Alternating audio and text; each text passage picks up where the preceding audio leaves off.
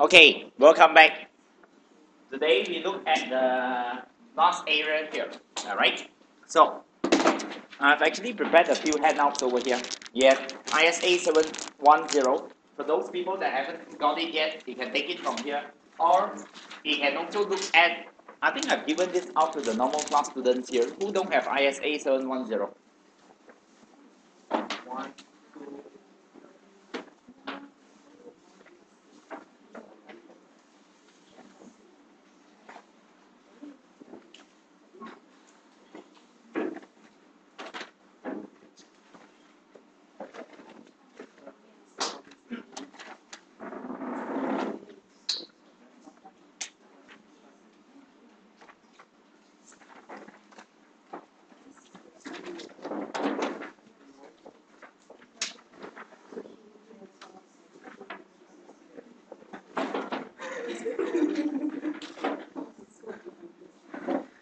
Okay, now I think it's a good idea to start with ISA 710 first, then only we look at the questions over here.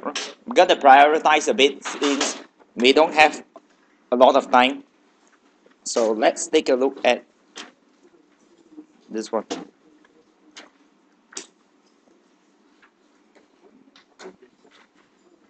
Okay, now let's take a look at ISA 710. As you know, this is the spotted standard this time round over here, right? Because this is one of the standard that they have not asked yet. It can be ISA 710 or it can be ISA 580, which is on management representations here. So either one here. But I think management representations, they have actually asked in the past year's questions, which I've actually tried a past year question with you before. This is like totally not asked before, so we are predicting that this standard may appear in the examinations. That's why we are covering this with you in the class here. Alright? Now, the standard is actually on comparative corresponding figures and comparative financial statements. Okay? Now, if you look at comparative information, actually, these are the definitions here. I think you know what are comparative information. Comparative information is the one that you use for comparative purpose here. In financial statements for a company, usually you got a few years here, like 2009, 2008, 2007, like this. So this will be comparative figures here. Okay? Now, the thing that I'd like to show you here is there are two kinds of comparative. There is corresponding figure and we have got comparative financial statements. Okay? Comparative financial statements, in other words, it means it's a whole set of information. Yeah. Let's say, let me get a piece of paper. Hang on. Okay, let's say it goes this way here. If this is my SOFP and I show you 2008 and 2009 whole sets of information, this will be called comparative financial statements since it's a whole set. Yeah. If I only show you maybe NCA, just the non-current asset note here. So the non-current asset note, both for the 2 years, but everything else is just 1 year itself. So this will be called corresponding figures itself. Okay. So you have to look at the type of information. Do I show you the full set or do I show you only partial information? Yeah.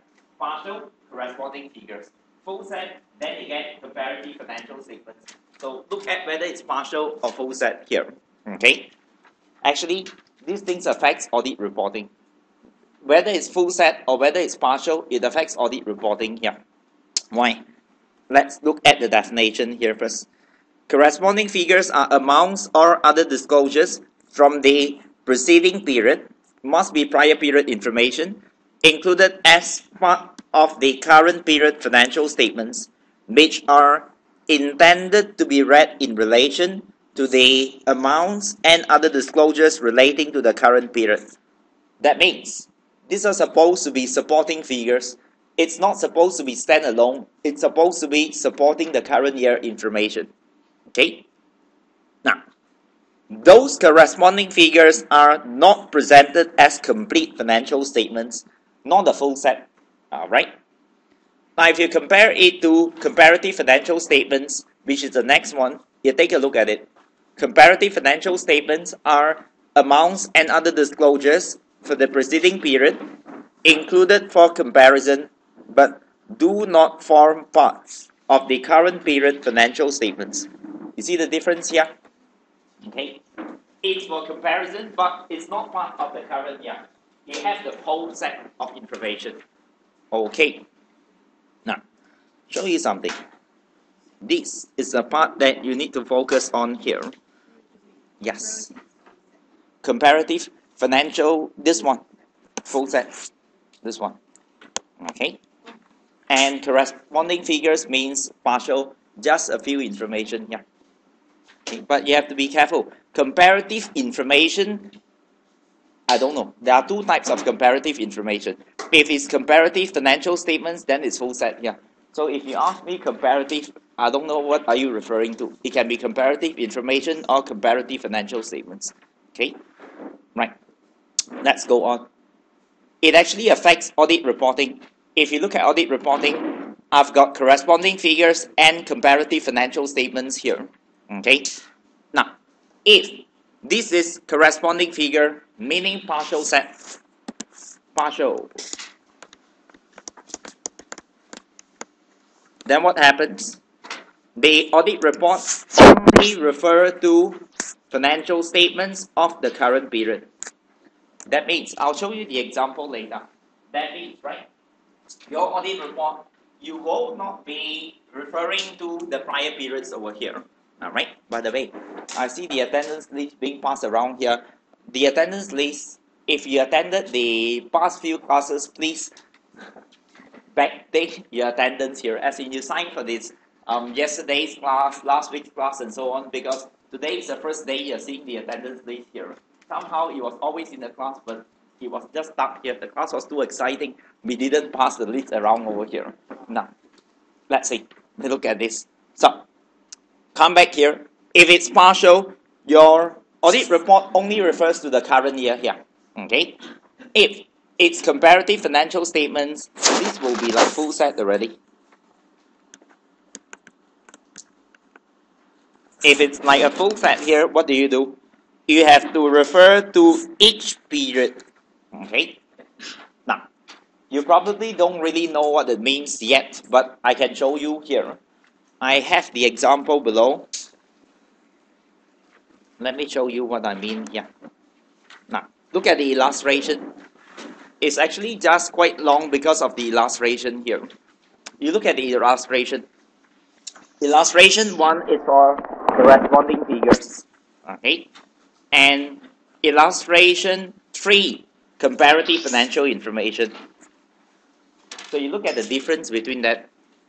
The key thing to look at will be in illustration 1, do you realize, in our opinion, okay, except for whatever, the financial statements present fairly in all material respects of the financial position of ABC Company at 31st of December 2001. Do you notice it's just 1 year? Yes, they only mention 1 year here. It's only December 31st, 2001. Okay? Now, if I look at the other one, if I look at illustration 3, do you realize this? In our opinion, except for whatever, financial statements present fairly in all material respects of the financial position of ABC Company at December 31st, 2001 and 2000. There, you notice? It's 2 years. So, if it's a comparative financial statement, you have to refer to each and every year. Okay? This year, last year, last year. If I'm presenting 3 years, current year and 2 comparative, you have to present each and every year. You refer like this here. If it's only corresponding figure, then you have to only look at this year. You don't need to worry about the prior period information here. Okay. Now, if you ask me what's the logic behind that, right? The logic is simple. The logic is actually because if you look at corresponding figure, it's not standalone. So theoretically, you only have 1 year of financial information. That's why you only comment about 1 year here. If you have comparative financial information, that means it's a full set of information. So that's why you have to refer to the other years as well here. Alright? But the logic is this. Do you think it's fair to ask the auditors to audit last year's information? I mean the comparative. Sometimes there might be errors in the comparative figure, right? And that should be the responsibility of last year's auditor, you see? So what can we do about that? We take a look at it. Let's come back to this one on top there. Okay. There's a few stuff here. Okay. Now, take note. Audit procedures performed on corresponding figures are usually limited to checking that the corresponding figures have been correctly reported and appropriately classified. Alright? That means, I'd just like to tell you that make sure they extracted correctly from prior period financial statements. That's the main thing that I'm looking at here. And auditors should assess whether, number one, accounting policies used are consistent, okay, with current period information. That's one thing. Because maybe this current year there had been a change in accounting policy. In that case, it wouldn't be comparable already. You have to follow this IAS 8 requirements and restate the comparative figure here. Alright? Now, so think of change in accounting policies and you think of IAS 8.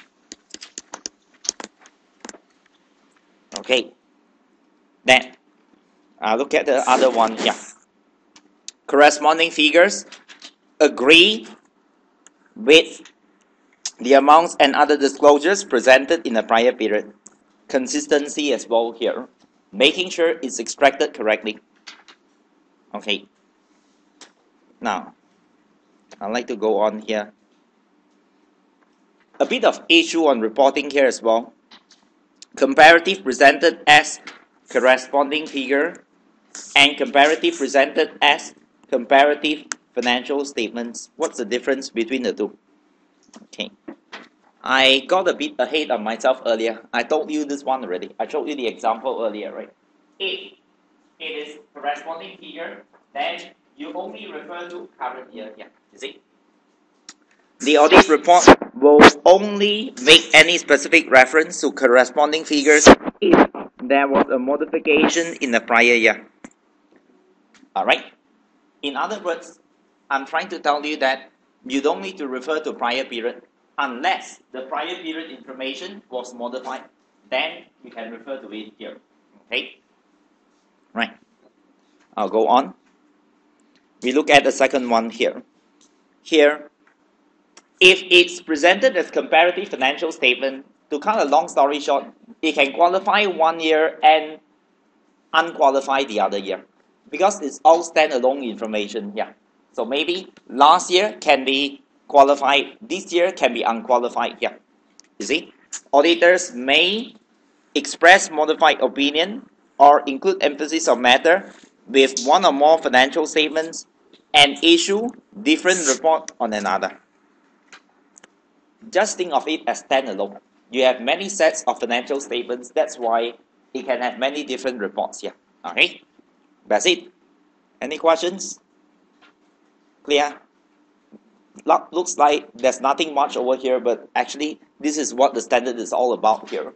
Just to tell you. Okay? What is the possible question? Alright. What are the possible questions that can be asked here?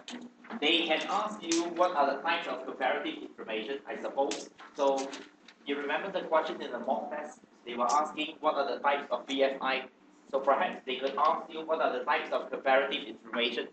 Maybe they can even ask you what are the procedures to be performed on comparative information. which you know you can't do much here. Just make sure accounting policies are consistent and make sure it agrees to prior period information. There's nothing much you can do on that here. Okay? Right. Let's go on. And have you guys seen another matter paragraph before?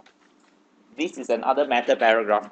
All right. If you have not seen another matter paragraph before, then you look at it here. You put in another matter paragraph if the financial statements of ABC company for year ended December 31, 2000 was audited by another auditor who expressed an unmodified opinion on those financial statements. Okay. So, if the comparative figure I did not audit, and if the law allows, you can put in other matter paragraph to show that last year I did not do the work here. Okay? Why is this important? Imagine if you are one of the big four with very good reputation here. This is the first year you are taking over a client, and last year the client was audited by ABC and company, like an unknown firm of auditors here. So when you report on this information, people might think that you are actually responsible for the comparative figure as well. So it's good to actually make it clear that these figures are actually audited by another auditor here.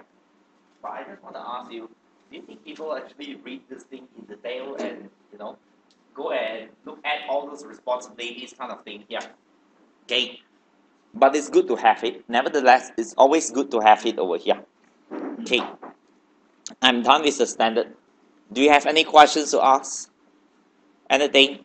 Again, to reiterate, if you want to know what are the likely questions as Ong asked over there, the likely question could be audit procedures, the type of comparative financial information. So the two types here are only thing that can be asked here. Okay. Have you studied this standard in F8 before? Yes. Yes, both of you, yes. Okay. It was in the F8 notes. So, let's see. The interesting thing here is, I thought most of you at least 2 papers here. Okay. Some of you 3, some of you 2. No. 3. 1, 2, 3. 1, 3, 7 for you. This people was F8, P3, and P7. Okay. Now, let's see. Okay. Let's come back to the question. We look at the questions here. Okay. Say this thing. Q&A pack. Yesterday, I told you I want to look at banana company. Alright. And all these are actually on PFI. So I look at Butler company. Butler company is last sittings question. So that's why I want to look at it. Then I'd like to look at Nassau Group. Alright. And at the end, if we have time, I'll look at the mock test here. So 1, 2, 3 and the mock test as well. Let's take a look at the question here. On page number 87, banana company. Number 87. 87. Are we there yet?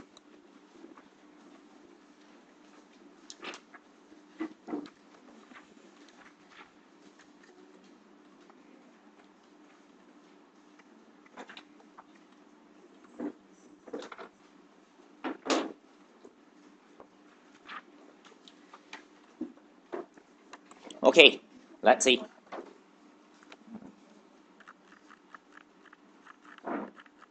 This is a question, very long question, and it was a question 2 question. So let's take a look at it here. The requirement. In respect of this specific information provided, Part A says, comment on the matters to be considered. We were looking at that yesterday, right? But I've not finished it yet, so that's why you have this here. Explain the audit evidence you should expect to find during your file review in respect of training costs that have been capitalized and trade receivable recognized in relation to cherry company. So they have 2 issues, 12 marks. You see? 12 marks for this question. They did not tell me the breakdown of marks here. You have to guess it somewhat logically. If you look at it, case study, 2 points. So I suppose maybe the first issue 6 marks, second issue 6 marks. And 6 marks means probably about 4, 2 or 3, 3. 4, 2 means you look at how many accounting issues are there. If there are a lot, perhaps 4, 2. If there's only one issue, perhaps 3 marks for matters to consider. Another 3 marks for this audit evidence here. So, you look at the mark allocation. Then, look at part B. Evaluate audit junior concern regarding management of the audit of banana company. Tell me what's the question asking. Question is actually asking about. What's the question asking about part B? Part B is actually on quality control. Yes, okay, quality control. ISQC 1. There's only one. ISQC 1. So, we will look at that. This kind of question, I'll just tell you that the answer is in the case study. So you pick the point from the case study here. Okay. Part D, I don't know whether you remember part C. Part C, I have actually tried in the class with you. In fact, I believe I tried part C like the first or the second class that we have in B7 here. So it was like quite long ago. I'll not look at part C. In fact, part C is more like copy and paste here. Nevertheless, still read the answer provided behind because it can be asked as a copy and paste question here. Part C is on money laundering. Explain the term money laundering. Illustrate your explanations with example of money laundering offences, including those that could be committed by the accountant. You might like to study a bit of tipping off. Tipping off has not been asked in the examinations before, so maybe you want to look at a bit of tipping off here, in case they ask on money laundering here. And then explain the policies and procedures that a firm should establish in order to meet its responsibilities in relation to money laundering. KYC procedure. Know your client and client due diligence goes under there here. Okay? Now, we are fine. Let's look at the question. You can read the case study. It's a long one. You read the case study. This is a question too. So it was a compulsory question. Everyone had to do this here. So let's go on and pick out the points from the case study.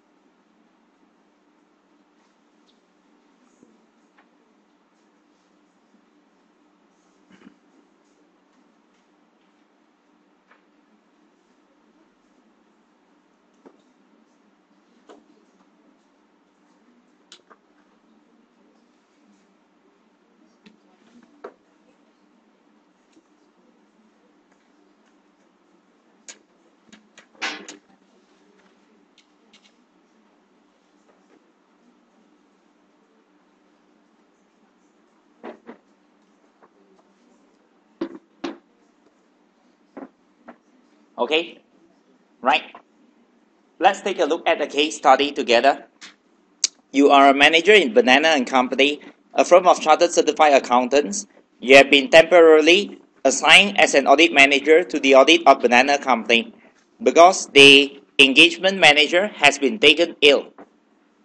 Okay, engagement manager had been taken ill.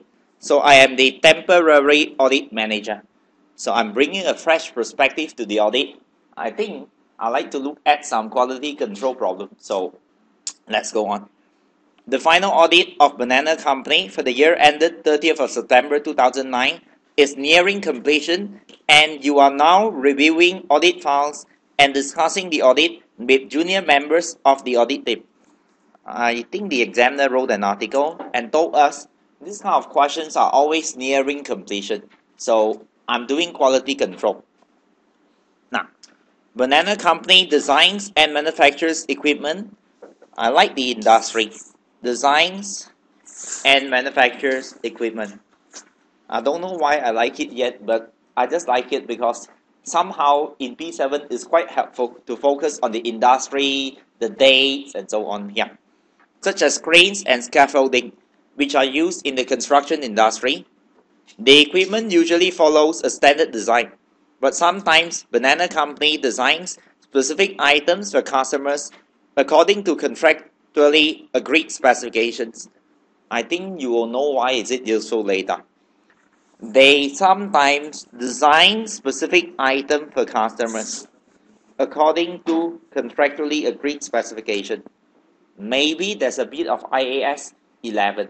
Maybe a bit of IAS 11 may go in there. Okay. I like the word custom. Tell you why later, but just pen it down somewhere. Custom items here. Okay. The draft financial statement shows revenue 12.5 million, net profit 400,000, PA 78 million. I am especially interested in the net profit. Do you agree that it's very low? I think the examiner wants to test me on something. What do you think it's about here? With such a low net profit. Can anyone guess? It's definitely on materiality, but revenue this amount, net profit 400,000 and PA 78 million. They are definitely trying to test me on something. What do you think it is? I'll give you the answer. 80% of it. If an error turns a profit into a loss or a loss into a profit, what is it called? Profit into loss or loss can be turned into a profit is called? Thank you, it's wrong. Now, pervasive. Yes, alright, pervasive. So it's actually pervasive number 2. In class, I said super material. Yes, remember? I said it's so material that the error can be from profit, it turned into a loss here. So at 400,000, I think it's quite likely for that to happen. So I think they might ask me a bit of this pervasive thing here. Okay, now let's go on. Now look at the question. Get your calculators ready as well. The following information has come to your attention during your review of the audit files. During the year, a new range of manufacturing plant was introduced to the factories operated by Banana Company. New range of manufacturing plant was introduced to the factories operated. All factory employees received training from an external training firm on how to safely operate the machinery. Receive training from an external training on how to safely operate. This is important, this line. I'll tell you why. Do you agree that the training is related to operations? Yes, okay. So the training is related to operations.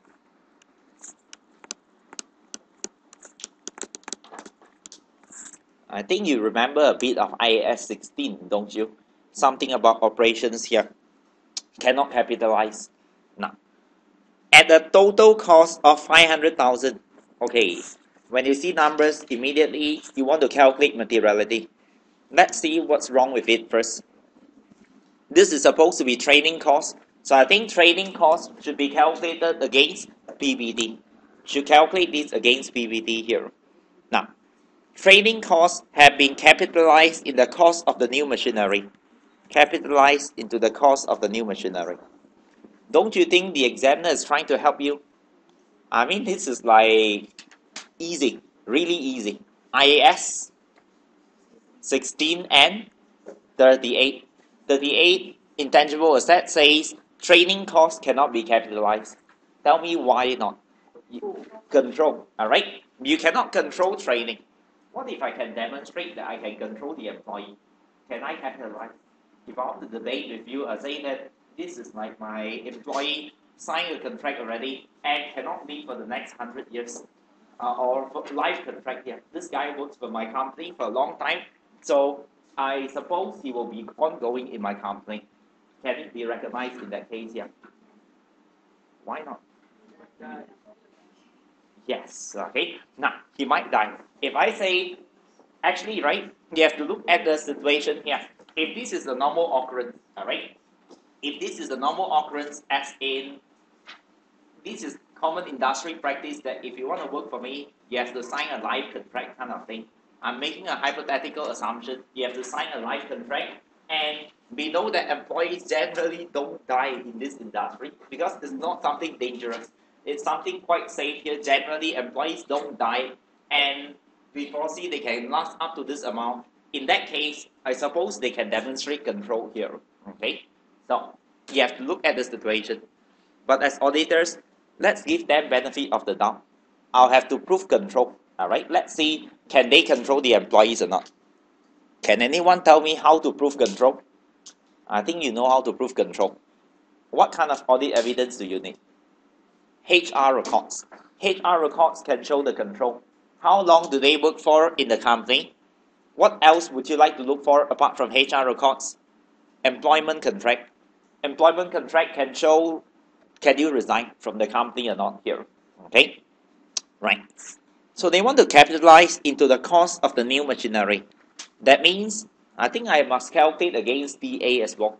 PBT and TA. Now it affects assets. As the finance director argues that training is necessary in order to generate economic benefit. Tell the finance director he's actually wrong. Because training is related to operations. That's why I label it as operations here. Training is related to operations. This cannot be capitalized. This one here. Okay. Now, so the two relevant standards will be IAS 38, which says there's no control, and IAS 16, which says cannot capitalize because this relates to operations of the machinery. Okay.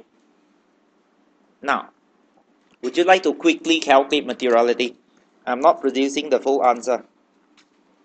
How much is it, materiality? I got like 500,000 here, right? 500,000.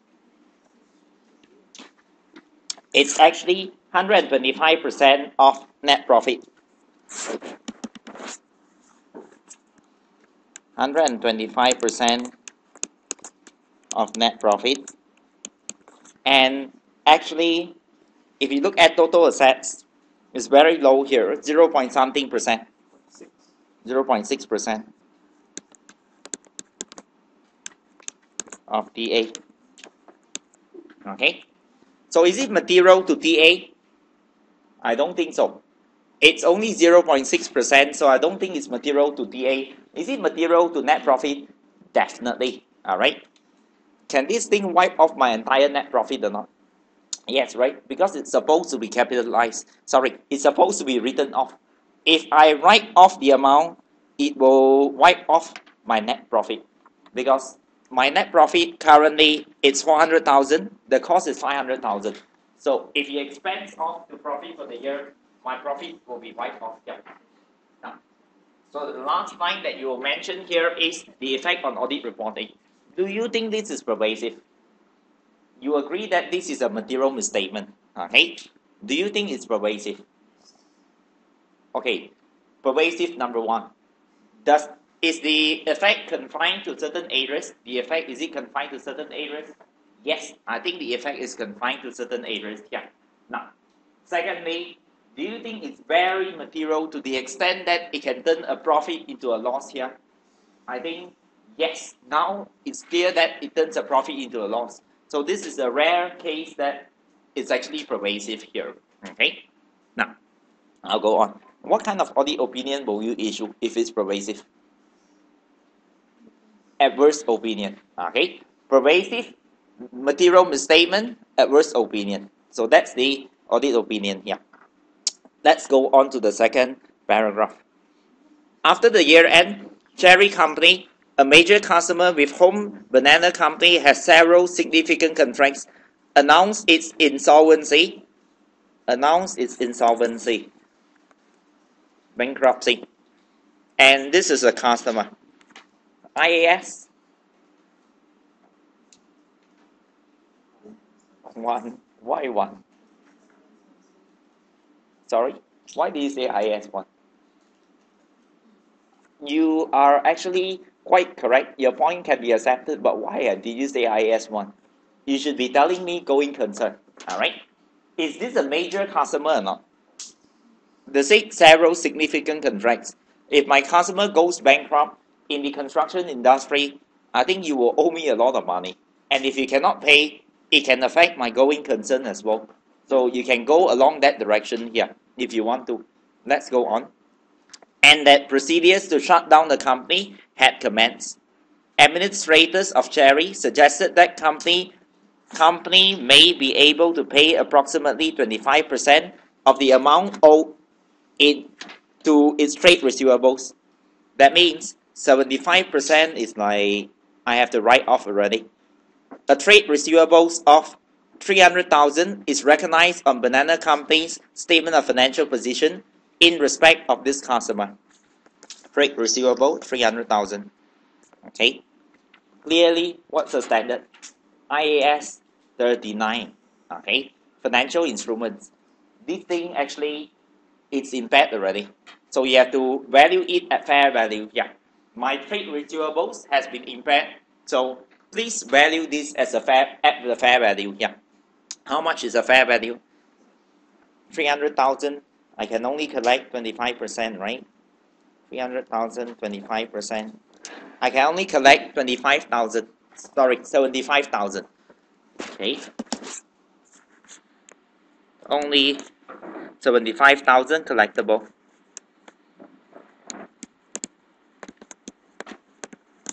Okay.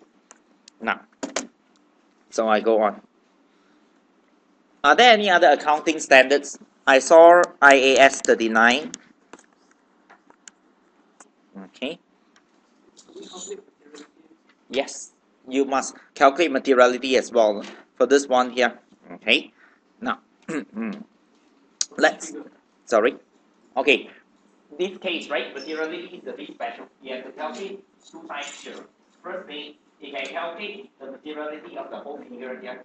Then you can calculate the actual amount is 75,000, the impairment. Okay. So you can calculate at both levels itself here. Calculate in total, which is 300,000. Then calculate the fair value, which is 75,000 here. Okay. So you can look at that now. There's another standard apart from IAS 39. Do you remember in the first paragraph, I labeled this as custom? Yes. Okay. Why? Can you think of a standard that can affect me here? Something to do with this custom thing. 11. Why? Okay, because the customer went bankrupt. Alright, customer went bankrupt. Why did you say IAS 11? It must be something related. Onerous contract should be provided in full. Maybe you could go that direction here, but in this case, maybe you could go IAS 11 as well. Onerous contract should be provided for in full here. Yes, that's one point. I didn't think of it, but since you mentioned IAS 11, that's correct as well. You can say onerous contracts must be provided for in full by IAS 11, so I can go that way here. Now, actually, what the examiner did was, the examiner put in IAS 2. Alright, you know why? Because I design specific item for customers. That means if I bought the raw materials already, this raw materials is supposed to be to produce product A. If the customer is bankrupt now, my raw materials which have a specific use, now it's useless already. So if it's useless, I'll have to write it down to NRV. Either NRV or totally write off the amount here. So the examiner actually put in IAS2. Quite creative, I would say, but it's accepted. All right. IAS11 or IAS2, both are accepted. 10. Okay, let's look at the date. Let's put down after the year end. What's my year end? Yes. IAS 10 should come in as well here. Okay. Let's say after the year end. So many standards. I think this is an easy question. Too easy. IAS 10, 11, and 2. Okay. So, if you look at it here, how much is the materiality? 300,000.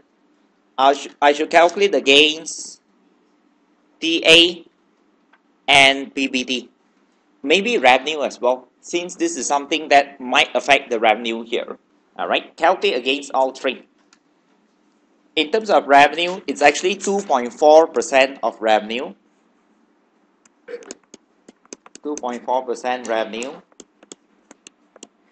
Okay. In terms of net profit, 400,000, right?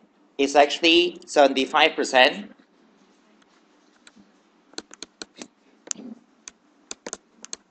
Okay. In terms of TA, it's actually, how much is it? 78 million, right?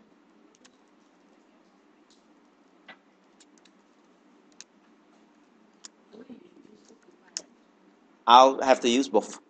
Okay, 75,000 and 300,000 also at two levels here. 0.3, hang on, 0.3%. Hang on, what use? Okay, you have to use both amounts here because firstly, I'll consider the materiality of the whole amount. Then later you consider the materiality of this amount over here. The examiner does it the same way also. Oh, you mean this one? Yeah. Okay. You see, you asking me about? You are asking me, should I calculate materiality based on 25 or 75%? Is it? I'm actually calculating materiality based on 100%, the whole figure first. You calculate against two levels, so you calculate for 100% here. Then you have to look at the misstatement. How much is the amount of misstatement? In this case, they say 25% is recoverable, so 75% is a misstatement. So you use 75% here. Okay, that's the other one. Okay, right. Now, do you think it's material? Yes, it's material. It's very material to net profit, in fact, here. So, I think based on all the standards, very clearly, if you put in part A and part B together, clearly I'll tell you it's pervasive. You have to put in an adverse opinion. Maybe by itself, one of them is not pervasive here. Okay? Like maybe 0.1 or 0.2 by itself, it might not be pervasive, but if you take both together, clearly it's pervasive. You have to put an adverse opinion already for this one here. Okay? Can we talk about the audit evidence that's required? I have something to say about the audit evidence. In marking the mock test, some of you presented the whole thing in paragraph form here. I keep seeing that presenting the whole thing in paragraph form, and we don't like that here. I have to tell you that presentation plays a large role in passing P7 here. Because if you present your answer in an easy to mark manner, where the marker don't miss points when he goes through your answer, very quickly you'll be getting the points here. If your answer is all over the place, right, it's quite hard to get the answer here. Particularly, some of you don't have the best handwriting around, so, it's quite hard to pick up the points over here. I actually got a headache marking some of your scripts here. You need to really focus on it here, okay? Points are hidden, handwriting wasn't really the best around here. Now, let's see. Okay, audit evidence for the first one. We mentioned earlier, I think I need a copy of this construction. I need a copy of the employee contract for the first one to demonstrate the control. I need the HR records to demonstrate control as well. What else? I believe I need training invoices to show the trading cost here. I believe I also need bank statement. Alright. Bank statement should also be needed in this case. Alright. That should be enough for part A. Then I look at this. For the bankruptcy, the guy announced his insolvency. What documents can you look at for insolvency? Court notice, perhaps. Alright. I'd like a copy of the court notice proving that this guy is insolvent. What else apart from that? This guy is insolvent here. I'd like a confirmation from the administrators, this guy.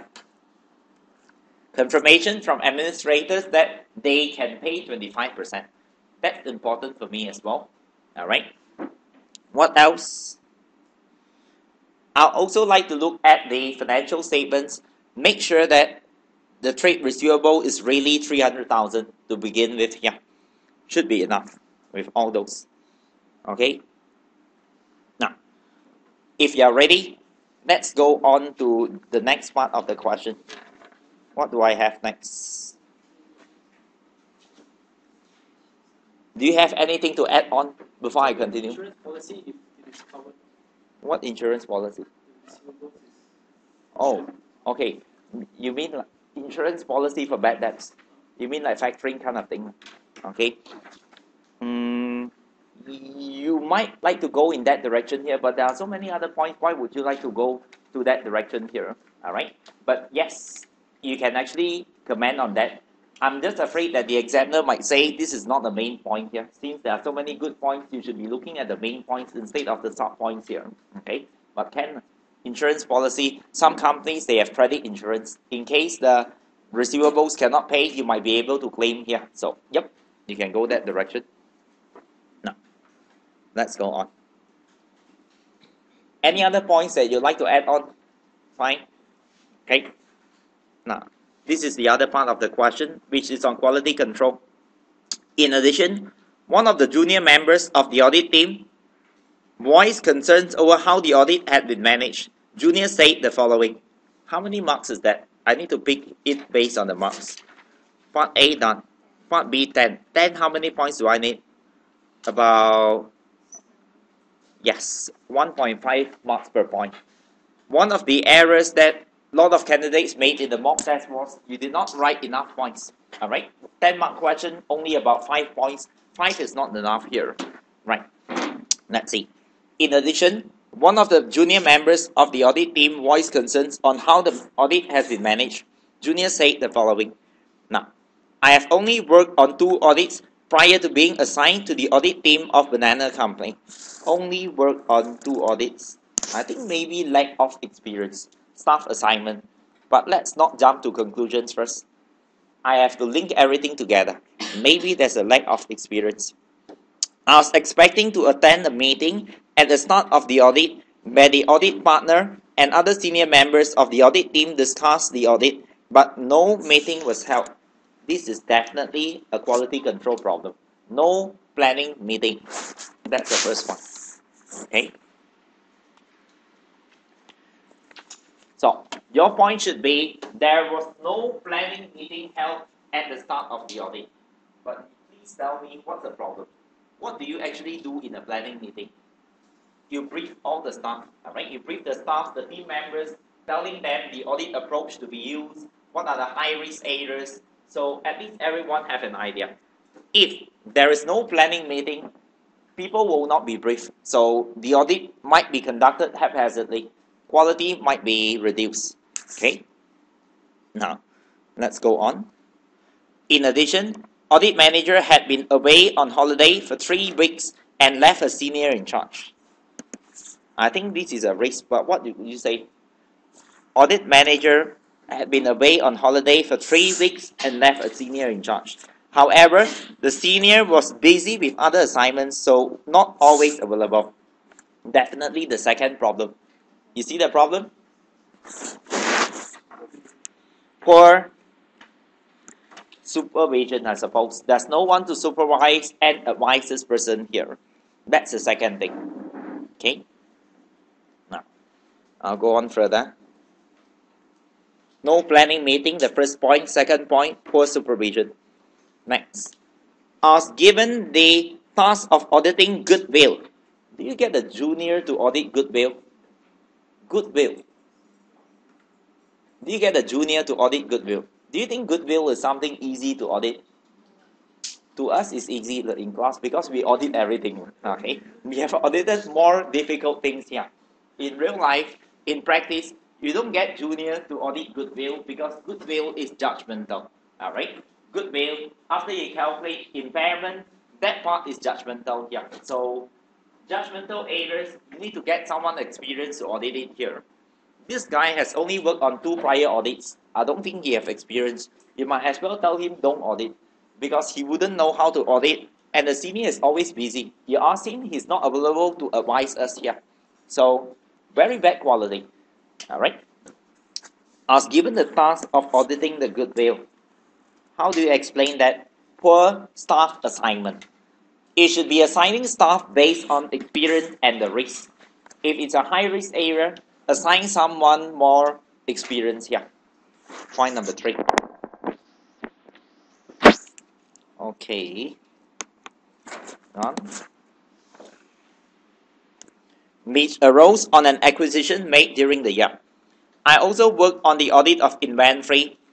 I think audit of inventory, getting a junior to do it, this is okay. Alright. And attended the inventory count, which was quite complicated as banana company has a lot of the WIP. Alright, the WIP is complicated. So I take my words back. You have to get a senior to go and audit it here. Inventory, usually okay. The WIP, you know why is the WIP high risk? Because it's judgmental. You see goodwill, you see the WIP. I'd like to have you write the word judgmental in your answer. You say, all these areas are judgmental, so the risk is quite high here. Okay? Now, I go on. I tried to be as useful as possible during the count and help the client staff count some of the raw material. Are you supposed to be useful in an inventory count? You're supposed to be useful but not helpful. Okay? Now, you're supposed to be looking at them when they are counting. You're not supposed to be helping them with the count here. You're supposed to do AEIO, observation. Okay? You're supposed to observe them. Alright? Do auditors actually touch the inventory? Do we actually count inventory or not? Are there any special circumstances that we will count inventory? Just really go and count inventory. Can you think of something? And the F8 students should know. No, not cash. Inventory. I'm talking about inventory. Cash we count, yes. But inventory. Is there any special circumstances that auditors will go and count inventory? Yes, there is. What is that called? Test count. Okay. A test count is a count performed by the auditors here. You usually take a sample of the item that the client has counted. You recount it again to prove that they have counted it correctly. It's called a test count. Alright. They have counted. I recount it again, just a few items to confirm that the accounting procedures are working correctly. Alright. So you are supposed to perform a test count, not help them with the counting of inventory. The whole purpose of an inventory count is to observe them. You observe them to find out are the control procedures working. So you can form an opinion. And this looks like poor supervision too. You cannot leave the junior alone in this client's company here. Okay? Right. As I have been to the inventory count, I was asked by the audit senior to challenge the finance director. I like that. Okay. Asked by the audit senior to challenge the finance director regarding adequacy of the provision against inventory, which the senior felt was significantly understated. I think that's the 4th point. Do you see the problem? Getting a junior to challenge the finance director. I'm interested in knowing how will you explain this point. You will mention experience. Actually, you should. Sorry? Reputation of the audit firm. Why would you say reputation of the audit firm? That's an interesting answer, but why? Okay, not really like that here. Actually, the main point that you should be looking at here could be, you go ISQC1. ISQC 1 says contentious issue. Remember the word contentious? Contentious, it was in your class notes. Contentious issues should be discussed with the client by the audit partner. Alright? So a senior manager or a partner, especially in this case, I think you need a partner to go and discuss the issue here. Pretty much ISQC 1, everything a partner must do it. Everything should be done by a partner, but he can delegate to someone else here. So, looking at this, I suppose the audit junior, he will not be able to stand up to someone with a strong personality, not enough experience. You're supposed to get the partner to do it here. Okay? Now, I'll go on. What else? Lastly, we found that we were running out of time to complete our audit procedures. Yes, there's time pressure. That by itself is not a quality problem yet. The audit senior advised that we should reduce the sample size used in our test as a way of saving time. Alright? Reduce the sample size. Reduce the sample size as a way of saving time. Is that a problem? Yes. Because in audit, it never finish on time. We have to delay the deadline here. If you cannot finish, you work overtime or you have to delay signing this thing here, the audit report. You cannot cut down on the quality. Alright? That's point number 5. I'll go on. He also suggested that if we pick an item as part of our sample, for which it would be time consuming to find the relevant evidence, then we should pick a different item that would be quicker to audit. Thank you for teaching me that. Okay? He's saying that you pick one item, look difficult, then throw it away and pick another item that's easy to audit here. Sounds quite funny to me. But there's a method. This is actually called haphazard sampling. This is a disadvantage of haphazard sampling here. Alright? Now, you are not supposed to do this here.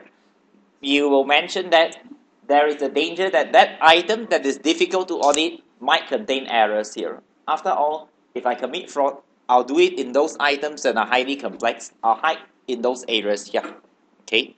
So, that's the last one. The sampling. Number 6. I only have 6 points. I suppose 6 points should be enough to score all the marks here. Okay? Right.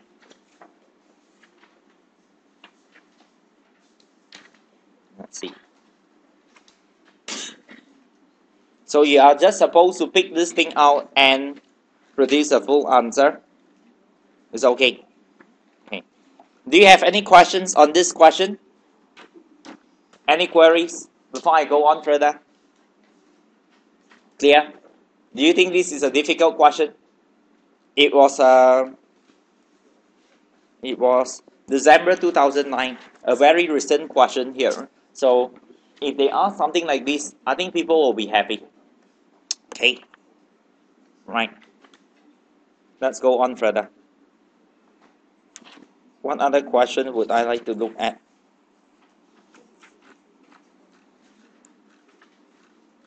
Let's look at Butler complaint, page number 98. This is last sitting's question.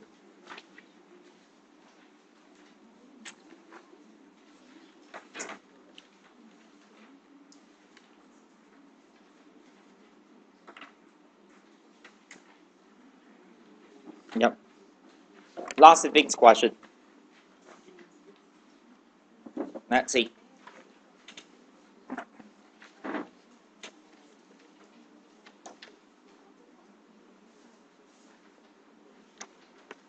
Ready? 98. Half 98, half 97. Right? Yes.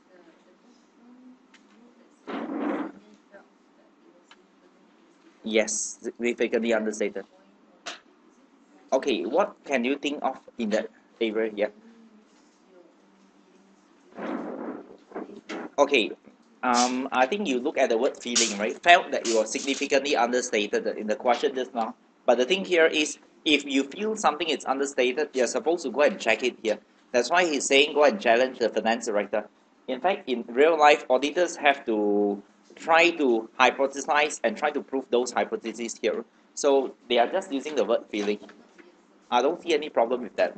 Because when I perform audit, I'll be using feeling also. I feel maybe this is wrong. Then I'll focus more attention on that. Yeah. Yes. That's the beauty of humans. Because otherwise they can get computers to check already. Nowadays, a lot of things are computerized. Yeah. Right. Now. Right. Let's look at this question. This was last sitting's question number 2. Alright, so let's look at part A, B, C, the whole question. Do you think this question is difficult? Before I start, you will see whether it's difficult or not. Alright, now, respond to the email from your audit partner. Respond to the email from your audit partner. Nowadays, the question always goes this way already.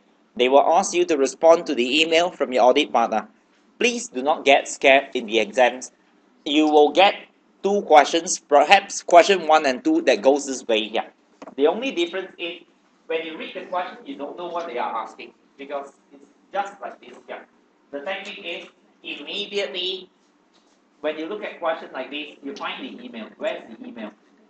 There. This is the email here. So actually, they put it this way already. If you have read the examiner's article before, the examiner article say they change the question format because they want candidates to know how to pick up requirements. Like they were complaining in UK, those new accounting graduates, they get email from the partner and they don't know how to respond to that here. So they want to make sure people know how to respond to email. Let's see.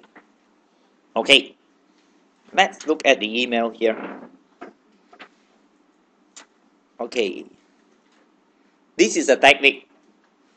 Hello, I understand that the audit work on Butler Company commences this week.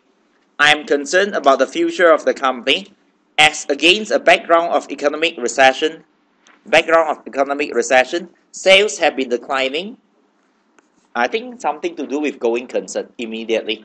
In my mind, I'm thinking of ISA 570. Okay, so I'm thinking of the going concern standard here, ISA 570. Now, several significant customer contracts have been cancelled unexpectedly. Competition from overseas has damaged the market share previously enjoyed by Butler Company. Okay, you look at the first one. Please prepare briefing notes for my use, in which you identify and explain the matters arising from your review of the draft statement of financial position. Matters arising from your review. Okay, and you know the requirement. The examiner says identify number 1, explain number 2. You will get this again. Again, remember, nowadays, read the email first. Don't worry about the question, read the email first. Of the draft financial statement, cash flow forecast, draft SOFP, cash flow forecast, which may cast significant doubt on the company's abilities to continue as a going concern. This is an audit of BFI. You see? Now, I think some students were quite careless in the mock test. When we say how to audit balance sheet and income statement, you have to note that the balance sheet is actually a draft balance sheet, draft income statement. Some people didn't even notice that it was a BFI. They audited it just like a normal balance sheet here. So that is the wrong approach, you see. You have to find out, is it for the future or is this for the past year? If it's for the future, what are the main procedures that I will perform on BFI? Only 2 things. Inquiry, AB. I only perform inquiry, AB. Very limited substantive procedures here. Mainly inquiry and AB. So, identify and explain matters arising from your review of the draft SOFP, cash flow forecast, and so on. Cash flow forecast has just been sent to me from the client and is attached. So attached means it's on top or maybe below. It covers only the first 3 months of the next financial year. I like the time period. Always look at the time period. First 3 months of the next financial year. The client is currently preparing the forecast for the whole 12 months. Please be skeptical when reviewing the forecast. as the assumptions may be optimistic. I think that's what the examiner wants me to test. I actually find it easier this way, when they put it in email form. I know what to focus on here. So this is a hint to me that you should focus on the assumptions. Very clearly, the assumptions used are unreasonable. So comment on them. Okay. Later, don't worry. In addition, please recommend principal audit procedures. Have I told you this before? Principal means the main audit procedures. Okay. What is a principal audit procedure? Recalculation is usually not a principal audit procedure because it's not the main thing that you perform here. But if I'm auditing PFI, recalculation is a principal audit procedure. You look at the item here. Okay, this is PFI. I suppose I have to recalculate it here. Now, or perhaps inquiry is usually not a principal audit procedure. In the case of PFI, it becomes a principal audit procedure, inquiry. In the case of auditing related parties, it becomes a principal audit procedure as well, inquiry. Now, principal audit procedures to be carried out on the cash flow forecast. Your recommendations can be included in a separate section of the briefing notes, so they want an appendix here. Okay, that means, what does that tell you? Please don't write your answer in paragraph form and make it difficult for me to mark. That's what it actually means. Put it in a separate section, put it in as perhaps point form here. Point 1, first procedure, second procedure, third procedure, and so on here. Do not put it in paragraph form as part of the email. Okay? So, 8 marks. I suppose you need about 8 procedures in total. Would you like to try this question? Don't worry, it's easy. Okay? Now, by now, I'm feeling quite confident already with that. So, it's your turn now. You read the question, find the points, then we'll go on from here. You need your calculator, of course. Calculate certain things here. Don't worry, it's not difficult. You have to be brave. Where are you smiling? Huh? What?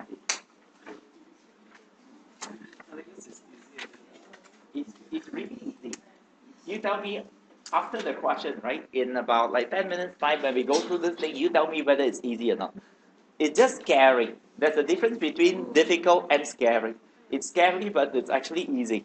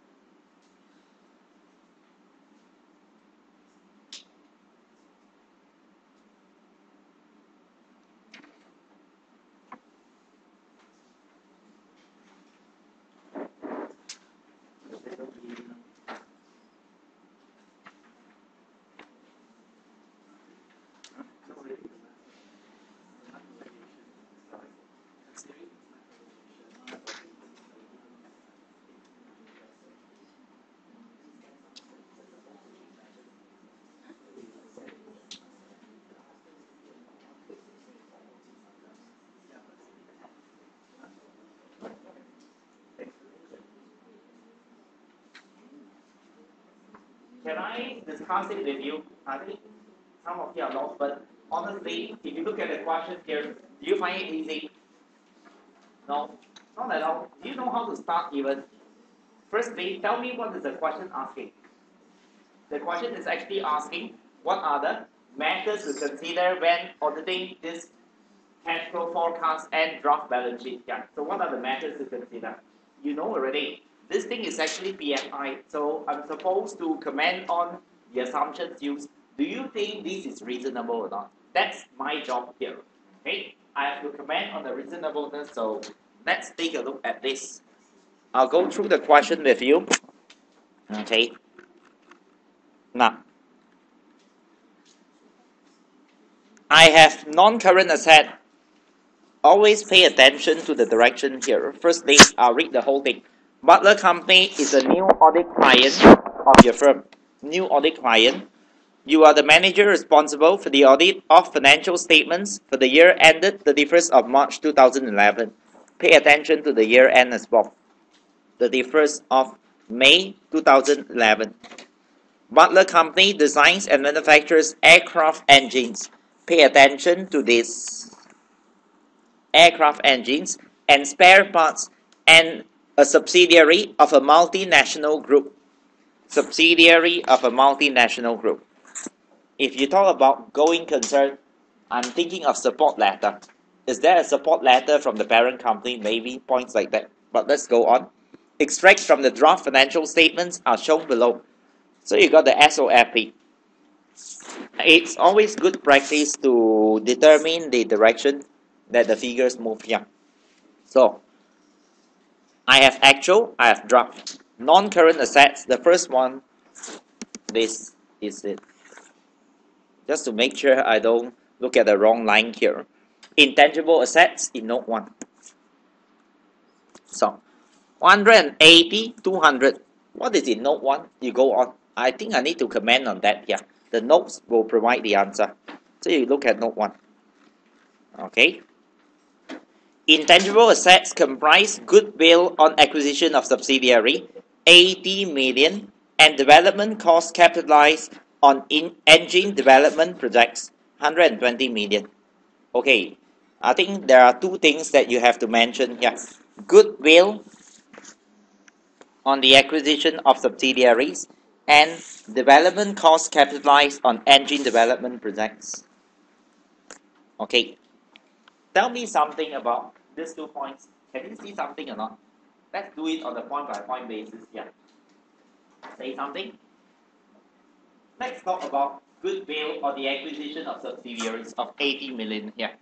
Are they planning to acquire another subsidiary or have they already acquired the subsidiary? I think they have already acquired the subsidiary here. So this is something in the prior year. I'm not going to comment on it. Last year's actual, that's a goodwill. But this is interesting. Development costs capitalized on engine development projects, 20 million. Tell me what's the accounting standard? IAS 38. Okay. IAS 38 is actually on intangible asset. I thought IAS 38 told me there are a few criteria. What is the criteria if I need to capitalize this as a development cost? Yes, feasibility. What feasibility?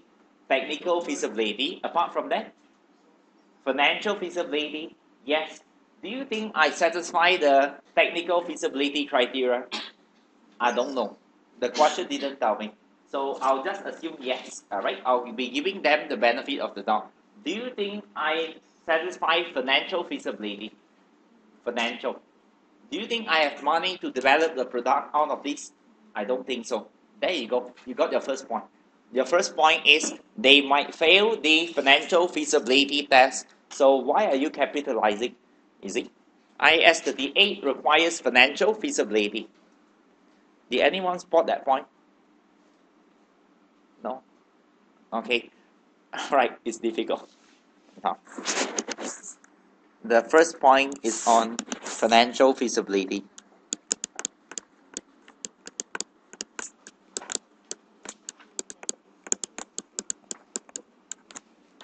I'll go on further. Okay. let's go back to the question on top here. Okay, so I got the first one. Next, I like to look at PPE, which is in note 2. There's an increase of 100, right? So let's take a look at note 2. PPE in note 2. Let's go on. Okay, PPE includes land and buildings valued at 25 million, over which a fixed charge exists. I think very clearly the examiner wants me to comment on the fixed charge. Yes. Say something about the fixed charge, yeah. IAS 16 needs me to disclose this, right, in the notes to the financial statements if there's a charge to the bank. But don't mention that I'm not doing audit. I'm looking at BFI information. Fixed charge means fixed amount is given to the bank as security. If I cannot pay a bank loan, what happens to me? The bank will take the asset, yeah. So there is a risk, you see. This amount might be, what's the word for that? Taken over by the bank here. If I cannot repay the bank loan, they might take over the amount. So, are you sure I can still record this amount here? I might need to write off the amount since it's taken over by the bank here. Alright? That's the second point. The fixed charge. I'll mention Butler might not be able to pay. What's the name of the company? Butler, right? No. Yep, Butler. Butler may not be able to repay the loan. So if they don't repay, the assets will be taken over by the bank. Might not be the bank. Sorry? Might not be a bank. Yep, it might not be a bank. Who is it if it's not the bank? Okay. Who else have a fixed charge over this thing here if it's not the bank? Loan shark, Along. Okay.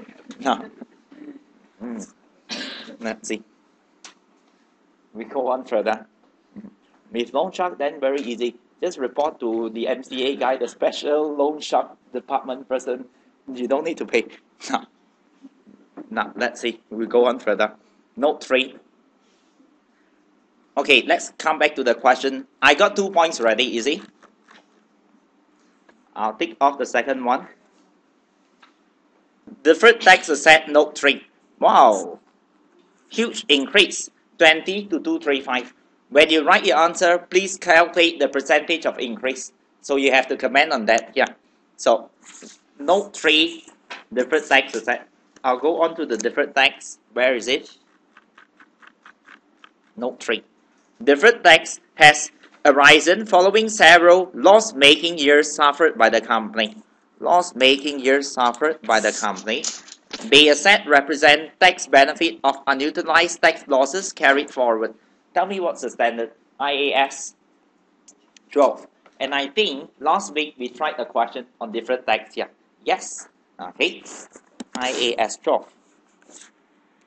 Do you see the race? Do you see what I see? Do you see what I see here? Do you think they can increase by so much the deferred tax? Cannot. Why cannot? Tell me something based on IAS 12. In order to recognize a deferred tax asset, what must you do? You have to prove that you have got future taxable profit that it can offset against this deferred tax asset. Yeah, you must have future taxable profit. Do you think they will make future taxable profit? I don't think so. Alright? So you should not be recognizing this deferred tax asset here. Okay? Did you spot that point also? But do you understand the point now? Do you feel angry at yourself because you couldn't find the point earlier? The deferred tax asset, this is actually because of the loss here. They require future taxable profit. So they have to prove it. Let's come back. Get back to the top here. I've done this. Financial assets 35 to 25, I suppose it's okay. I don't know what is this financial assets thing, but it reduced. Suppose they sold off something. Alright, fine. I have nothing to say. Let's go on. Current assets, I've got inventory. Inventory increased by so much. And trade receivables increased by quite a bit as well here. But there's no note, so I can't comment on anything. I would like to comment on inventory and trade receivables, but I can't because there's no note, so let's just keep quiet and let's go on. I have the equity and liabilities, share capital, and retained earnings. Wow, negative retained earnings here. Okay, I'm interested in that. Retained earnings 525, that's negative. Then let's go on further. I think the company is having a net liability position.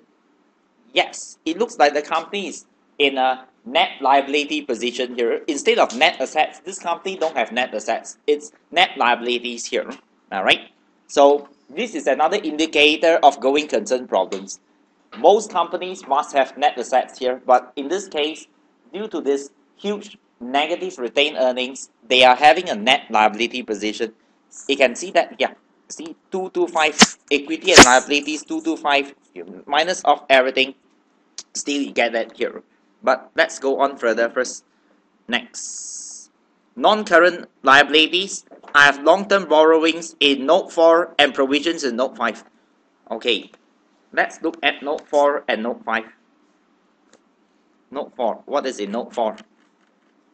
Note 4, long-term borrowings include a debenture due for repayment in July 2012 and a loan from Butler Company's parent company due for repayment in December 2012. Okay, both of them are due for repayment. Would you like to say something? If you don't pay, what happens? They might just wind up the company. So this is another risk on the going concern. Debenture due for repayment, July 2012. Okay, now, and how much is the amount?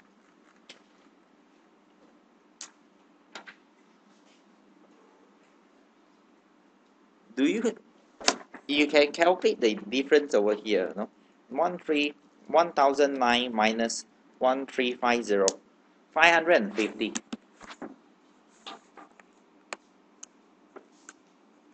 Okay. In this position, do you think anyone will extend financing to them or not? Very unlikely, right? Looking at the current position, do you think it's accurate to forecast it this way here? Because I don't think I'll have enough money, and I don't think people will actually extend financing to me. So I believe this is actually just optimistic if you look at it here. I'll comment on that as well. Next, I'll look at the provision. Okay, note 5. Provision relates to warranty provided to customers. Warranty provided. Can this be provided for? Yes, it can be. Under IAS 37. But I'll just like to ask one thing. This is supposed to go under IAS 37, right? I think they classify it wrongly. They classify it as, look at the question, long-term liability. This should be classified as a current liability, not long-term here. Because they put it under non-current liability provision, and this relates actually to warranties.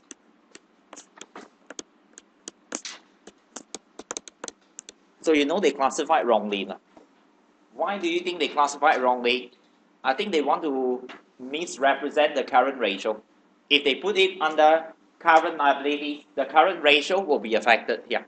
So that's another point that I got already. Note 5. The classification. I mentioned that this should be classified. Should be classified as current liabilities. Next, I'll get back to the question again. Current liabilities I've got short-term borrowings in Note 6. Alright, what's this short-term borrowing in Note 6? Trade payables, nothing to comment, no additional information, just look at Note 6 here.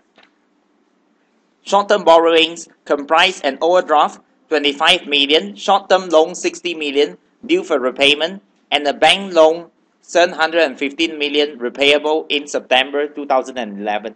Okay, so I think the most significant should be this bank loan of 715 million. Repayable in September 2011. Do you think they can repay this amount here? Don't tell me. Look at the cash flow forecast. Did they put in the amount here? The cash flow forecast can show, did they budget this amount in there? Look at it. Cash outflow, right? It must be. No, they don't have it in there. So I think they cannot finish paying, they cannot repay that here.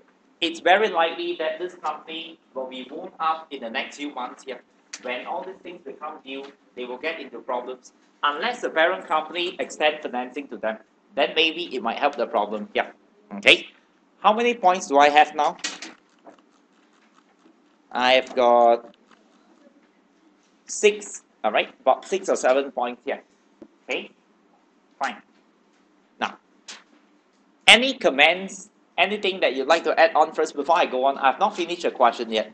There's another cash flow forecast here. But on the draft balance sheet, anything that you'd like to add on? No? Fine? Okay, let's go on. Now, let's look at the cash flow forecast. Take note that it's only for the first 3 months to 31st of August 2011. And I think the examiner is actually trying to help me. The answer is in the notes. Note 1, Note 2, Note 3. Must be, the answer is there. So, I'll look at the receipt from customers, Note 1. Now, August, July, June, July, August. Do you notice something weird? Now, it goes this way. Just now, it went this way. Now, it goes the other way here. So, there's a risk that you might misread the information. That's why I like to draw the arrow here. Now, June, July, and August. In millions, and in millions. I see the receipt from customer, Note 1 increasing. So, you look at Note 1 first. What happens? They told me the cash flow forecast has been prepared by the management of Butler and is based on the following assumptions.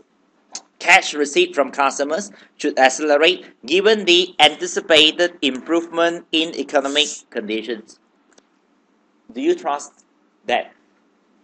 Maybe yes, but let's see. In addition, the company has committed extra resources to the credit control function in order to speed up collection of overdue debts. Now, say something about that. I think that's like, looking in a crystal ball here. They are pretty much, this is like blind faith. If you allow me to put it, this is like blind faith here. Economy better does not mean people will pay me faster here. Because, you see, I might still have some problems. I need to clear off the old debt here, so don't expect me immediately I can finish paying you here. It might take at least about 1 year after the economy recovers, then only people start paying on time here. So, you must mention there is a time lag effect. It affects everyone, so just give me about 1 year. 1 year later, I'll start paying you on time. But I've just recovered, just like you as well, so this is one. I'll mention there might be a time lag before achieving full recovery.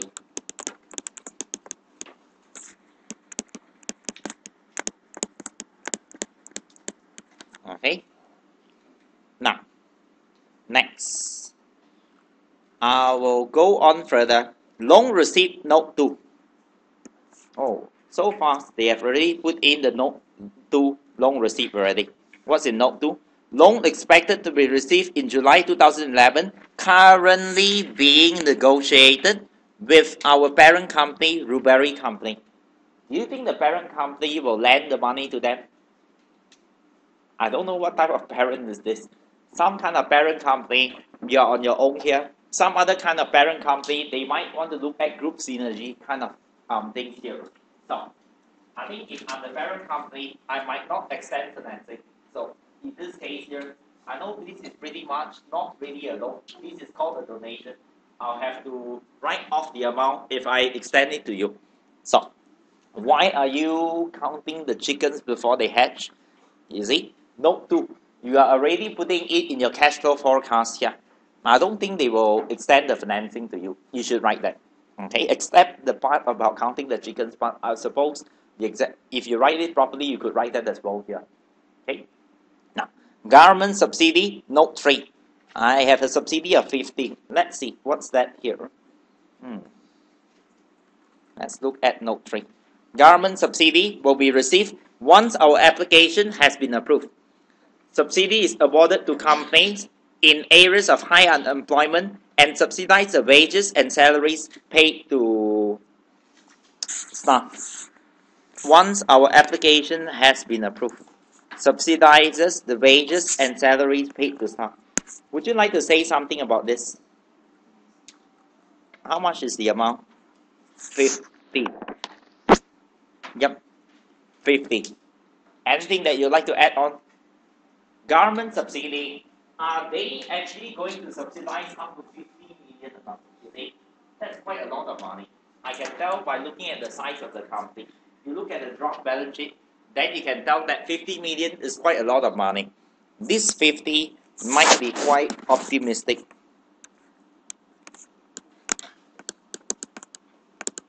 Okay. Secondly, you can add another point. Government will provide you with this amount if you are providing working opportunities to the people. If you are going bankrupt soon, will the government subsidize you? Unlikely, right? So this is another point to look at. I'm sure the government, before they grant this subsidy, they have to look at your financial statements first. Can you survive or not?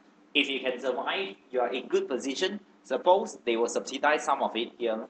So you will mention that as well. Next, I'd like to look at the sales of financial assets. 50. Okay. I think I saw some financial assets on top. Get back to the top and see. Financial assets, which is here. Okay. They only have 35 and 25. How do they get 50? Do you realize that? Quite weird, right? Only 35 and 25, how do they get 50? They just simply put in a figure for the cash flow forecast here. And I think financial assets should be valued at fair value. So I don't think you can sell it at a higher amount. Alright? So this should be at fair value already. These two figures here. Okay. That's another point. So this 50 does not tally with the draft SOFP. Okay. Now, then I go on further. Cash outflow. Operating cash outflow 200, 200, 290. Nothing much to say there. Interest payment 40, 40, 40. I suppose this is something that's fixed, so I can't comment anything about the interest payment. Loan repayment 60. Do they actually have money to repay the loan here? That's something that I'm interested in. Do you think you actually have money to repay the 60 here? Then the others, don't worry about it. I don't think the examiner will go so low to cheat us on these arithmetical figures over here.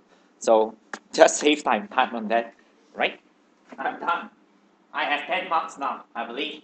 For part A, I mentioned about the draft balance sheet and also I mentioned on the cash flow statement here. Do you realize this is actually a theory question? I didn't even use my calculator. But of course, when you comment, right, you could say this thing increased by how many percent? Quick calculation, then you comment a bit on the figures here. Okay? Now, right, you can go for your break now, but before that, do you have any comments on this question? Is it difficult? I'll ask you again, do you think it's difficult? Really? I thought the points were there lining up for you. point 1, point 2, point 3, point 4, it was all there in the question. Fine. You can go for a break now, then you'll look at it. Yes.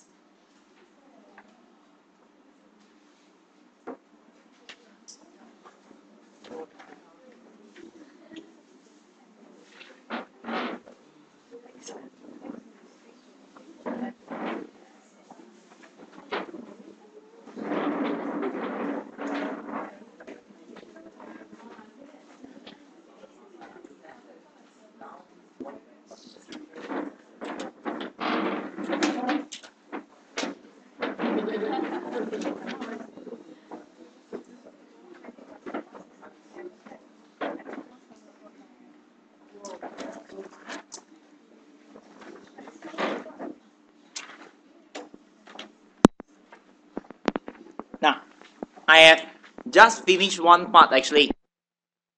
Finish part of the requirement. Where's the email? Yeah. I have just finished this part on 10 marks to consider. Really, I find the answers were all lined up in the points here. Nowadays,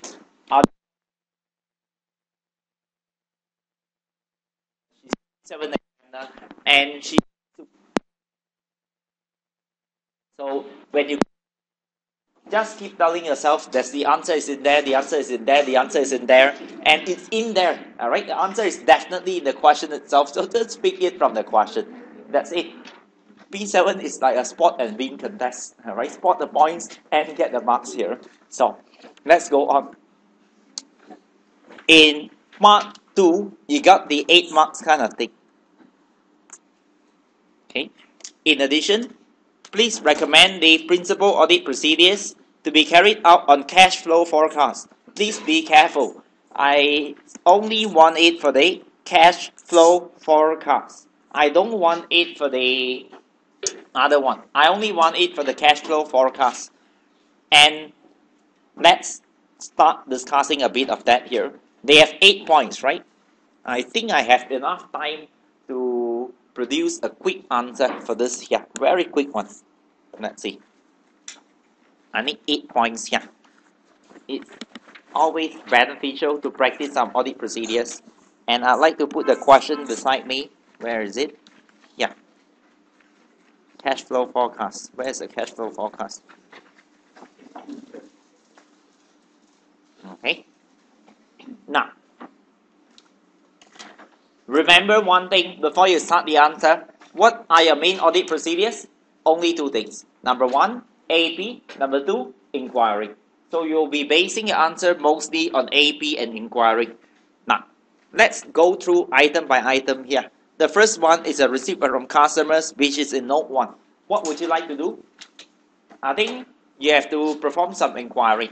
So, my answer will be this. The first one, I will inquire with the management regarding the reasons which they believe that the cash collection from customers will improve. Okay, then I need to consider the reasonableness of management's representations.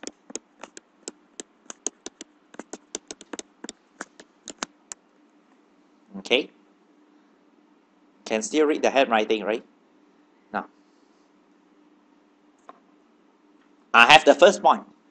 Let's come back to the question. I need 8 points, so what's the second item? Loan receipt, note 2. Okay, the loan receipt is from who? Parent company, right? Being negotiated with the parent company.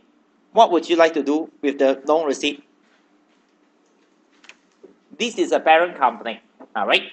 This is a parent company. Firstly, I would like to look at correspondence between the two companies, the subsidiary and the parent company. Because if you want something from your parent company, that you must request from them. Yeah. So I'd like to look at the correspondence. Don't say loan application form or whatever. I don't think the parent company will be so bureaucratic. Ask me to fill in application form for loan. So just look at correspondence. Okay. Review the correspondence with the parent company rubric to determine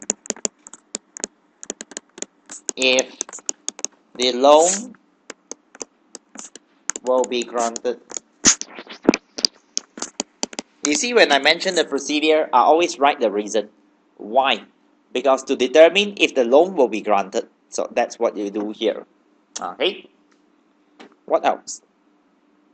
I think if the parent company wants to support me, I'll have to look at the parent company. Do you think they can support themselves or not first? I taught you that procedure last time under support letter. If the parent company wants to support me, they must be able to support themselves first. So I'd like to look at the support letter from the parent company. Evaluate the parent company's financial position. How do you check that? Parent company's financial position? Look at their financial statements. So you can review Rubery Company's financial statements. And by the way, this is on public record. Financial statements to determine if. To determine if. What? To determine if they have to support who?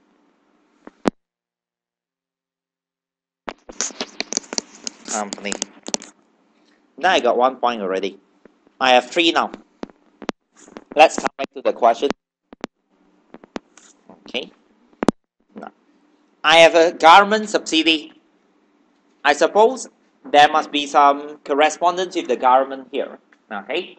So I'd like to review correspondence with the government as well. Let's see. I'd like to review correspondence with the government body awarding the subsidy and other relevant documentation to determine the likelihood that the loan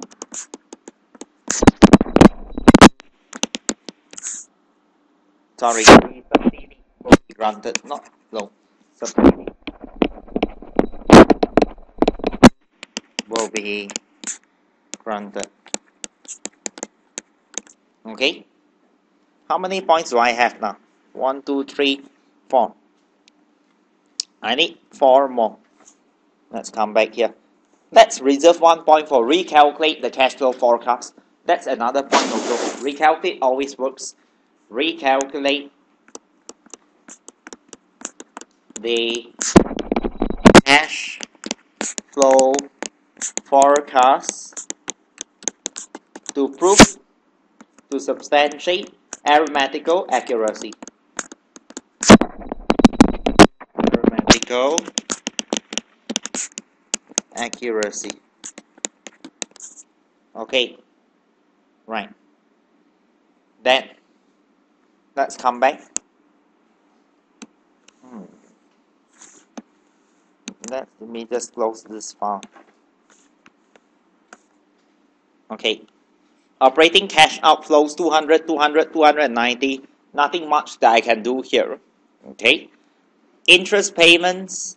Yes, I can do something. Interest payment. What can I perform? Look at the relevant loan documentation. Alright, some loan statements, then I can look at the interest payment. Perhaps the best way to check that will be prior period financial statements. Seems it's like quite consistent. So I'll just look at prior period financial statements. Is it like really consistent here? Okay. I can mention here for the interest payments, agree the amount to prior period management accounts. Do you notice this is actually AP, analytical procedure? I'm comparing to make sure it's the same. Okay. Now, what else? The loan repayment 60, the same. I think I would like to look at the loan contract. Loan contract. I can inspect the loan contract. Okay. To determine the amount and required date of repayment. Enough. Enough. That's it. Okay. So, I think procedures quite okay, quite easy. I don't think you like the word easy anymore.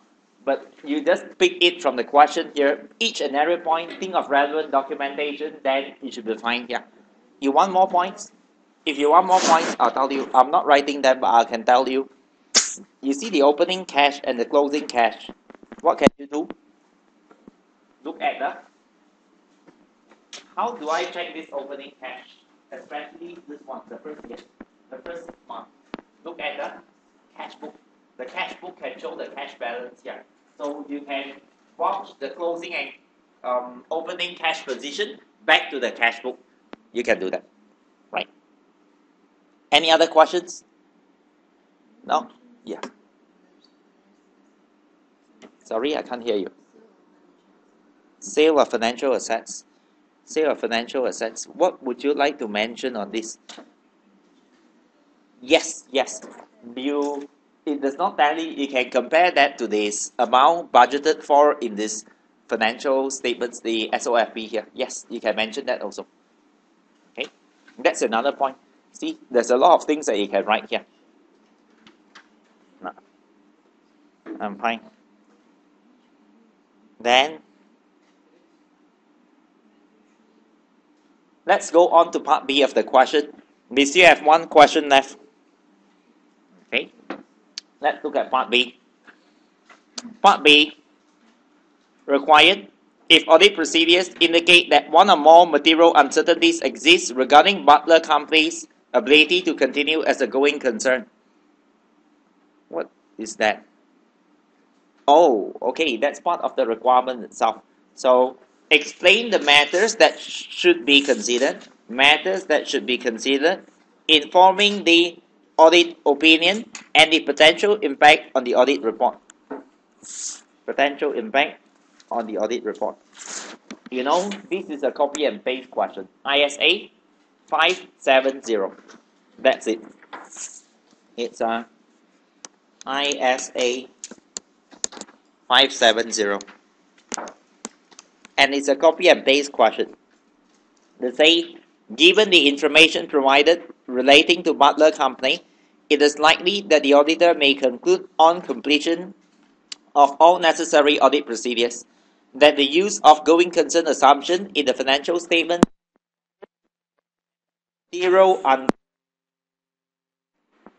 or several uncertainties regarding the company's To concern. They are asking you on audit reporting actually. This is a reporting question on going concern, and I do a flow chart before for you right in the class on this, but let me test you. If there is a material uncertainty existing, what should you do? You cannot qualify, alright? Qualify. Material uncertainty exists in the financial statements. Sorry? Emphasis of matter. Yes, you will emphasize it if I have disclosed it. Okay? You will emphasize if it is properly disclosed. So, I'll just put it here. Material uncertainty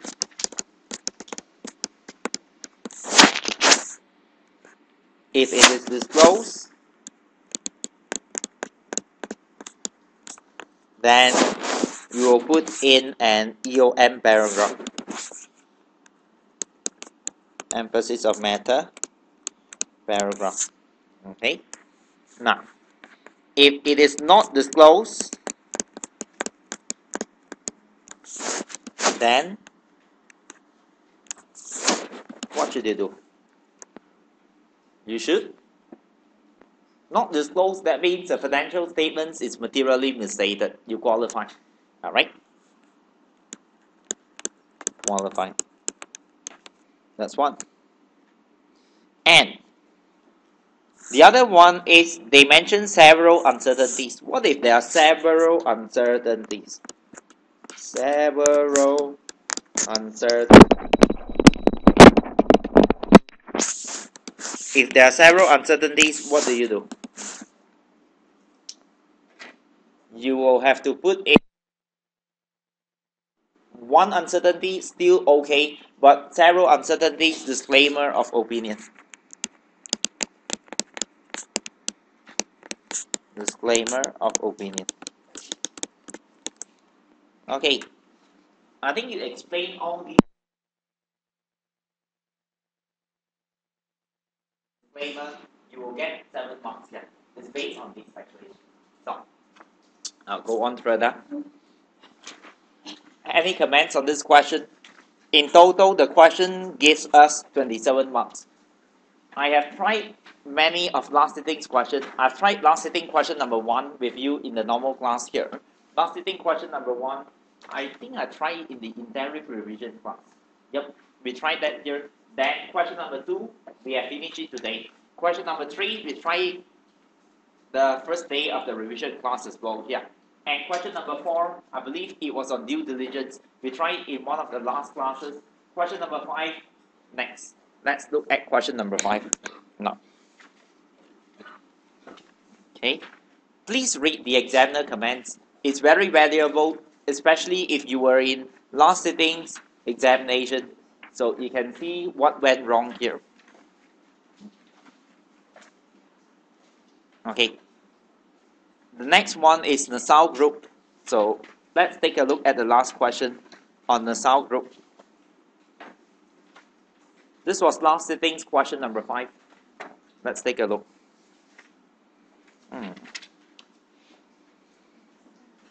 This question is actually on audit reporting plus group.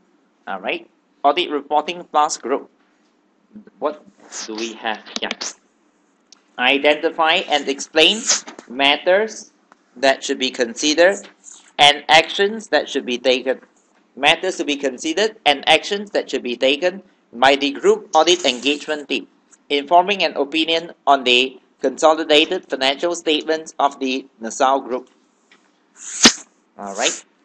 Matters to consider and actions that should be taken. That's it. And what's in the other part here? Weird. Respond to the trainee accountant's question, pretty much forcing me to read the question. Let's just read the question. Trainee accountant, Joe Case Race is assigned to your audit team. This is the first group audit that Joe has worked on.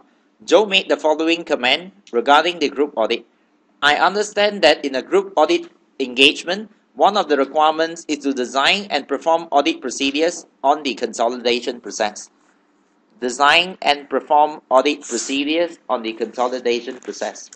Please explain to me principal audit procedures that are performed on the consolidation process. Easy. The question is actually asking me, explain to me what are the principal audit procedures performed on consolidation. Now, look here first. Do you know the answer? On consolidation, all right? On the consolidation process here. So, what will I be looking at? Intercompany transactions, okay? Then perhaps I'll look at unrealized profit, fair value adjustment, calculation of good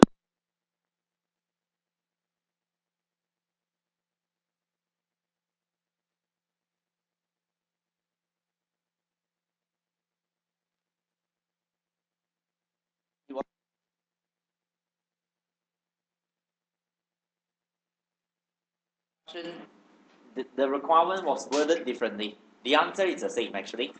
I suppose here you might be given some professional marks. No, they didn't mention.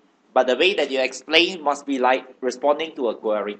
In that question that we tried in the class, you were supposed to put them in point form. First and second procedure and so on. Here you explain it like a query. Okay.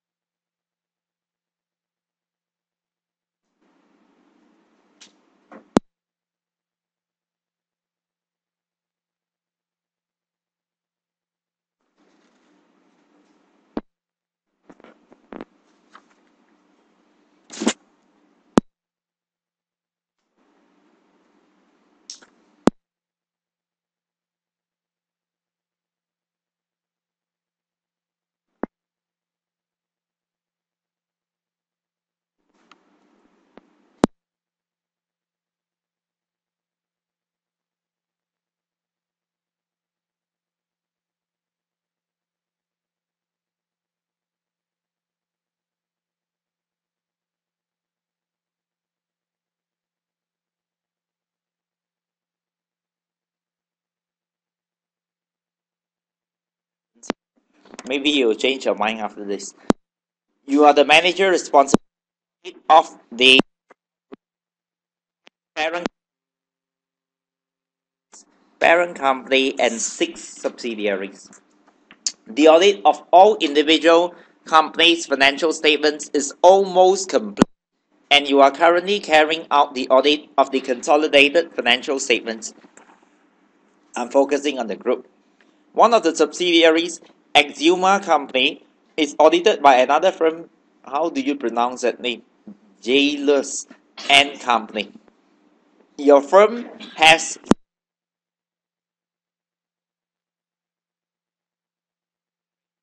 of group financial statements. We studied that and is satisfied.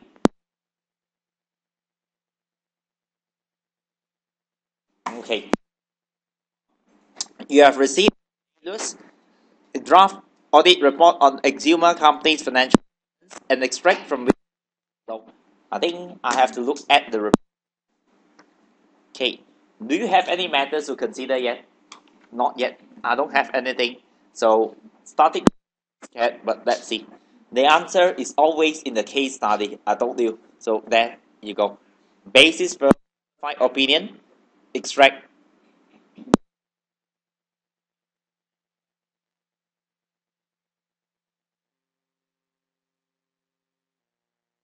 in respect of an ongoing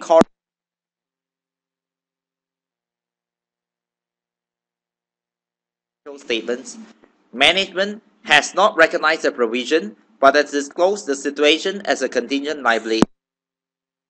Provision but disclosed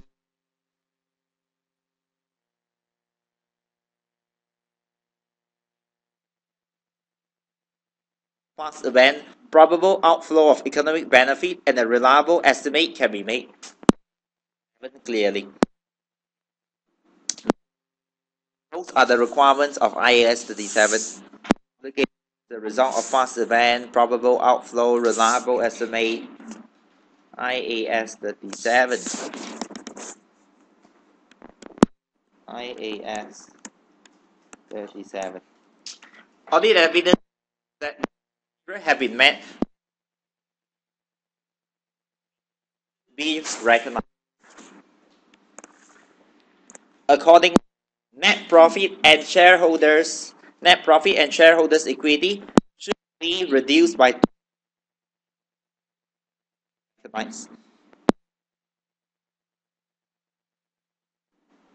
I am the auditor for the parent company. So, if you look at this issue,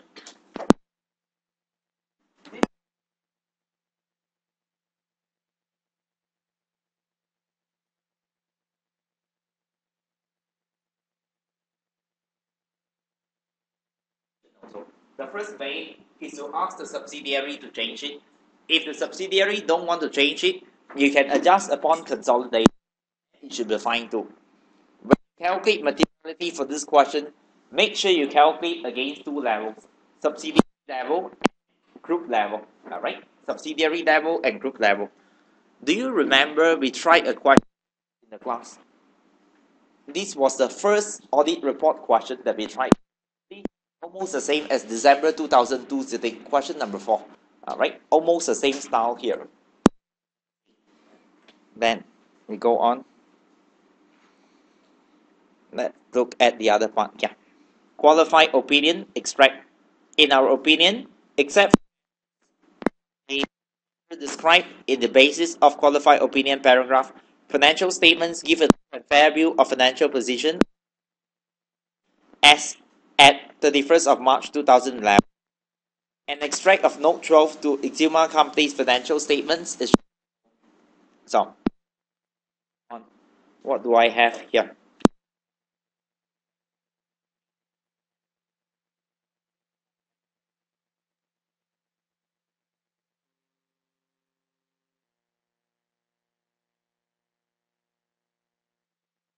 Legal advice believe that there is only a 20% chance being made against a company.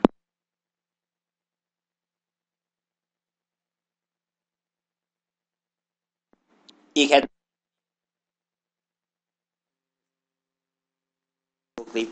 can see clearly these are the issues that I have. It is only because they don't have a lot of points for you to. A lot of the morality consideration.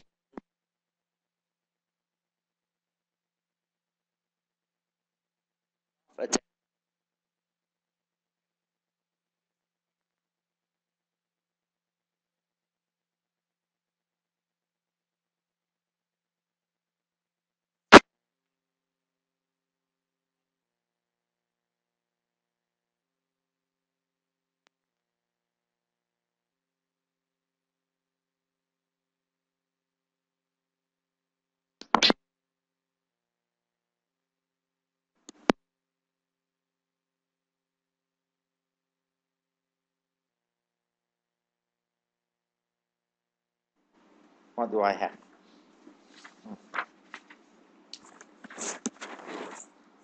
Let's get one page. This is a question on our group.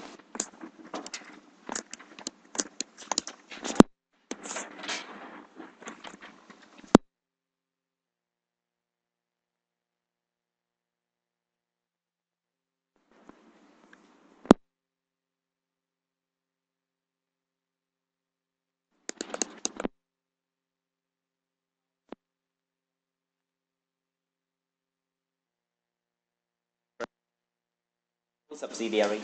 If this care about it, is it a significant? So you can calculate based on 20% of PBT, 20 divided by 85, 23 of TA. So subsidiary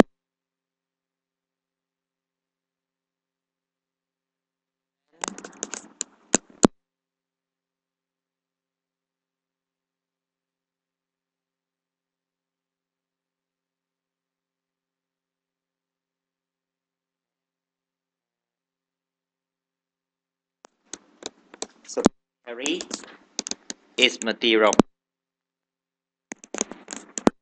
Okay. In fact, because it's material, this is considered a significant. Consider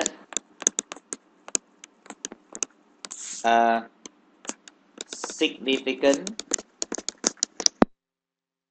on the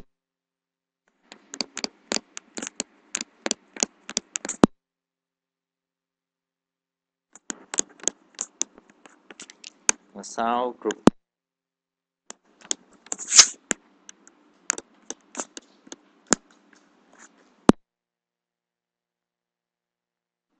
Then the other thing is, since calculated the materiality of the subsidiary, secondly, you need to look at materiality again of the accounting is second materiality.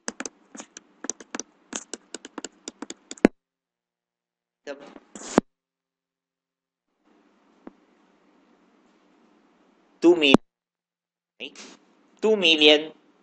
I'll have to calculate materiality against subsidiary and parent company. 2 levels. So 2 million, and it's supposed to be calculate against both. 2 divided by 4, 50% of PBT. 50% here, and 20% of this for that. 2 divided 20, 10, and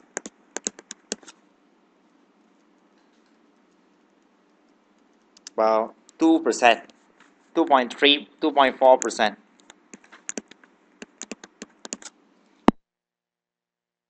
Zero to the yes, it is. Okay. Yes. So I'll come back to this and I'll say 2 million is actually material to both the financial statement of the subsidiary and also group financial statements.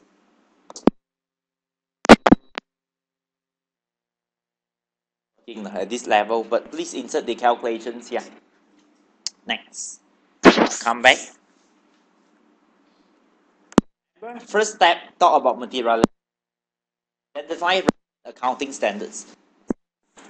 The examiner gave me the answer this time.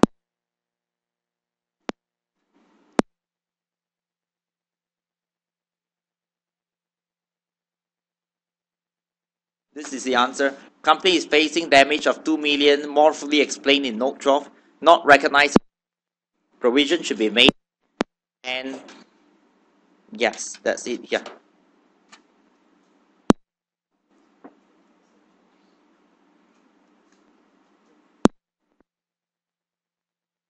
Here. Believe that 20% chance of succeed again. If there's only a 20% chance, they are thinking it's a contingent liability. That's why they treated it as such here.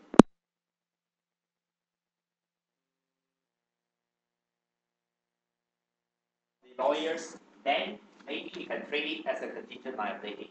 Why did they qualify this thing here? Okay, that's a matter to consider. I mentioned about the accounting standard. This is IAS 37. So, if it is probable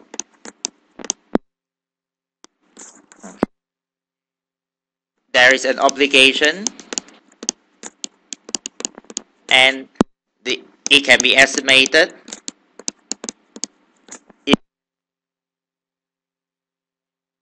you will be making a provision. Okay? Is that it is not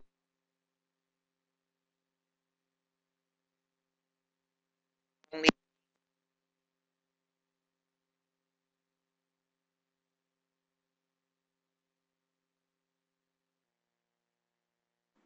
they have disclosed as contingent liability.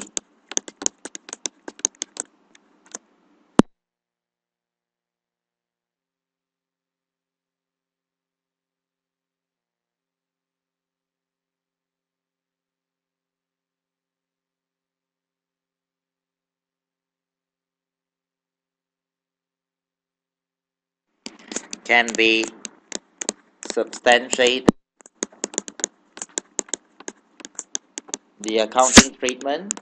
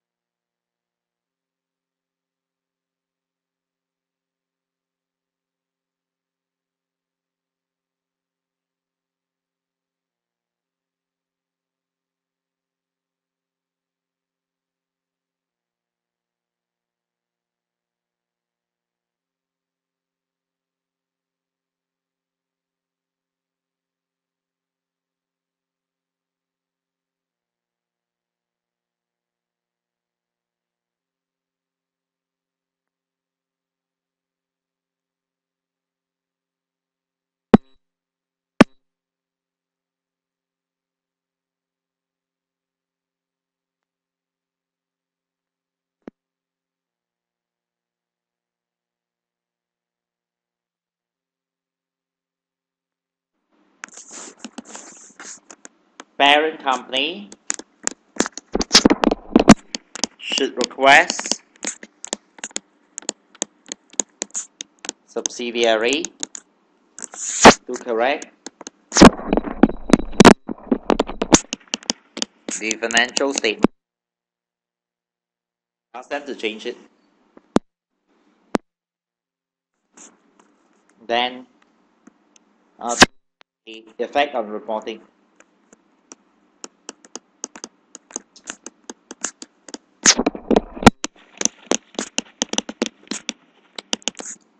First,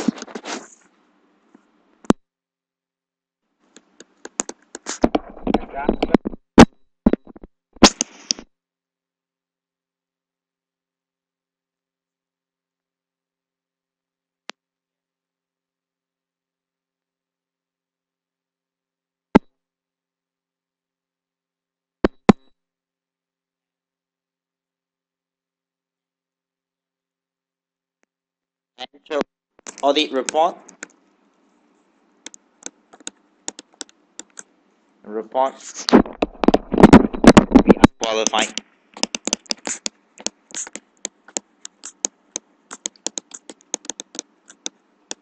Okay. Then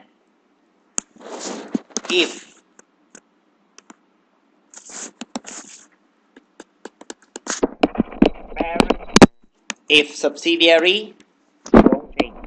If subsidiary does not amend the financial statements,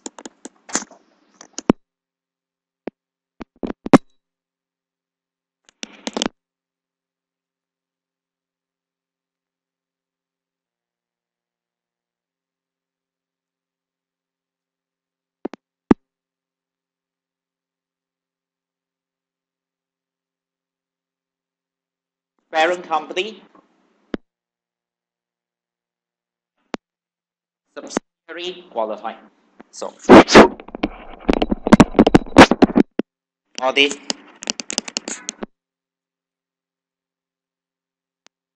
unqualified.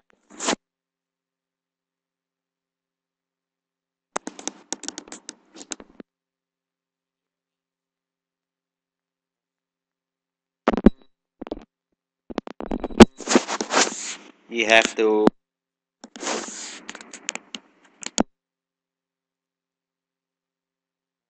so that's it.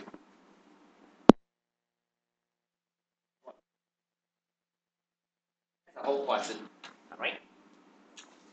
Any questions? You realize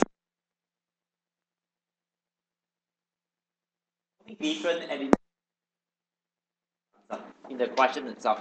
I suppose if they didn't tell me it's just like a normal question, a lot of candidates would choose this question and give it's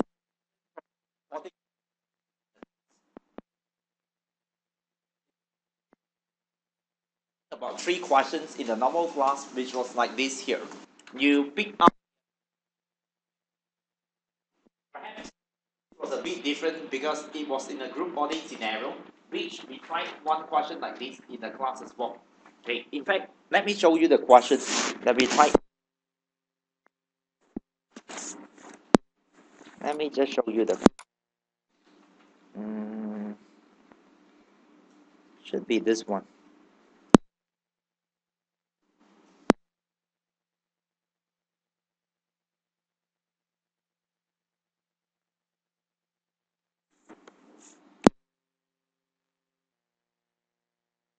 It like this. This try it in 2002. Consolidated. This is one thing.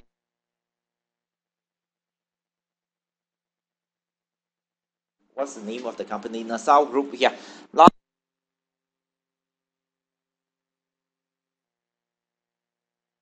And then they gave us even the stock.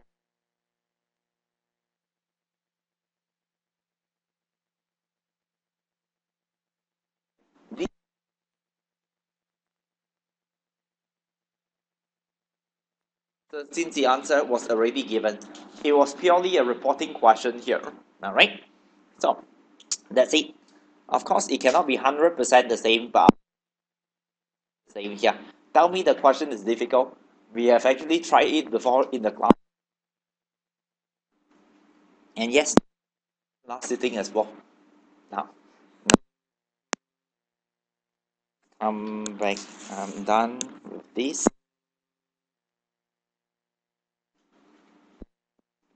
And the audit procedures don't spend mock test here. Okay? Now,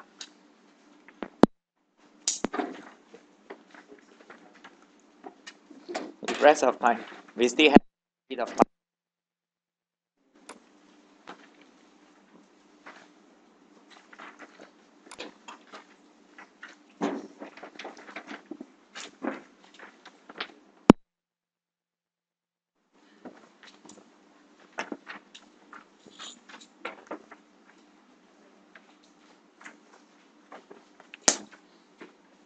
I believe we don't have time to go through it.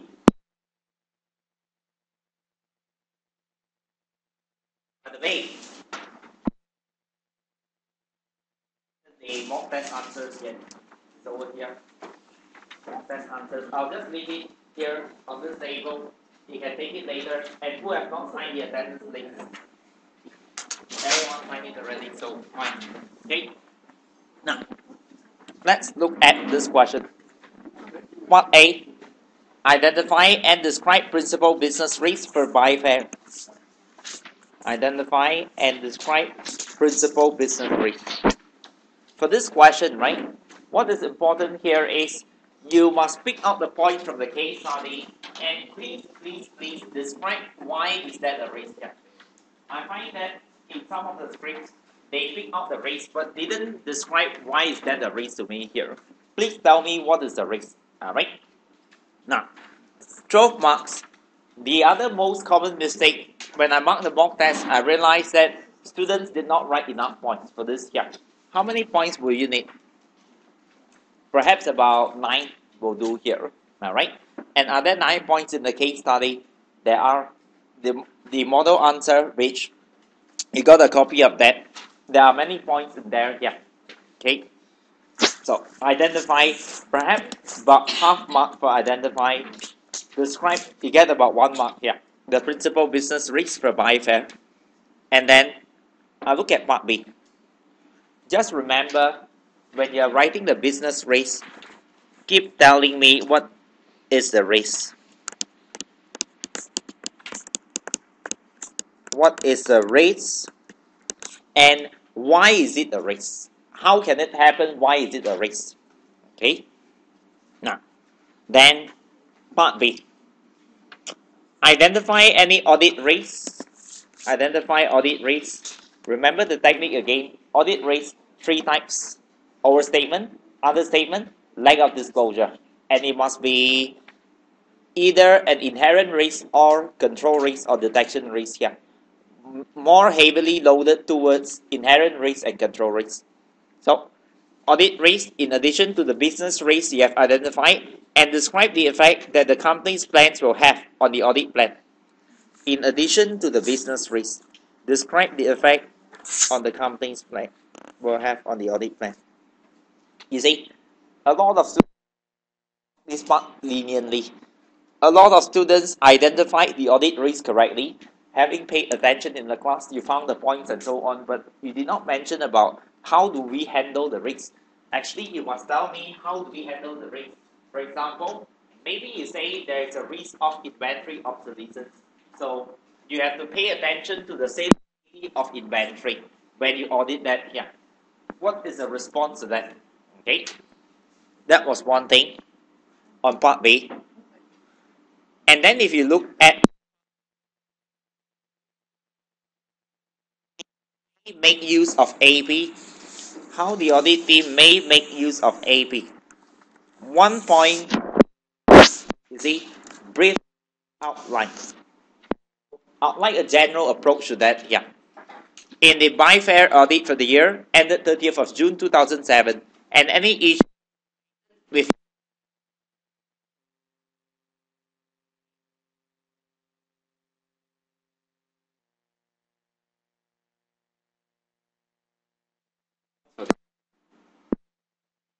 for this year.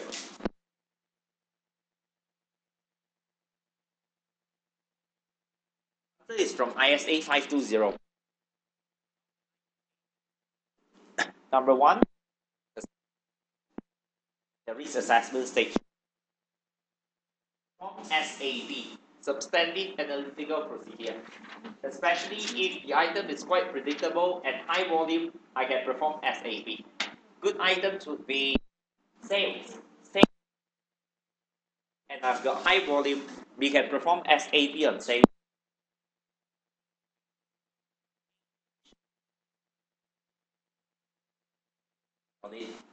Doing that,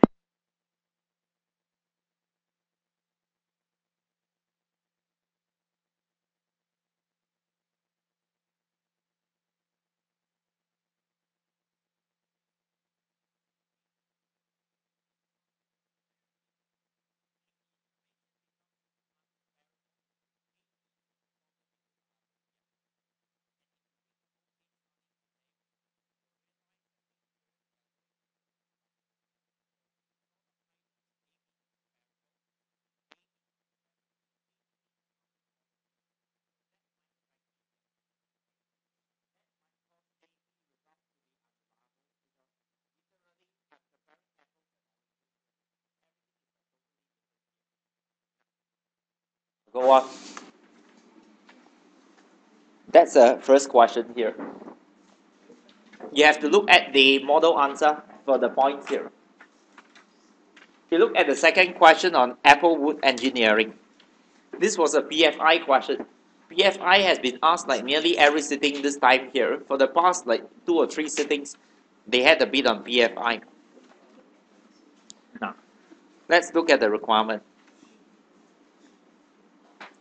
Okay. Now, part A, describe the methods you would consider and procedures you would perform to check the accuracy of the company's profit forecast for the 4 quarters in respect of sales, revenue, and so on. Do you find this part difficult? Surprisingly, candidates scored very well in this part here. I think it's because I only had 2 types of answer.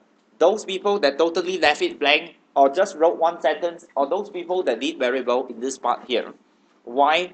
I suppose, first, everyone thinks this question is difficult. The first type of candidate, they look at the question and they find that it's difficult, they don't know what to write, then they simply write. Okay? These are the kinds of questions that you have to write something based on the case study. Just write something and get the mark from here. Just pick the point from the case study, take the comment on that. There are many things that you can perform on sales, revenue, direct expenses, and so on. Okay?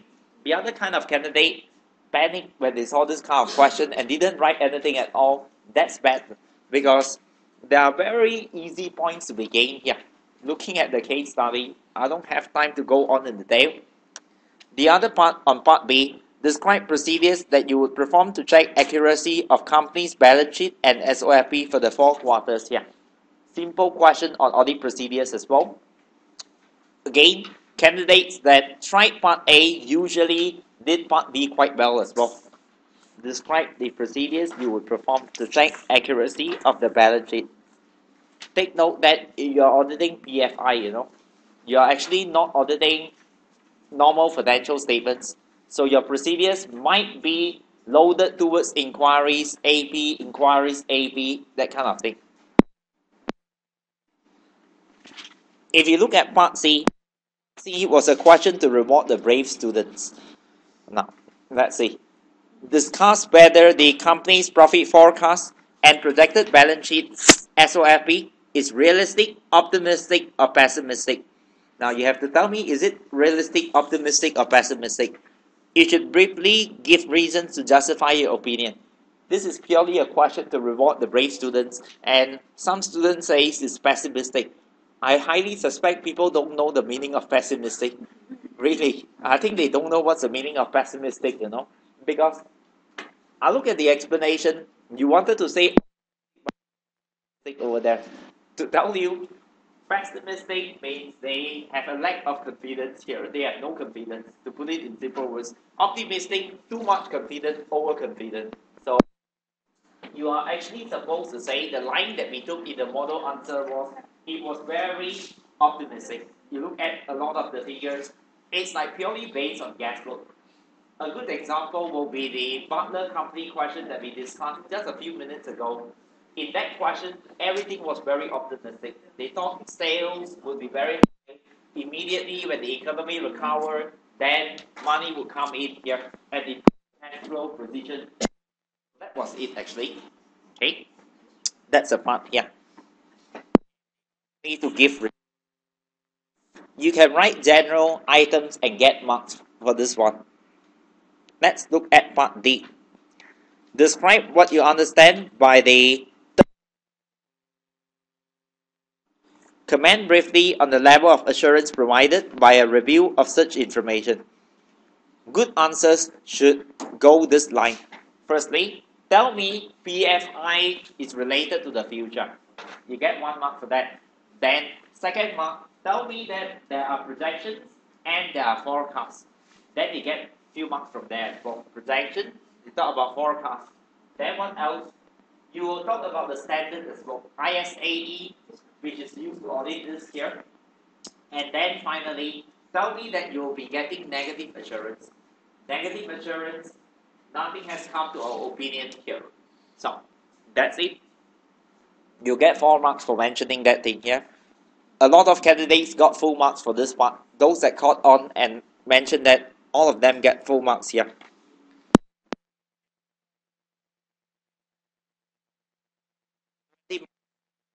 I can the points. It's quite short, don't worry. Alright. Since this is the last day, you don't mind.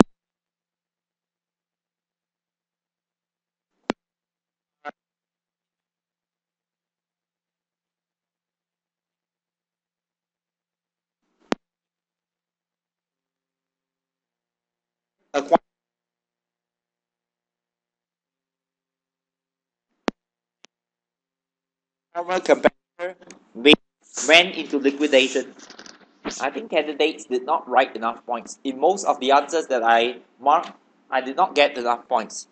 I believe there are about 2 or 3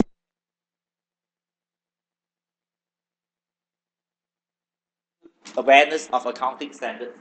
To tell you, the pertains from a form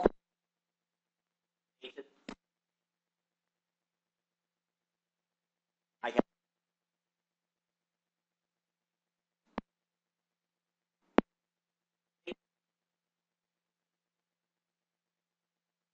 to liquidation. But actually, the fair value may be impaired here. Maybe there's a I don't know who. That was a good point to consider as well. That the 5,000, it is to be launched in 2007, developed in-house. IAS 38. If you meet the feasibility criteria, perfume I think should have technical feasibility here. The market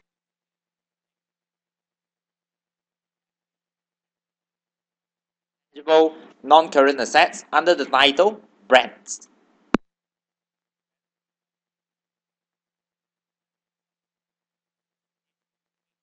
You have to calculate material from IAS 38 here. Perhaps flower power for 30,000 you can recognize because it pertains.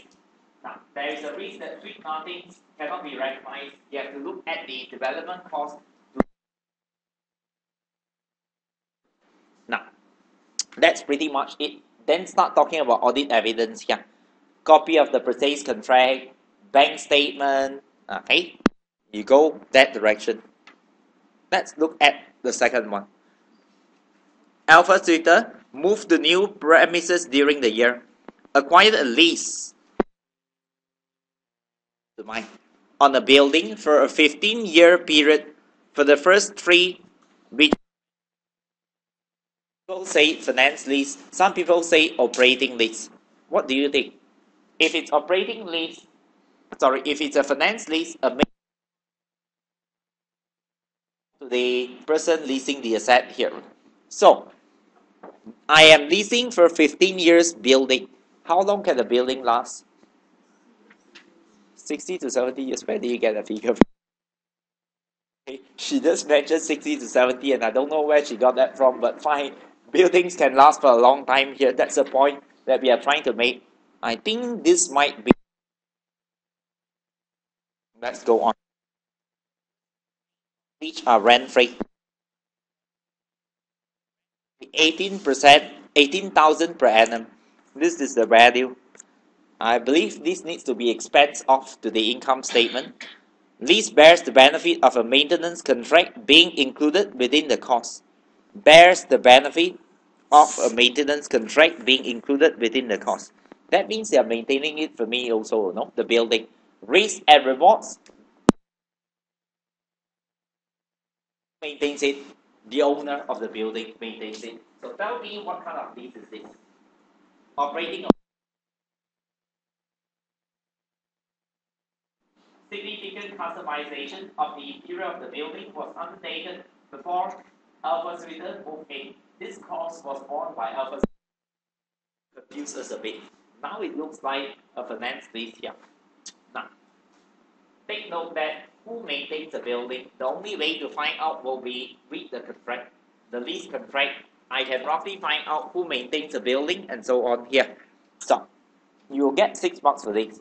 The correct answer will be, you might discuss this. That's why you notice some of you wrote finance this, some of you wrote operating this, and I awarded appropriate credit types of candidate here. It's a discussion based question. So they try to test you on application of IAS 17. You look at part 3. This year, prior to the Christmas retail period, Alpha Sweater launched a perfume voucher marketing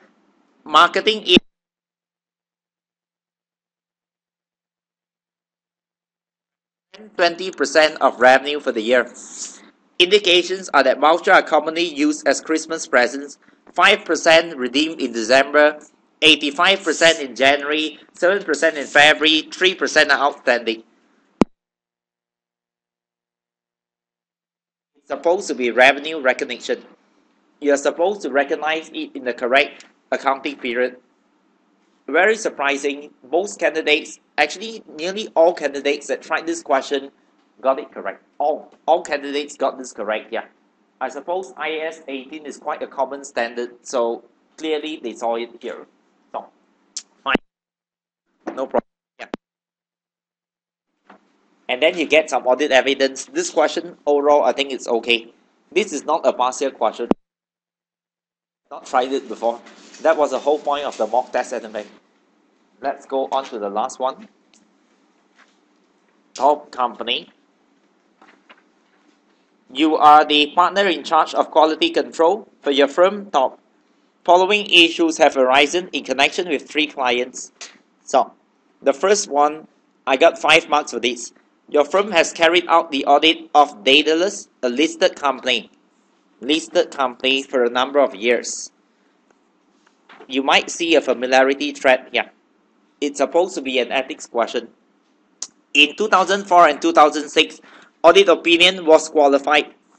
No problem. Last 2 years ago, it was qualified. In 2006, audit report stated that firm has not been able to obtain all the information it required for the purpose of the audit.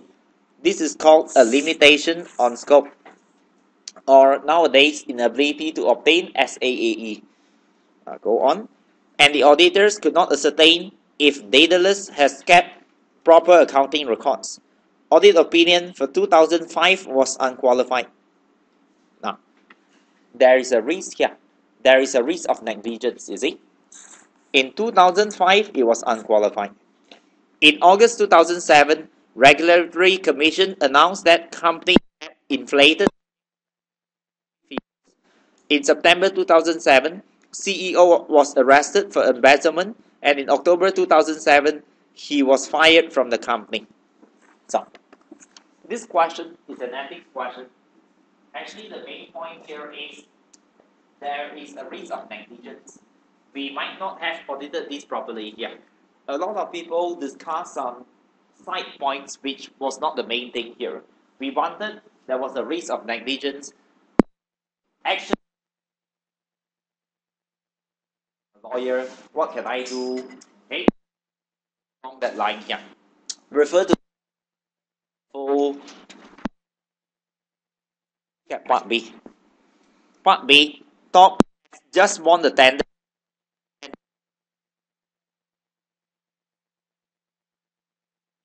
Principal product, a lot with little experience in business, which I wonder why. Let's go on. Actually, the reason why the examiner said this is because I don't know any.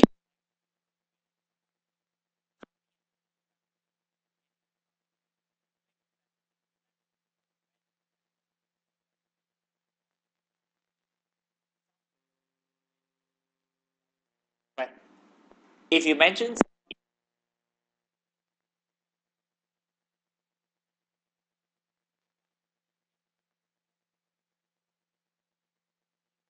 advocacy, that might be correct as well. I'm surprised there is a with the venture capitalist.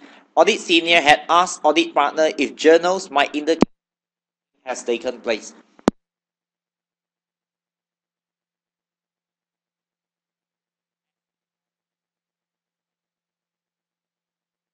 So you need to go along that direction here.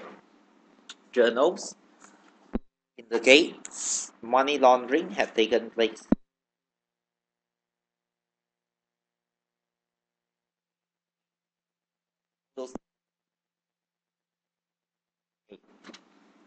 Then you look at part C. The media is drawing to a close. Media has experienced some trading problems in the year and has been forced to the amount of trading from one particular premises.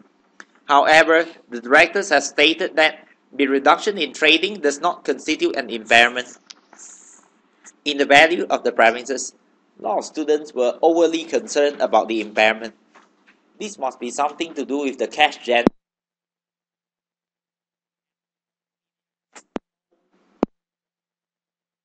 Likely that Tom will qualify the audit report over this issue.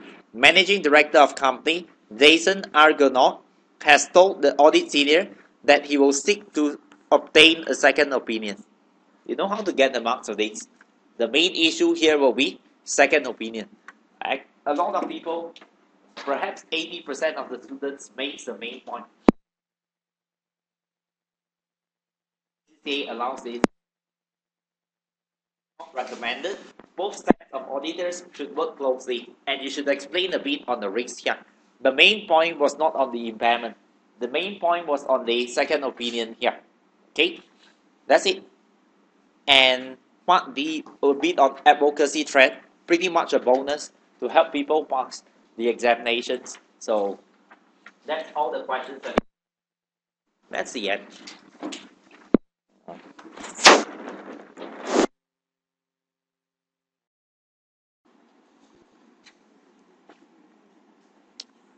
Okay, now, firstly, sorry for the delay here.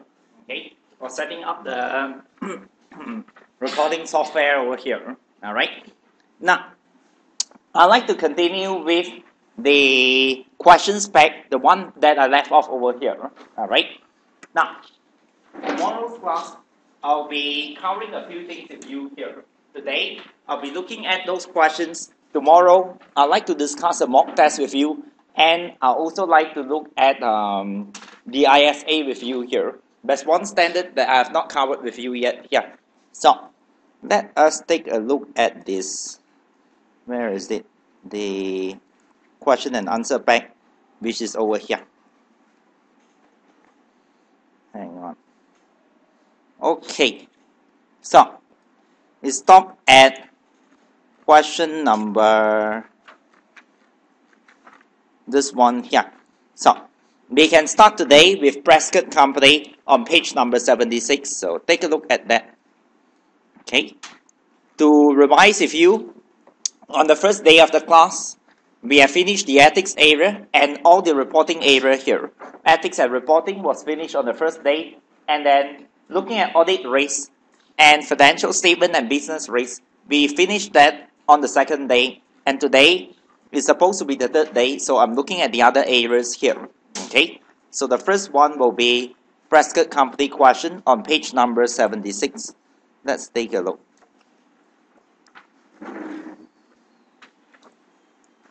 Prescott Company, page number 76 here. Okay, right. Let's see. What do I have here? Question says, identify and explain the specific matters to be clarified in the terms of engagement. Terms of engagement. For this due diligence review of Robson Construction Company. Now, you see that it's actually 6 marks, right? 6 marks means you need to be writing 6 points here. Okay? Do you also realize that these are the favorite kind of questions for the examiner? I mean, the examiner always like to ask you matters to be clarified, just like this one over here. Okay? When you look at this kind of questions, the technique is you always need to be careful. Ask yourself, what are they asking? Matters to be clarified when carrying out the procedures, or matters to be clarified when before taking the client here. Okay? In this case, it's actually matters to be clarified before taking the client. So that means, okay, many things can come into play over here. if they say matters to be clarified when performing the procedures, are we looking at accounting standards mostly? Are we looking at some accounting issues on the financial information? But in this case, they are asking for matters to be clarified in the terms of engagement. Okay? If I want to test you and I just want 1 point, what point could you give me? Just 1 point for this one here. Matters to be clarified. You can mention about the scope, alright, fine. Okay, so since you mentioned the scope, what about the scope that we have over here? The scope could be, you look at what are we supposed to review. Due diligence, alright, what am I supposed to do here? Because due diligence, there are actually many types of due diligence. It can be financial due diligence, which is the most common one. It can also be IT due diligence. It can be synergy. It can be many areas here. So I have to look at what kind of due diligence is it actually. Okay. Now, apart from scope, you can also talk about standard. What standard to follow over here? All right.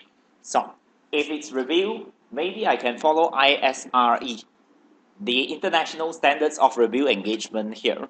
I have to look at the standard to be complied with. All right. Now, many points. We'll discuss this later. This kind of question, if you get this kind of question, which is quite likely nowadays, it can be on anything. In the class, we say there is a chance that forensics auditing might be asked in the examinations. So perhaps we might get a question, what are the specific matters to be clarified in undertaking this forensics audit? Perhaps something like that, yeah. Then you start thinking, the engagement, the scope of it, and so on, yeah. Okay, help you later with this. Part B and Part C. Part B, state with reasons.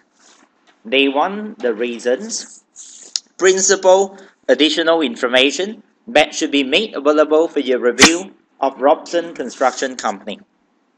Okay, actually what is the question asking in simple English?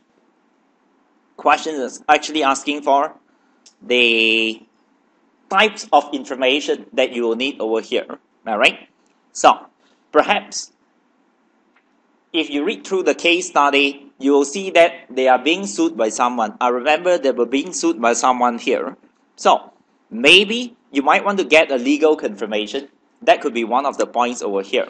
Okay? Again, I'll help you later. We look through the case study later and pick out the points. And then on Part C, let's look at Part C. State the specific inquiries you should make of Robson Construction Company's management relevant to its accounting for construction contracts. Okay? I think you got to know a bit of IAS 11 on construction contracts to do this here. And be careful. State the specific inquiries. In simple English, the question is literally asking you, what should you ask? Okay? What type of question should you ask me here? So, state the specific inquiries, or what kind of question should you ask here? That's what the question is looking at. So maybe you can say, what depreciation method am I using? Okay, so all those will be relevant issues here. We have to look at it. Do we make full provision on loss-making contracts as required by the IAS, right? So, okay, you go ahead, you read the case study here, try to get some ideas from there. Okay.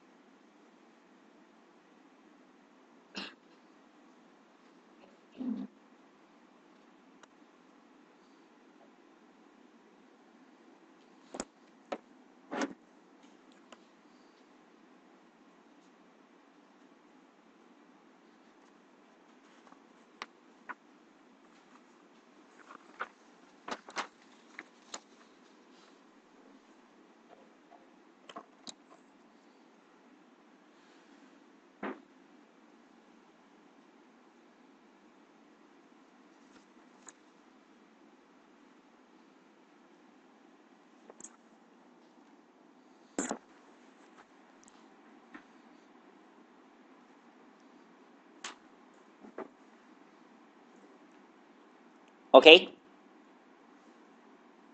Alright? Now, let's take a look at it together. We'll see. Okay.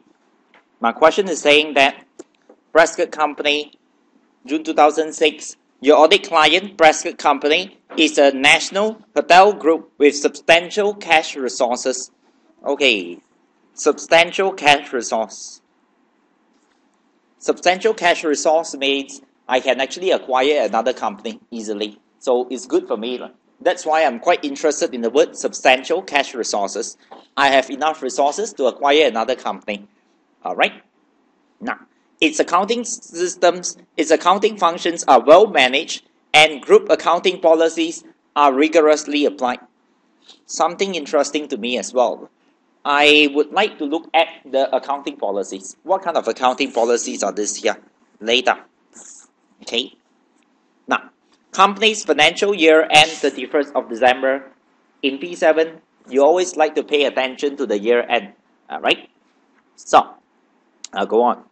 Prescott has been seeking to acquire a construction company for some time in order to bring in-house the building and refurbishment of hotels and related leisure facilities. Okay, what's the reason for this acquisition? To bring in-house the building and refurbishment of hotels and related leisure facilities. That's the reason why they wanted to buy it over here. Okay, that means if the subsidiary, this potential subsidiary that I want to buy over here, if it is not a going concern, will you buy it or not? Let's say I'm doing financial due diligence and this subsidiary, potential subsidiary, is in bad shape here. Very poor liquidity, owe people a lot of money. Will you buy this subsidiary here? Will you? No? No? Will you? Bad. If it's bad, you should buy it. Why? Because I'm rich. I have a lot of cash resources. Go and negotiate with them for a very good deal here. Because if they are not doing well, they have no choice. They rather sell to you cheap than go bankrupt. You agree? So you will get a good deal on it here. You write that in your answer later. It shows good manners, you see? Because going concern of the subsidiary, even though they are in bad shape, is not really an issue for me. I don't really care about that here. Okay? Now, I'd like to go on further. I only want the resources. That's the reason why I'm acquiring it here. This is a very nice question. You just pretend you are really doing due diligence on this thing here. Okay, so they have swimming pools, squash courts, restaurants, and Prescott's management has recently identified Robson Construction Company as a potential target and has urgently urged that you undertake a limited due diligence review. I think undertake a limited due diligence review. She's right earlier in mentioning scope, so this would be the scope. Okay, I think I want to check the scope later. Scope. What would you like to ask me to do? Alright, lasting 2 days next week. 2 days. Okay, 2 days. I think I want to clarify that with the management as well. I only have 2 days, so in 2 days, what can I do? Do you agree 2 days is a very short period of time over here? How much can you possibly conduct in 2 days here? So, scope, the time limit, all of which have to be agreed with the client here. Okay, no problem. Let's go on. Now, further to their preliminary talks with Robson's management, Prescott has provided you with the following brief on Robson Construction Company. I've talked to them. CEO, MD, FD, family members are all family members and major shareholders. I am very interested. Family members and major shareholders. Would you like to buy a family-owned company? Definitely not, right? You know why? Family-owned company, firstly, the company might be managed just like a family business. What am I saying? Of course, it's a family business. They manage it that way. Firstly, family-owned company, they might have different objectives over here. Okay? And also, family-owned company, You see, they are so united over here. So if you take over the company, I think you need to replace the entire management team here. A lot of the staff will leave the company as well due to this kind of loyalty.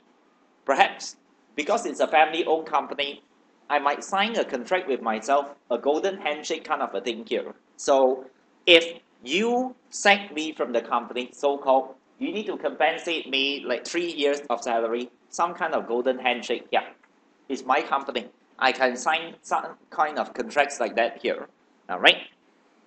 Why am I telling you this? In part B, they asked me for the type of information that you need. So I think this is a type of information that you need here.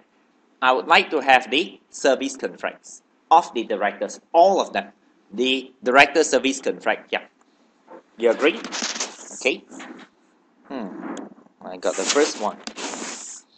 I'll go on. Okay. Next. The company name has an established reputation for quality constructions. Okay. It's good. I'm thinking of it. Established reputation for quality constructions. Perhaps some newspaper clippings and so on will be good here. I'm thinking if you say you have a good quality reputation, I'm sure some journalists would have written articles about you before here. Okay? Especially if you look through newspaper in the food industry, if you have got good reputation, you'll be published in the newspaper. At least once or twice, there'll be articles about you. I want that as information as well. Any newspaper clippings or reference in the media pertaining to the company. So, that's the second one. Right, let's go on. What else? Due to a recession in the building trade, company has been operating at its overdraft limit for the last 18 months and has been close to breaching debt covenants on several occasions. Close to breaching debt covenants on several occasions. Some candidates will see this point and they'll be thinking, oh, there is a risk that the subsidiary is not a going concern. Poor cash flow problem. And they might be telling, don't buy. Alright? But for you, I think you can get a good price on this thing here. I've got substantial cash resource. So if it's bad, all the better for me. This is like a good deal for me here. Alright? But one thing. Operating at its overdraft limit for the last 18 months. How would you like to check the overdraft? I think you want a copy of the overdraft contract here. In case I breach, what can they do to me? Can they just force me to pay back, or can they take over my assets, or can they take any other form of legal action here? Okay, so this is the third one. I'd like a copy of the overdraft contract. What else? Close to breaching debt covenants on several occasions. Okay, then next, apart from that, Robson's accounting policies are generally less prudent than those of Prescott. Assets are depreciated over longer estimated useful life. I think I want a copy of the accounting policies. Would you? Okay. So, the accounting policies. Then, I'll go on. Contract revenue. I'm thinking of IAS 11 now. Contract revenue is recognized on the percentage of completion method measured by reference to cost incurred to date. Okay, they use a cost. Provisions are made for loss-making contracts. Should I make provision for loss-making contracts? IAS says yes. Okay, IAS 11 and 37 says full provision must be made for loss-making contracts. IAS in fact use the word onerous contracts. Full provision must be made for onerous contracts. Yeah, but be careful. Provisions are made. Good or not good? Provisions are made. Is it good? Did they say full provision? No, they didn't. They say provisions are made, but that's not, I don't know whether it's full provision or not here. I think this is one of the inquiry that I'll ask the management. Are you making full provision on the loss-making contract here? Okay. That's one. Then let's go on further. The company's management team includes a qualified and experienced quantity surveyor. Would you like a copy of the quantity surveyor's qualification? Since he says he's qualified, and you know in construction company, this guy is like very powerful because he values these works in progress over here. So the stage of completion, he can influence the value here. Alright. His main responsibilities include supervising quarterly physical counts at major construction sites. That's the first. Comparing cost to date against quarterly rolling budgets. That's the second one. And determining profits and loss by contract at each financial year end. That's the third. Okay. I think the third point is especially interesting. They have budgets. Second point. Third point, determine profit and losses by contract. Although much of the labor is provided under subcontracts, all construction work is supervised by full-time managers. Okay, nothing interesting there. Then I go on. Okay. In August 2005, Robson received a claim that the site on which it built a housing development in 2002 was not properly drained and is now subsiding. Okay, some kind of problem here. Residents are demanding rectification and claiming damages. Would you like a copy of this claim? Okay, I think you want a lawyer's confirmation as well. Okay, then Robson has referred the matter to his lawyers and denied all liability, as the site preparation was subcontracted to Sarva Services Company. No provision has been made in respect of the claim, nor has any disclosure been made. This looks like a breach of IAS 37, not a contingent liability, not a provision. Okay, and audit report on Robson's financial statements for the year to 30th of June 2005. I like dates. 30th of June 2005. Was signed without modification in March 2006. Hang on, what's the date today? The date today, did they tell me? 31st of December is the year end. Okay, and financials, why is the year end so weird? Huh? On top they show company's financial year end is 31st of December. Oh, that's the group year end.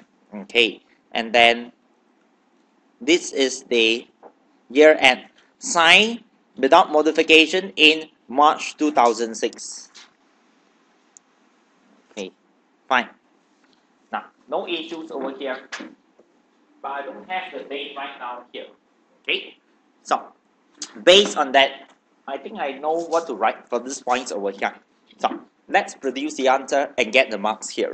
I'll just get some points for you. Let me get a piece of paper.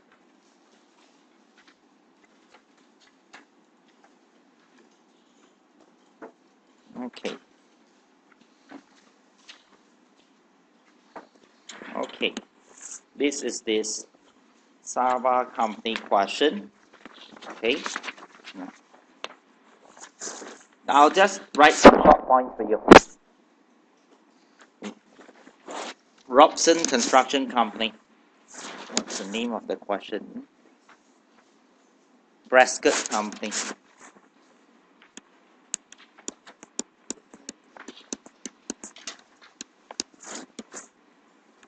Okay. And this is part A. So, they say terms of the engagement, right? Specific matters to be clarified in terms of the engagement. Specific matters to be clarified in terms of the engagement.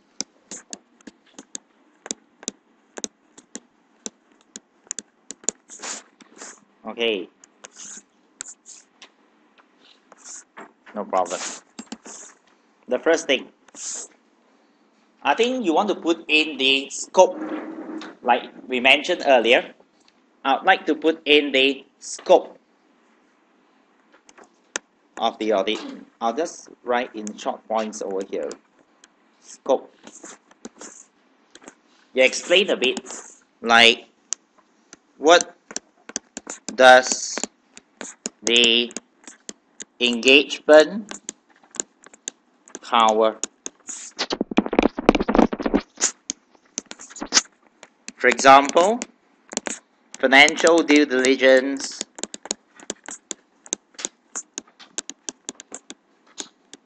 okay, or maybe IT due diligence, or maybe HR due diligence. There can be many things here. So this is the first point. Okay. Apart from that, what else apart from the scope here? The standard. Okay. The standard to adhere to. Standard to adhere to. Do I use ISRE 2004? You know what's ISRE 2004? Do I use ISRE 2004? ISRE 2004 is for a review of historical financial statements. Okay. In this case, I do not think it's appropriate for due diligence. Unless you are only doing financial due diligence, then it should be fine here. Okay. So, you have to look at any relevant ISAs, any relevant ISAs. This is another point here. You should put a note saying that ISRE 2004 is unlikely to be exclusively suitable for use here. Okay, I'll just put it here. ISRE 2004 is unlikely to be the sole standard.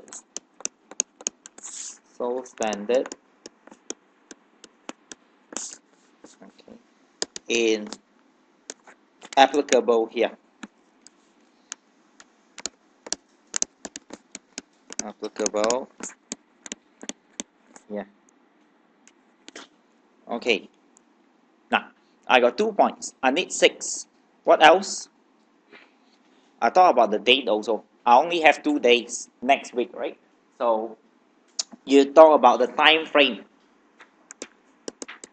That should be in the audit as well. Very likely, I'll be charging you based on the 2 days work. Anything extra that I cannot finish, I'm not doing it already. Since we only charge for 2 days work here. It's based on the time. Unless you can put in the objective here.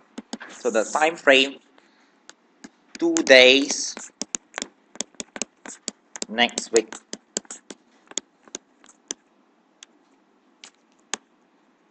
Okay. How many points do I have now? I have 3. I need a 4th one. Would you put in the objective as well? Why are you acquiring the company? What do you want me to specially look out for over here? So I put in the objective as well.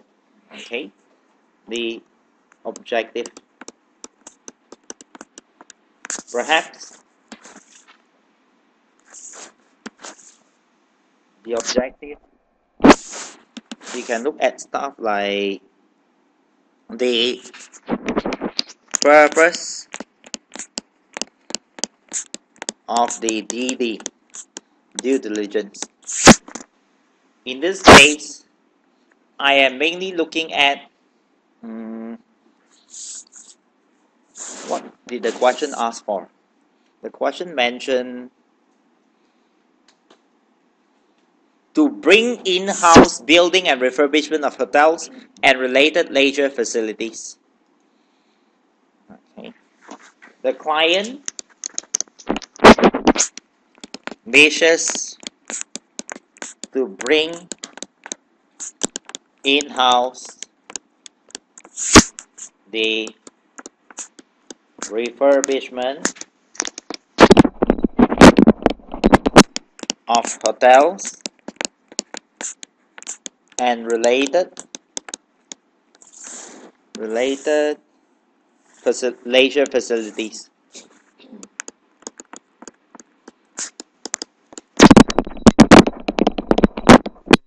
Okay, so what do you want me to look for? Usually when you want to buy a company, what is it for? In this case, I don't think it's for the management. When you buy, they will leave the company already. Because the management are all family members here. What do you think you are buying the company for? I suppose the resources of the company. Alright, assets, perhaps assets. But it looks like quite a small company to me. Perhaps other resources like the manpower, resources such as manpower. Okay, that can be another. Okay, then what else? How many points do I have now? 1, 2, 3, 4. Okay, 2 more points. What other points can you think of? Yeah. If you cannot think of answer, think of what are the items in ISA 210. 210 are the items in an engagement letter here, which is actually for an audit. I think you can copy some points from there and adjust it to become due diligence items over here. Does anyone know what are the items from ISA 210? Responsibility. Okay. Let's see, can we put in responsibility in this case over here? So, responsibility of auditors and responsibilities of management, right? Usually that's it. But responsibility, our responsibility, I think we can mention the type of work that we will perform, mainly AP and inquiries. Now, that's a good point, you see. We use that as a framework to think of ideas. Because actually, due diligence, there's no standard one. So we have to think of that to produce ideas here. Yep, we got 1 point already. And he mentioned the type of work, like type of work that will be performed. Like purely, most of my procedures will be limited to AP, analytical procedure, and inquiries. Okay, that's one. Now, what else? Think of ISA again. Terms of the engagement. I think the ISA, they told me I need to have unrestricted access, right, to the accounting records whatsoever. So can I put that in as well? You want me to do due diligence for you? Fine. But I need unrestricted access to the records over here. So that should be in as well. Agreement. Okay. Unrestricted access to whatsoever form of records required.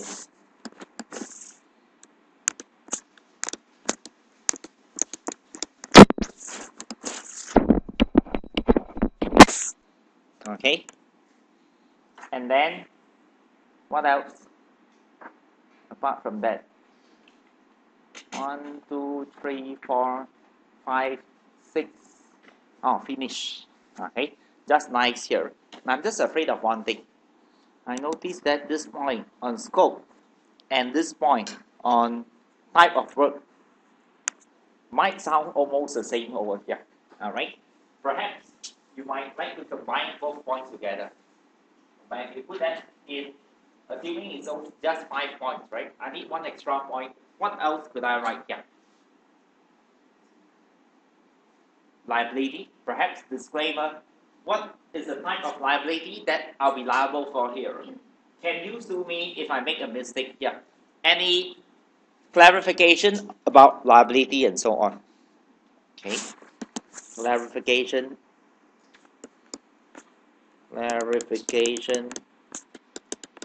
regarding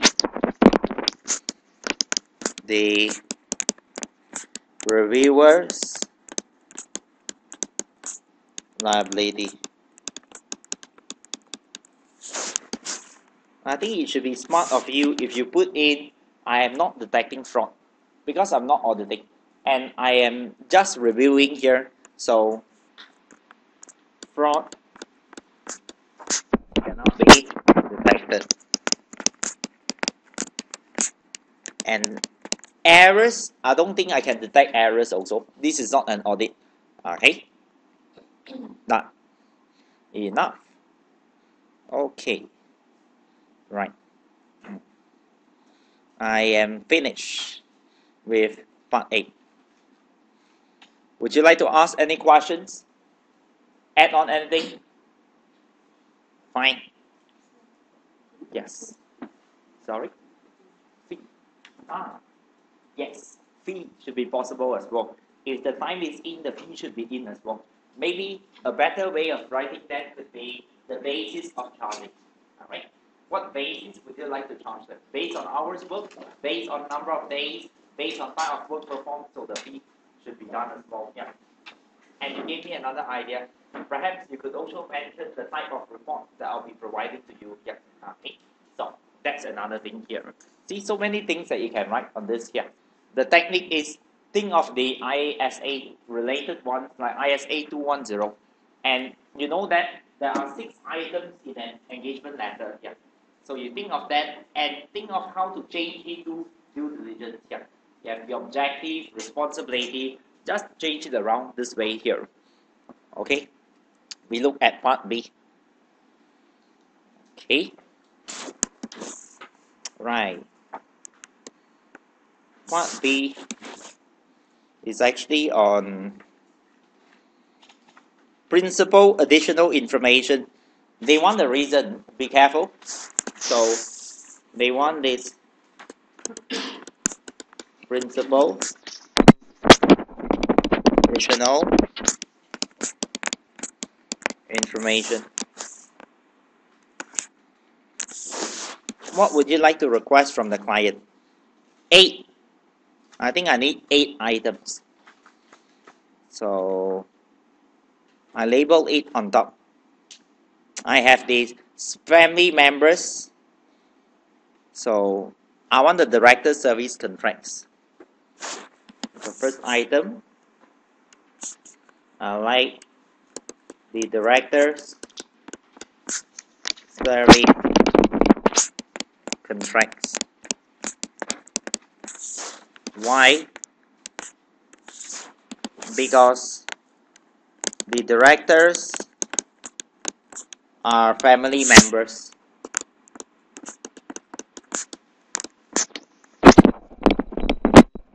The directors are family members, so there is a risk that there may be exit clause. All right.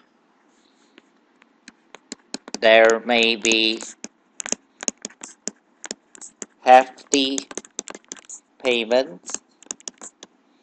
In B1, you call that golden handshakes. Golden handshakes. Payable to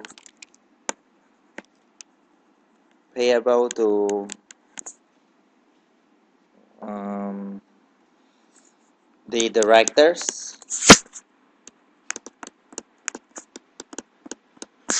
upon termination of the contract.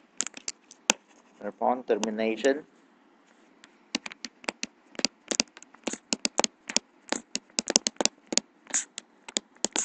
of the contract.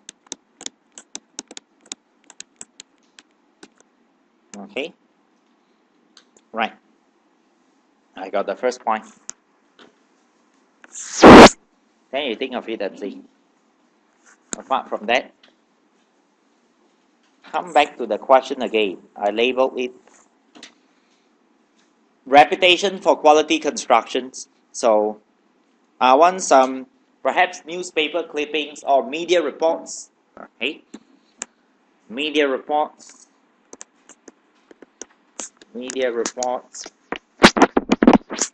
perhaps newspaper clippings or trade magazine articles.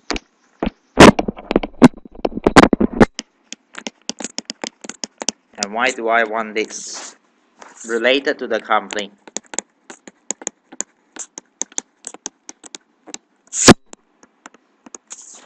Why should I have these? Because to sustain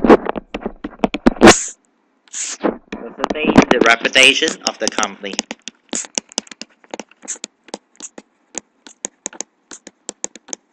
Okay, that's one. All right. Now, what else would I have apart from that?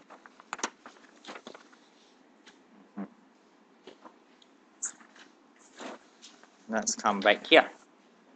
The third one. They have breached their overdraft limit for the last 18 months. I'd like a copy of that. Okay.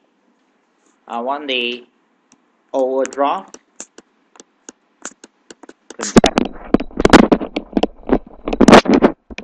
Why would you want that? Overdraft contract to determine the what's the word for that? Repercussions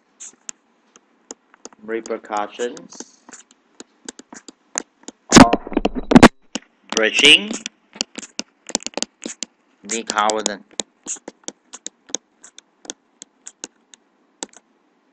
Okay, because maybe you can get extra liability. They can sue you. They might be able to take away certain assets.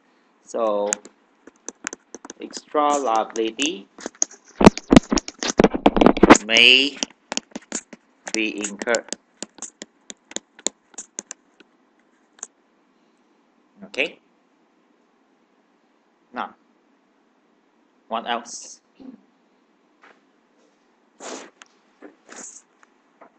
Another thing. Come back to the question again.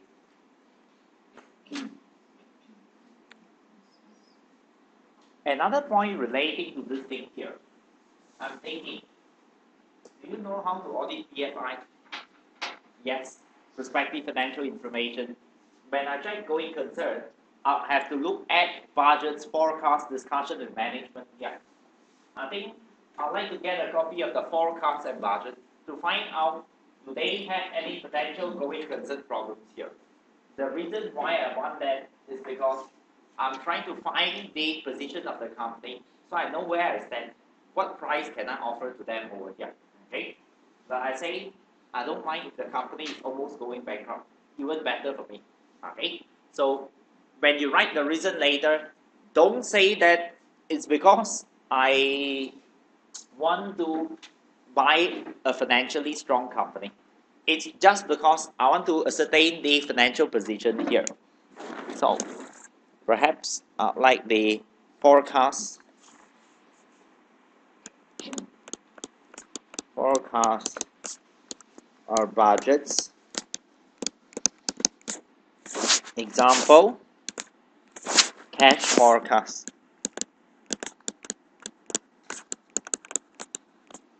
Cash flow forecast.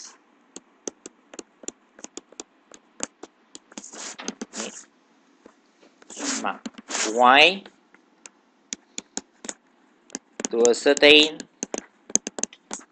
the financial position of the company to determine a fair price to offer. Okay, and you should make a note here. you should make a note here that says that if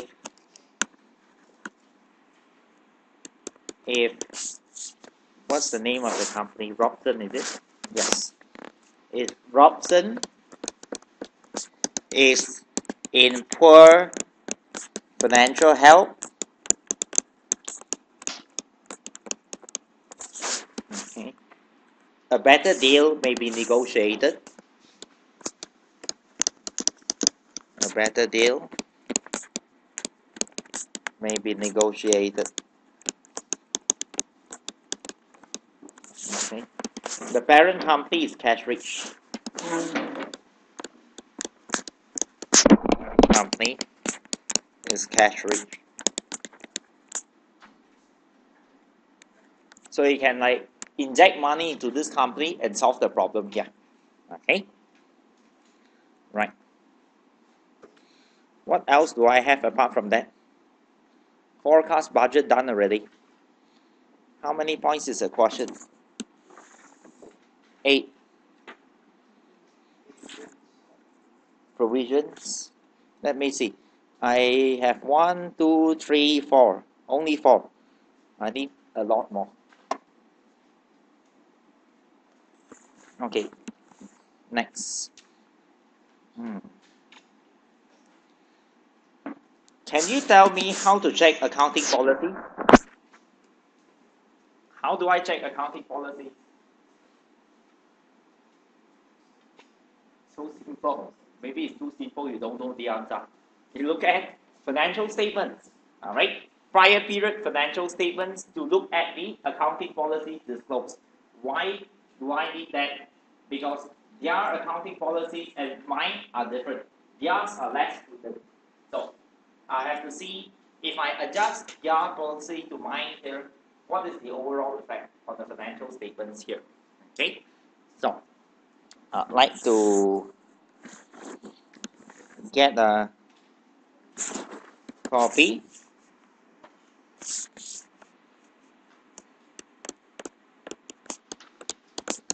of the prior period financial statements. Especially, I like to look at the accounting policy note. Accounting policy note.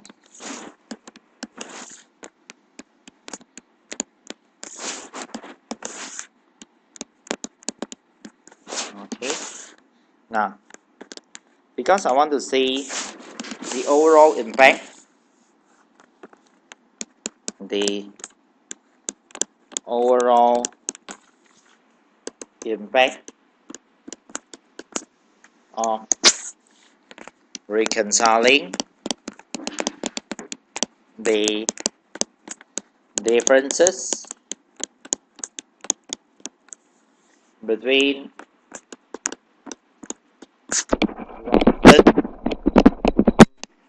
and Prescott's accounting policy.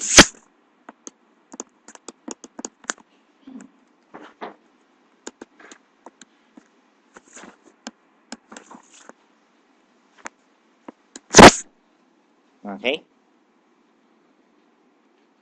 Right.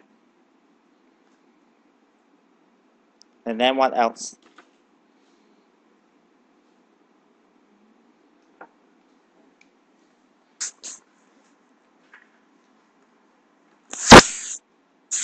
Apart from that, I think 1 point, 2, 3, 4, 5, 5 points. 3 more to go. Come back to the question. Let's see. Okay. They say provisions are made for loss-making contracts. Not interested. The quantity surveyor, I'm interested. What do you want to look at for the quantity surveyor? Perhaps a copy of the qualifications, but perhaps something even better could be quantity surveyor's working papers. That could be even better, yeah. To ascertain the quality of the quantity surveyor's work, yeah. Look at his working papers, Do you think the assumptions used are reasonable or not over here? Alright? Stop. Great. We wouldn't understand. We would be looking at the assumptions used. Is it logical or not over here? You have a duty. If you are performing due diligence, you have to take a look at it. Even though you don't understand, you have to look at it and review it over here. Okay? So, that's one thing. You see, auditors are made to audit a lot of companies, and a lot of things auditors don't understand here, but we are expected to track it. So always, right, the rule of thumb is you compare with general knowledge here. So whatever you see in the company, you try to compare with general knowledge, should be fine. Okay? So, you made me forget the point. What did I say just now? Working papers. Working papers, yes. Okay? So, like the quantity surveyors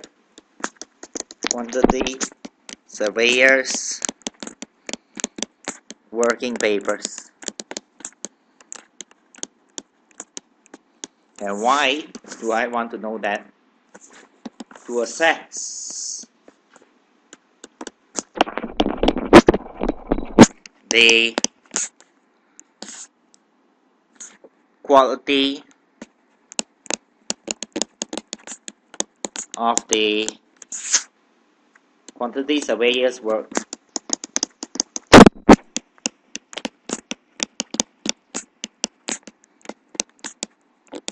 This one definitely I know how to check it. Quality. Do they prepare it nicely? Proper formatting? All these can show a bit of the quality here. Apart from that, okay, I can also look at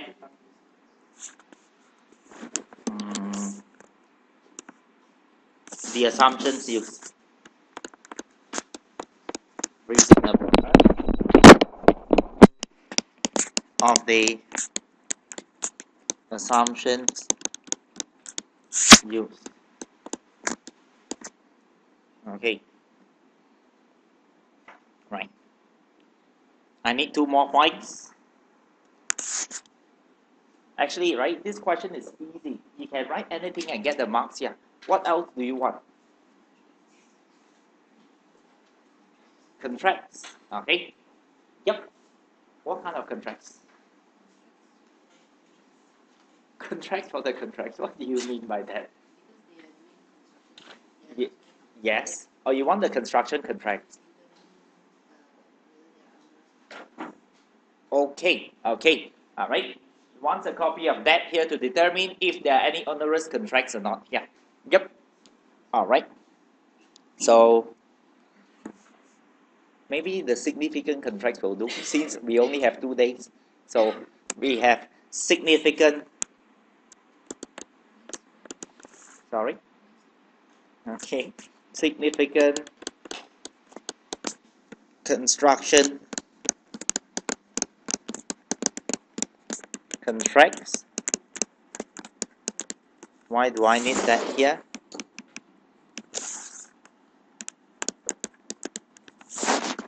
To ascertain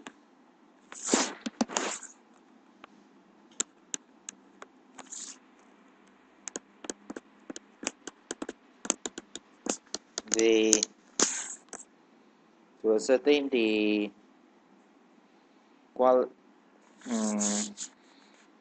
the possibility of Robson entering into onerous contracts.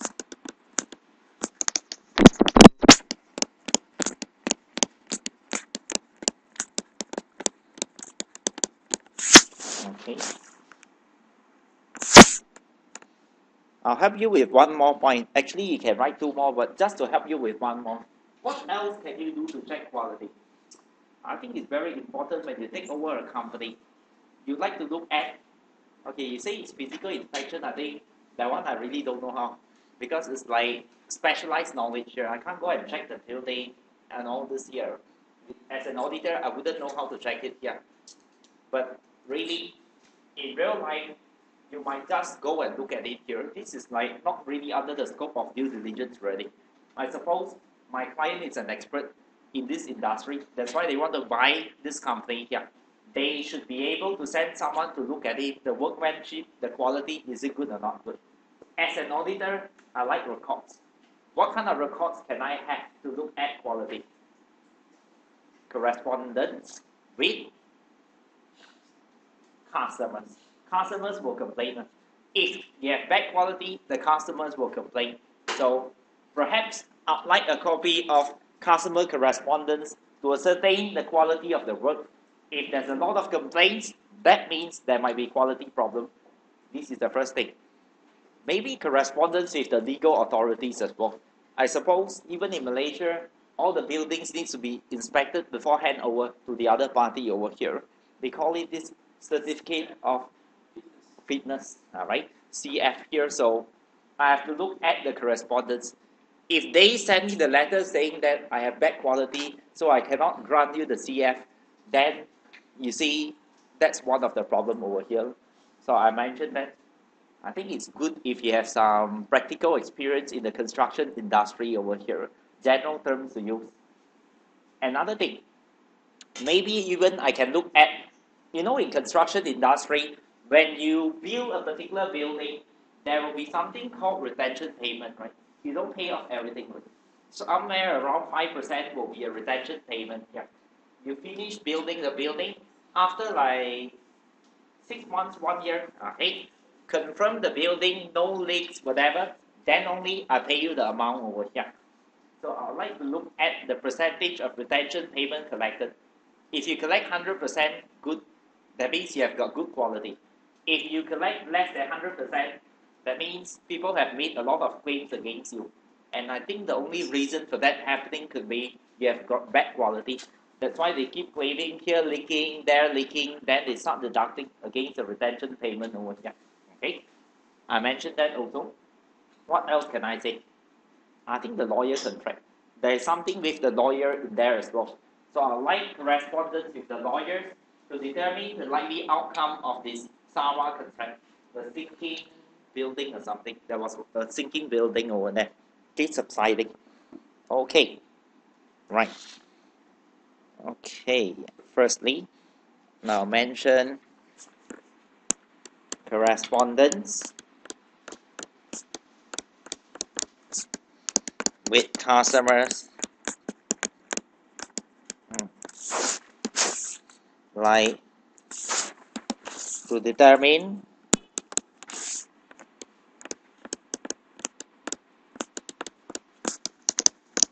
the quality. Sorry. Principal additional information. I think it's principal additional information. Okay. Now, correspondence with customers to determine the quality of this. What is not principal information? I tell you. Okay. If you want to get the AA and MA of the company, that is not principal because there's not really a reason for that. Yeah. Or maybe you want to look at things like the director's birth certificate, perhaps. That's like not principal information already. They just don't want you to go like something ridiculous, totally out of scope. This is okay. Correspondence with customer to determine the quality of Robson's work.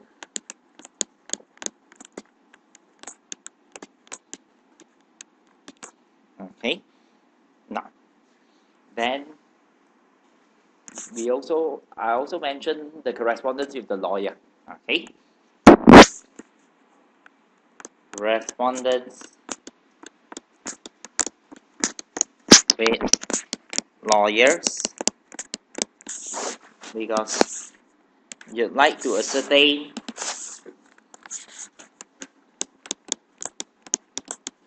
the likely outcome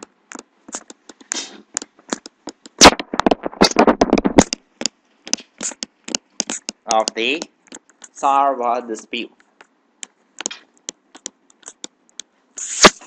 Sarwa dispute.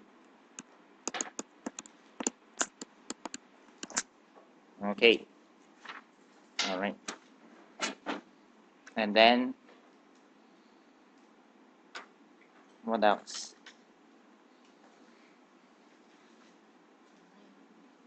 I think enough already. Okay. Right. The last one, inquiries. You know, in class, I always tell you, don't answer a question with a question. So try to make it in a statement form instead of in a question form here. In this case, I'll make an exception. The examiner wants you to answer in a question form. This is one of the rare questions where they ask you what are the inquiries you should make. So think of what, when, why, how, who, perhaps, all kinds of questions here. This is the only time that you can answer a question with a question. Alright? So, specific inquiries you should make. They say it's relevant to construction contracts here. So, the specific inquiries.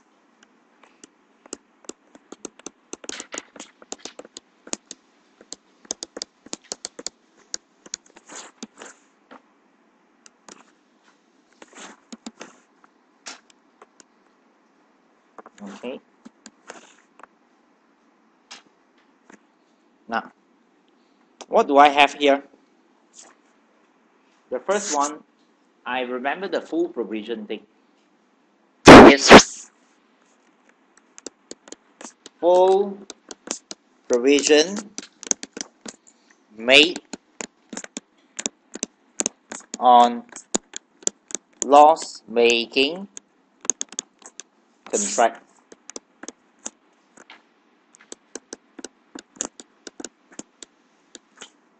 What else do you want to ask them? Ask away. Perhaps you might want to ask them. Let's look at the case study.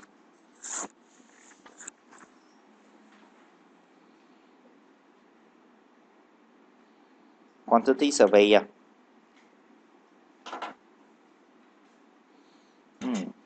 I'm looking at this point here. Profit and losses. Suddenly this caught my eye on losses here. I would like to ask them what are the costs of losses on construction contract here. Usually construction contract, you will make money. The profit margin is quite high over here. The thing that I'm worried of is going concern problem. In terms of profitability, it's very likely to be profitable here. But if you make a loss, what are the likely problems? Poor costing, okay? It could be due to poor costing. It could be due to materials being stolen. So if people start stealing your materials, then your cost will go up very high over here. So that will affect profitability, especially if you lowball on the contract. So it's very close to cost here. People start stealing material or there are some defects, it could cause loss-making contracts already. So I'd like to look at that. What are the causes of loss-making contracts?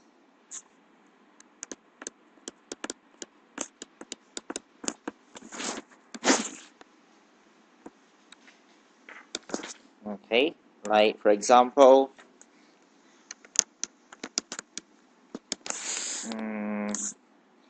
theft of material, poor costing,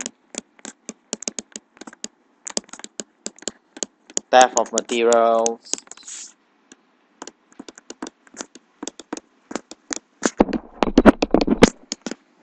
and so on. Okay. And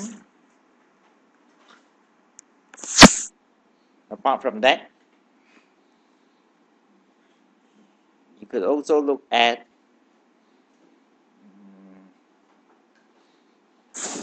let's see, how many months? 6, 4 more to go. There is this claim as well. This server services company thing over here. I want to ask for management's opinion on the claim here. What is management's assessment based on the claim experience here? Okay, that will be one point. What is the management assessment of the likely outcome outcome of the server dispute.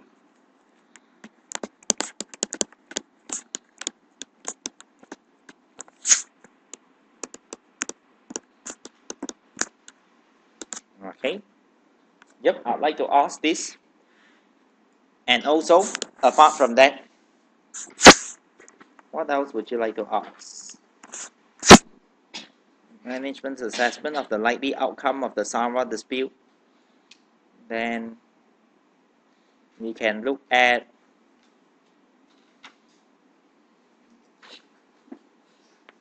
questions to ask. 1, 2, 3. 6 questions. Yeah, 6 questions. 6 marks. Just think of 6 things to ask here relating to the construction contract. Must be something that's specific here. Okay. Change in revenue recognition. What makes you ask that question?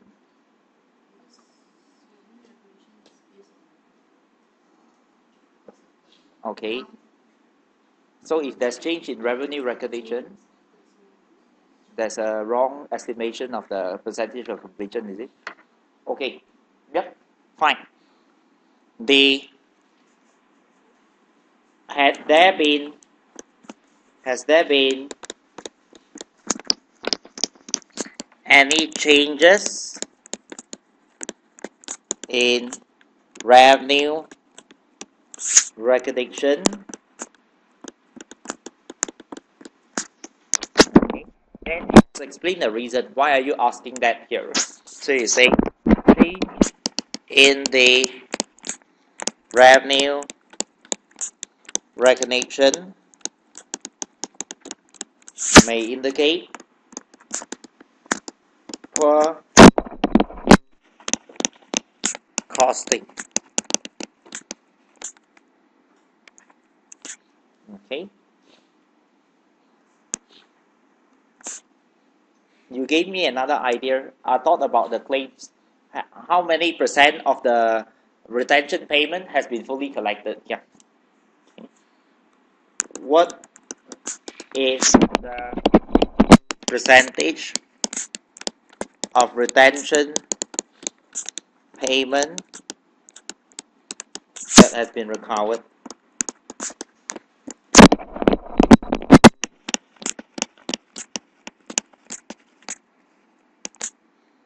Okay. What is the percentage? Now say full recovery means there are no issues regarding quality.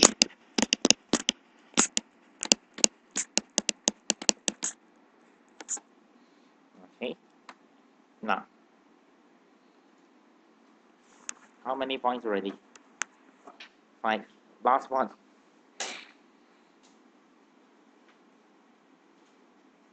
Okay, think of this. You guys know how to prepare a construction account, right? The account you open up, construction contract here, there's a debit, there's a credit sign. What are the items in the accounts? I'm sure we can think of some points based on that. I can think of depreciation. We have to charge depreciation to that particular contract itself here. Okay, so perhaps we can say something about the depreciation as well here. Perhaps you can mention about the useful life of the assets here. Okay, so I'd like to look at the useful life of the assets here. That can help me in the costing. All right, but what kind of question can I ask? Perhaps, what are the actual useful life of the assets used in construction?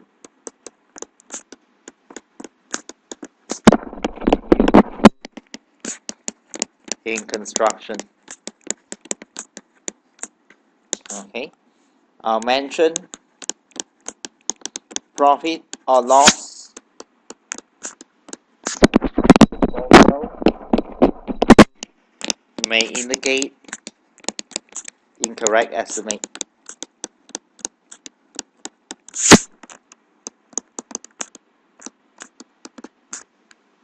Okay, That's it lah. Just to look at due diligence review. Huh? That's a question. I'm done.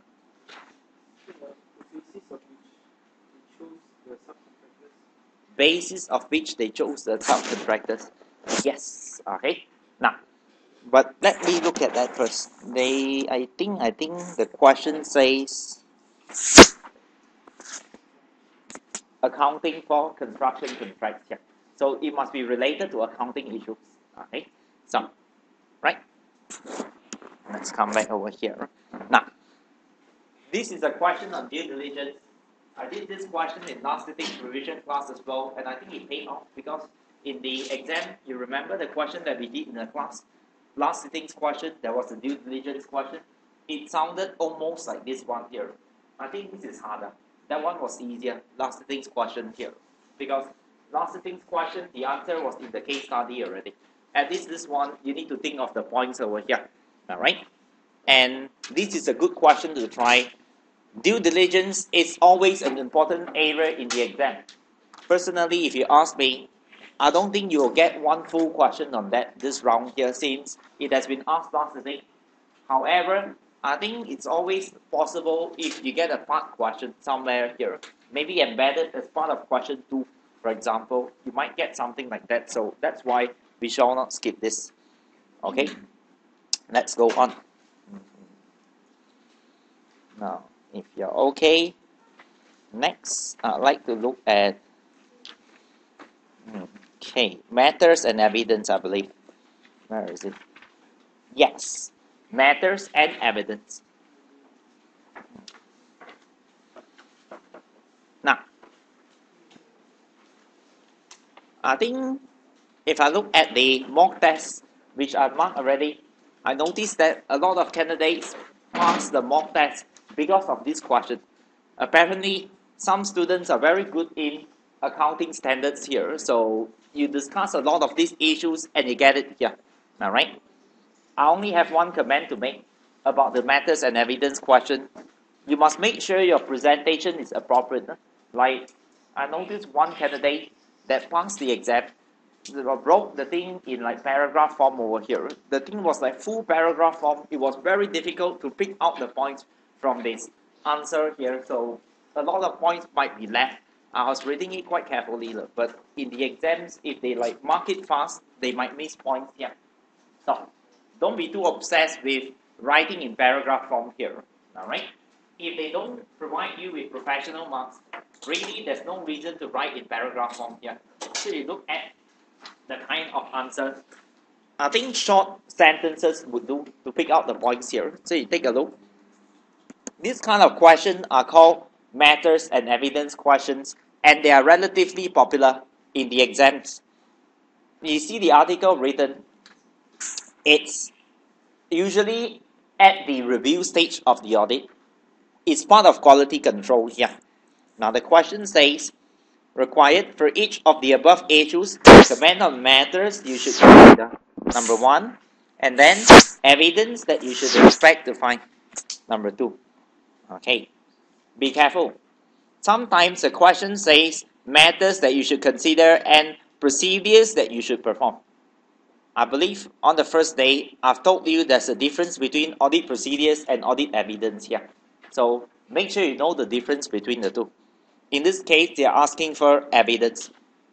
Now, there's also a particular technique to answering this kind of question here. The first step, you should always calculate materiality.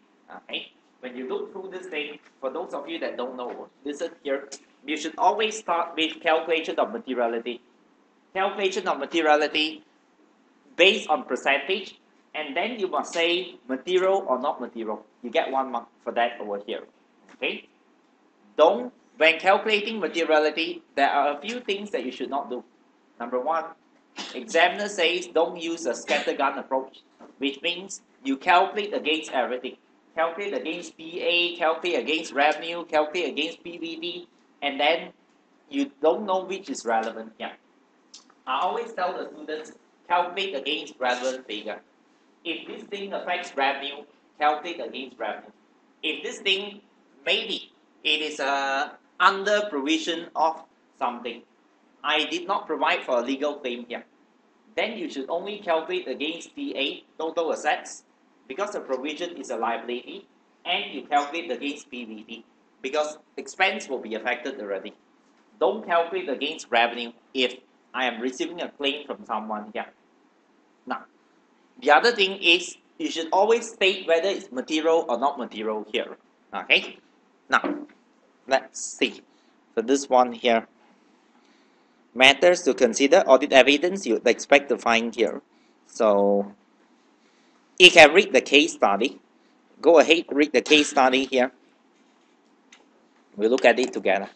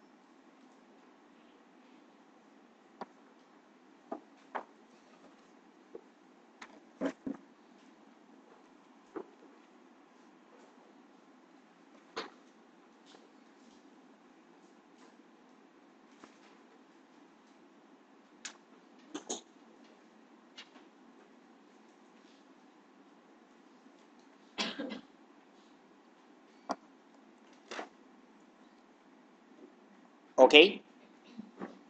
Would you like to look at it together? I picked this question because this question, they use more general accounting standards over here. And also, that part B is quite unique. Part B, they ask something quite general here. So, it's quite hard to pick up this question. Looks easy, but actually not very easy here. So, we look at it together. This kind of questions are matters to consider. In this kind of questions, be careful. Do not answer a question with a question. So, do not say, for example, is this deductible? You have to decide. As a candidate, you have to write, this is deductible. Alright, or whatever. Don't answer a question with a question.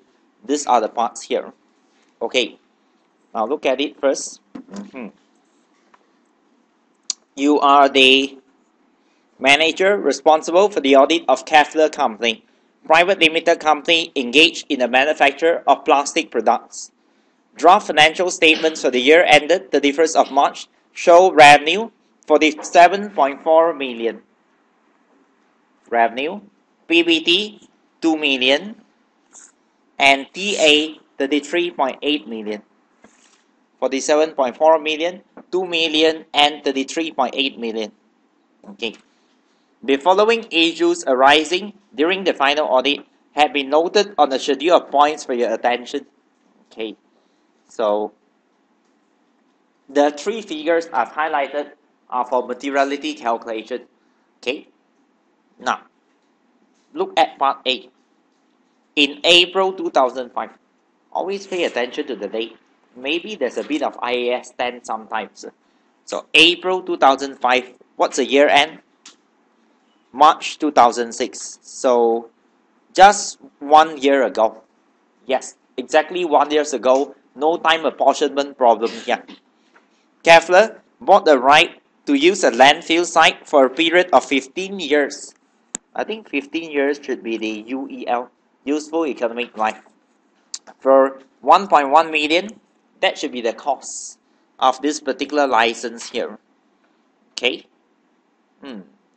Right to use. That sounds like an intangible asset here. Maybe IAS 38 should come in, since it's quite material, 1.1 million. Yeah. So I'm thinking of IAS 38. It's a right. Okay. Kepler expects that the amount of waste that it will need to dump will increase annually, and the site will be completely filled just after 10 years. Be careful. The right is actually for 1.15 years. Okay, but it will be completely filled after 10 years. So, firstly, to ask you, will you treat this as definite or indefinite useful life asset? Do a countering statement. Amortize or test for impairment annually? Only one correct answer. Amortize or test for impairment annually? Have to amortize. Okay? So you have to amortize for this one here. The question is amortize over how many years? 15 or 10? 15 years duration of the license. 10 years, then it's the useful life over here. Do you amortize over 15 or 10 years here? Don't tell me 15 and don't tell me 10 either. Both can be correct here. Seriously, both can be correct. You have to find out one thing. Maximum 15 years. If you amortize over 16 years, sure gone already. Because the thing, maximum 15 years here. My point is, sometimes after I finish using the site, can I just keep it there? And because the license is for so long, I can choose not to clean up the site over here. So there are a lot of implications here. Should I put in 10 or 15 years here? Okay. Now, but then please don't write exactly like what I'm saying right now. If you write, should be amortized over 15 or 10 years, gone. You have to decide.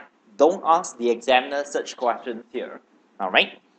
Then, Kepler has charged the following amounts to the income statement for the year to 31st of March 2006.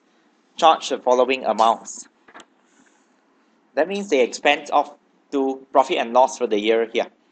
Number 1, 20,000 license amortization calculated on a sum of digits basis. Sum of digits basis to increase the charge over the useful life of the site here. Okay. Now, what did IAS 38 say? I think there is a very small part of IAS 38.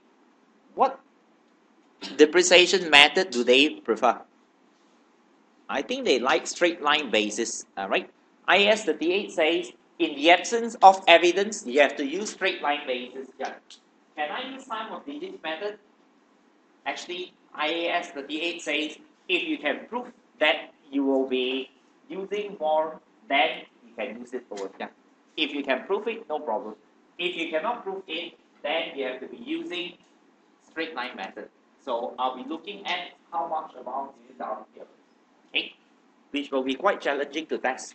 How to test how much rubbish will you throw away in the next 15 years here? Got method. Later I'll tell you. Okay, then next, 100,000 annual provision for restoring the land in 15 years time. 100,000 annual provision. Okay, for restoring the land in 15 years time. Firstly, do you know what's the meaning of annual provision? Annual provision means this year they provide a bit, next year provide a bit more, third year they provide a bit more. But so bit by bit they start providing a bit over the 15 years over here. Okay, can or cannot? Or should I provide in full? Two choices: annual provision or provide in full. Full. All right. What standard did say provide in full? IAS 6. 16 and 37. Okay, 16 and 37.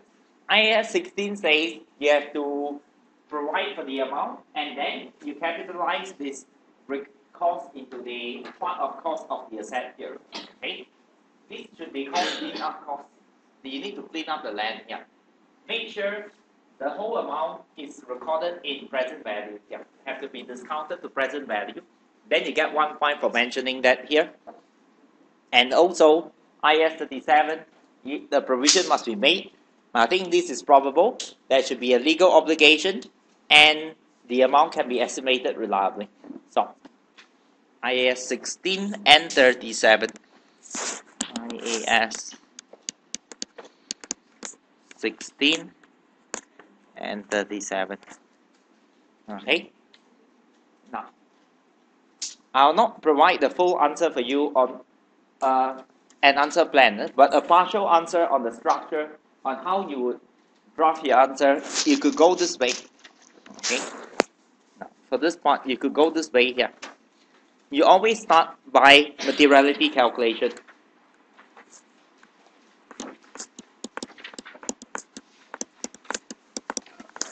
Okay. So, let's see if you know how to calculate the materiality. Which figure do you use? There are so many figures. I think there's a few things to calculate. Number one is a 1.1 million in total. Yeah. The 1.1 million, you should calculate against TA, since it's an asset here. Okay. This 1.1 million, which is the cost. You have to calculate against TA.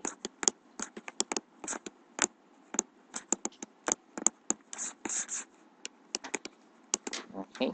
Do you calculate against revenue? Definitely not. Do you calculate against PBT? Profit before tax? I don't think so. Okay. So, but if you calculate against PBT, it's not really that wrong also because it affects amortization. The cost affects amortization here. Okay. Now, then, what else? I'll be mentioning about the right.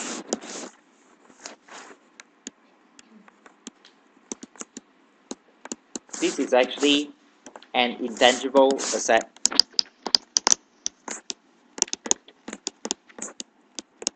Okay. Should account for as per IAS 38.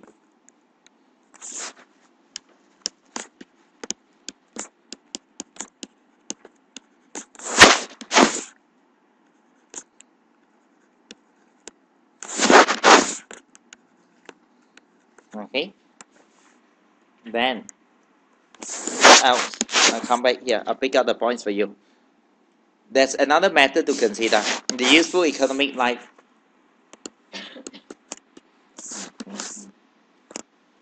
Ten or 15 years.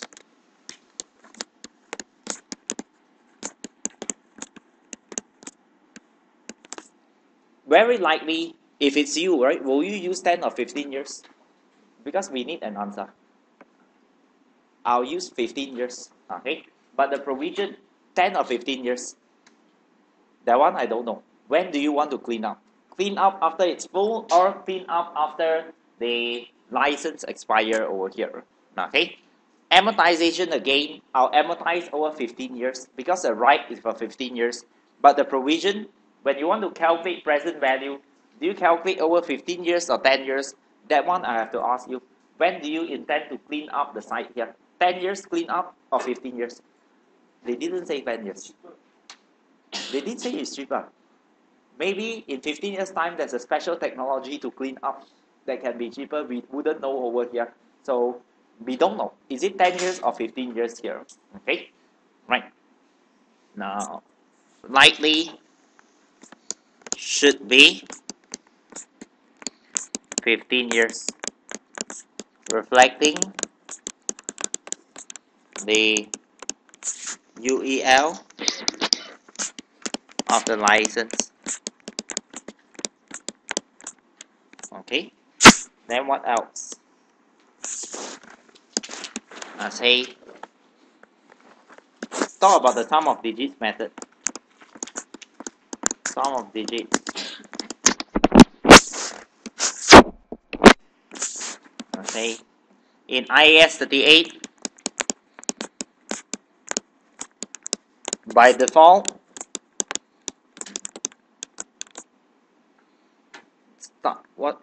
by default, straight line method. Straight line method should be used. Okay. By default, the straight line method should be used.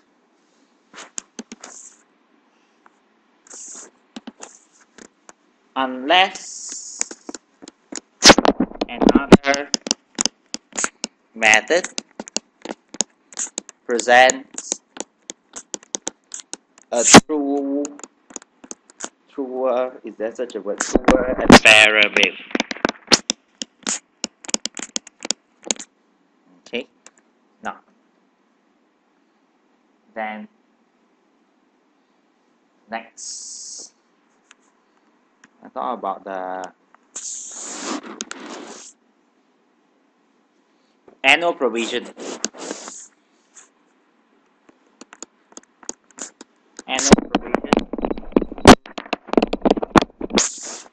This is actually contrary to IAS 16 and 37. Contrary to IAS 16 and 37. Okay. The amount should be provided for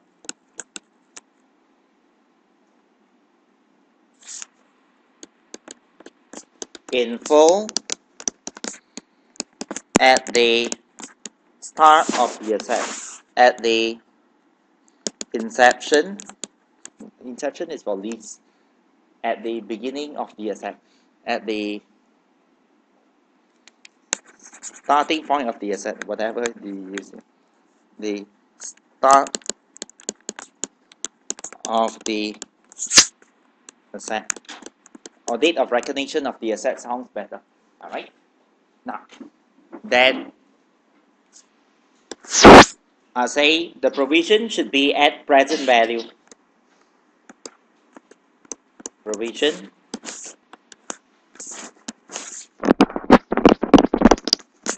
should be at present value.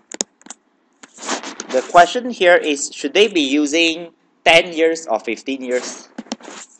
Okay. Should be 10 years. Should be 10 years if the provision, if the cleanup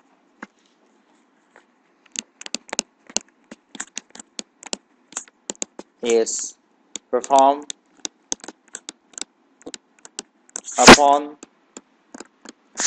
the landfill reaching its capacity. Reaching its capacity. Okay? Right. Enough. Then I look at the evidence.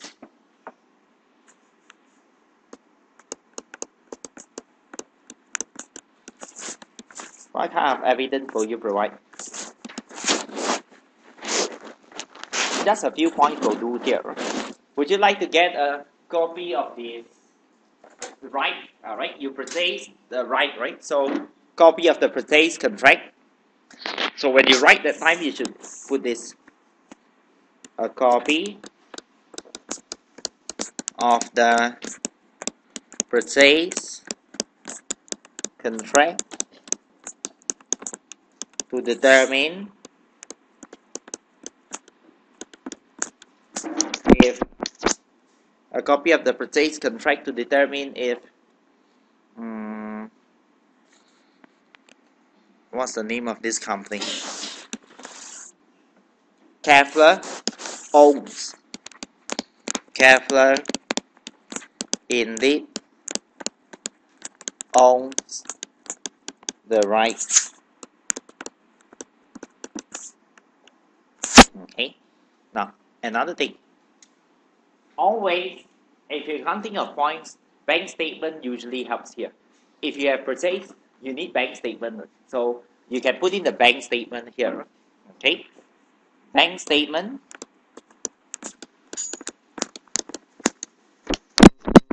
showing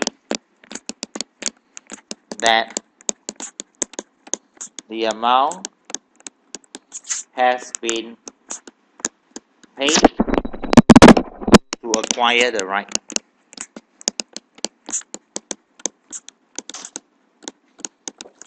What other points are there? Or the evidence, very simple. Okay, let's do something interesting. They want to check whether should I use straight line method or should I use sum of digits method. And the only way to find out which method is better, you have to look at the usage pattern of that here. Okay? How do I check the usage pattern? How do I know how much rubbish I'll throw? Sorry? The amount of contracts. Amount of contracts. What contracts? More rubbish. What am I selling? Manufacture of plastic products here. Okay, so I'm engaged in the manufacture of plastic products here. Now, I will have to look at PFI already. Just review the dump budget of the company. Seriously, what other words can you call it here? Just call it a dumping budget or dump budget to look at how much rubbish you will throw in the year here. So dump budget can show me roughly how much rubbish will I throw away here. Alright, so I'll put that in. Okay, I say the dumping budgets. Sounds weird. Never mind. Dumping budgets to ascertain that usage will indeed be gradually increasing. I think I've told you one thing before here. When you write audit evidence, always tell me what's the reason that you want this thing over here. Otherwise, it's not so appropriate already. When you want something, tell me why do you want it here. Okay, I think that should be enough for part A. Yep, should be enough here. Okay, now, we can go for a break now. Later, we'll continue with the other parts here.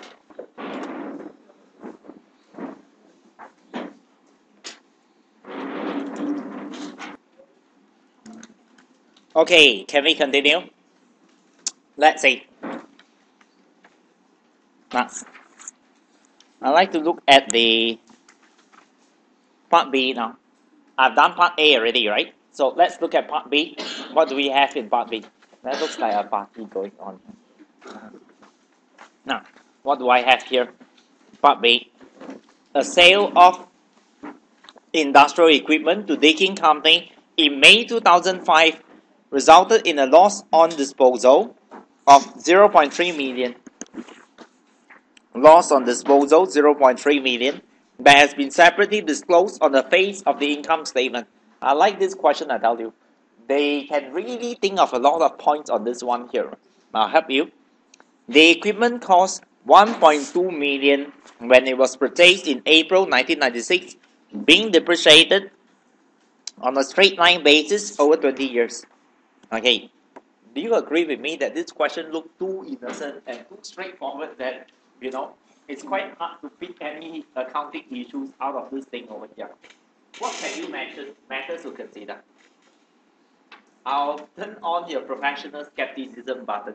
So think of something that could go wrong with the company. What can you think? Can I give you the points? Give up? Okay, now, it's a 6-mark question. And firstly, looking at that 6-mark here, loss of disposal of 0.3 million, they actually kept focusing on the 0.3 million loss here.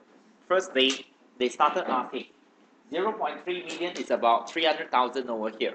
So it's quite material. Why do we make a loss? What are the reasons of making a loss?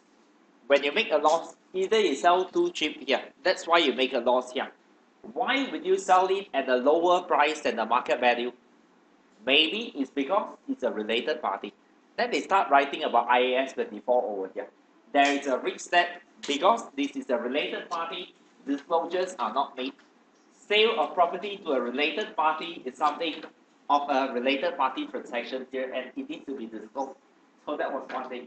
I know I didn't think of that as well. You don't need to have that look at your page over here. That was difficult. I told you this one. They thought of one point and they started explaining on it. Yeah. And you like the next point. You know what did they say? Apart from that related party thing, you should also consider why would I make a loss on disposal? Maybe the asset was impaired in value and I didn't find out. That's why I made a loss on disposal. But it didn't stop here. If there is a impairment that has been undiscovered, I need to make prior period adjustment. Then they bring in IAS. Okay? I might need to make prior period adjustment here. This is really super speculative. I tell you. They put in a lot of all these possibilities here. So IAS 8 came in again. Maybe I'll need to make prior period adjustment because there might be impairment occurring in the prior period that has not been discovered here. So that was another point. And I suppose another 1 mark for materiality calculation, you'll get all 3 marks here. If you want to complain that this question is not fair, first let me tell you that it's a past year question. Okay? Now, and don't be afraid, you're not alone. I think it's difficult too. Alright? Sometimes I'm still amazed by this question despite having tried it for so many times here. Very creative examiner, the way that they embed the point inside that question. Yep. But let's talk about audit evidence here. What kind of audit evidence will I require? Like a management representation letter. You know why? Related party you cannot audit them. You have to rely on management representation. You have to rely on inquiries here. So I'd like to have a management representation letter to confirm that this party is or is not a related party here. I have a management representation letter for that. And then, apart from that, what else do I need? Perhaps I also need a management representation letter. Mention about the cost, the disposal, purchase. I'll probably have to test the asset for impairment here. Think of some ideas. How do I test the asset for impairment here? And this is a prior period testing here. Never mind. Let us just produce the answer and think of the points as we go here. Okay. So this is part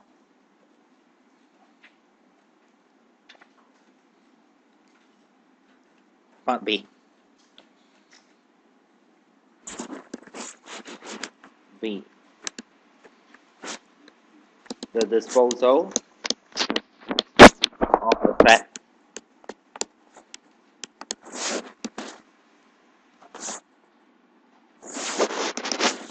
Okay. Disposal of asset.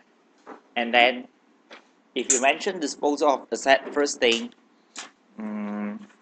the method to consider, the loss on disposal, how many million? 0.3 million. Loss on disposal, 0.3 million. Okay. Is this disposed at below market value to a related party? Okay. Now, if yes, right, then IAS 24 requires specific disclosures.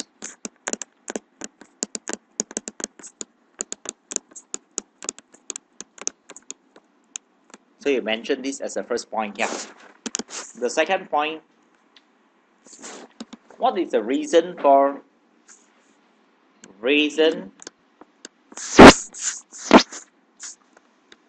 long? Maybe it's due to under depreciation, under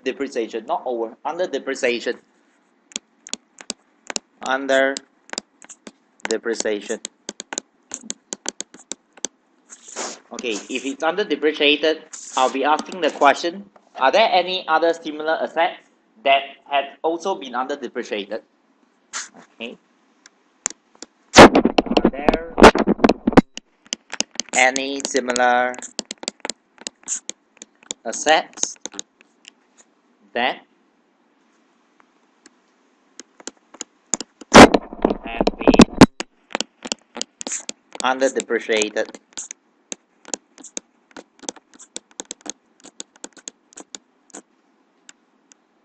That's the second one. Okay. Apart from that, what else?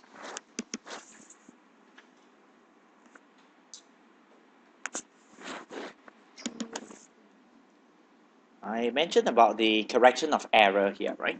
Now, if the asset might be impaired in previous year, the asset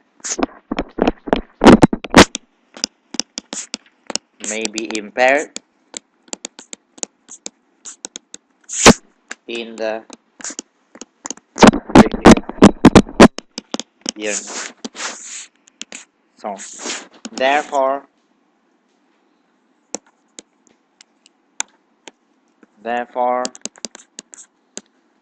prior period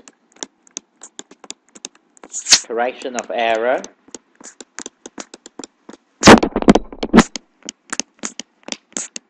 may need to be produced, may need to be recorded in accordance with IAS 8.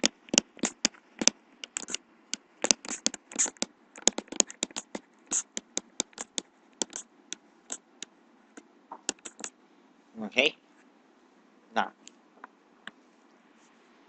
find that's the next thing. Then evidence enough. 1, 2, 3. I haven't even calculated the materiality. Materiality will give you another 1 mark here. In this case, you will calculate against PBT for the profit or loss on disposal. Alright. So, another issue to consider. Where should you present profit or loss on disposal? On the financial statements. This is something so basic that a lot of people don't know. Because maybe they don't study that under P2. Is it in P2 syllabus? Profit or loss on disposal, where to disclose this thing over here. It doesn't go under operating income, right? Alright. This thing can go under OCI over here, right? Other comprehensive income. Then you can put in this disposal profit here. Okay. There is a risk that they group it under operating income, perhaps as one of the items. That's a matter to consider. Okay. The matter to consider will be classification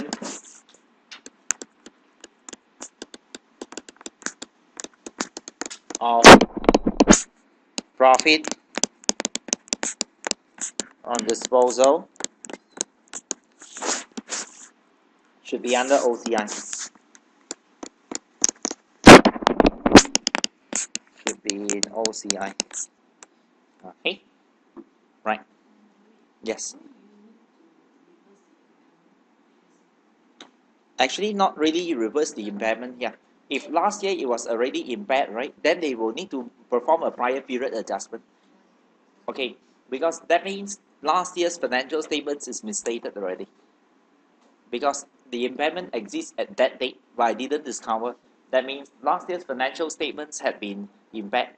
Last year's asset has already been impaired, not discovered, so assets will be misstated last year. So I will need to perform a correction of error. That's what I'm trying to figure out right now, but that's the correct issue to consider here. Impairment of the asset. I suppose you look at the value right now here. How much have I sold it for? So I'll ascertain the fair value at this particular date today, and I'll find out where did the impairment actually occur. If it's actually occurred last year, then I'll just assume that last year this should be the carrying value as well. Okay, so I'll work from now and roll backwards to last year's date over here. Okay, now because this is a machinery, I'll look at the maintenance logs, for example. In real life, I'll tell you how to audit. In the exam, it's quite difficult because there's too many things to write already. I'll have to look at the maintenance log. For example, if you tell me machine is impaired, I'll look at the maintenance record here. Are there any issues with the machine or not?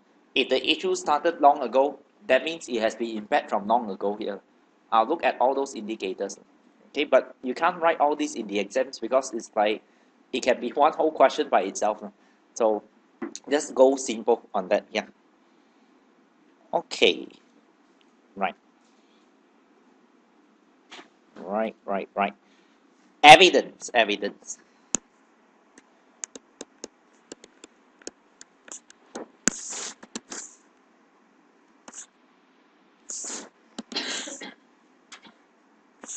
Okay. Now, what's the evidence? Firstly, you look at the management representation. Okay, I'll need to have management representation.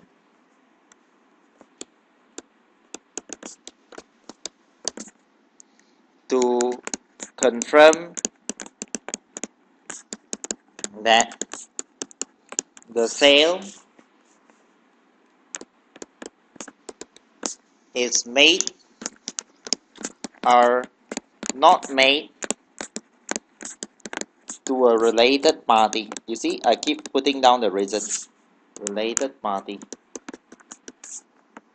Okay. Now, what else? Whenever you don't have enough points, you can think of bank statement. When you sell, you sure have sale proceeds here. So the bank statement showing that the sale proceeds have been received. Or cash book. Bank statement or cash book here. Bank statement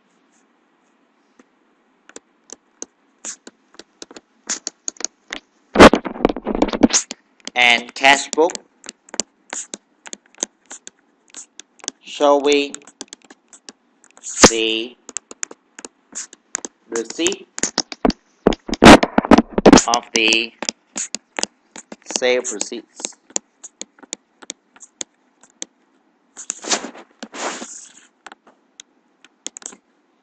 Okay, and then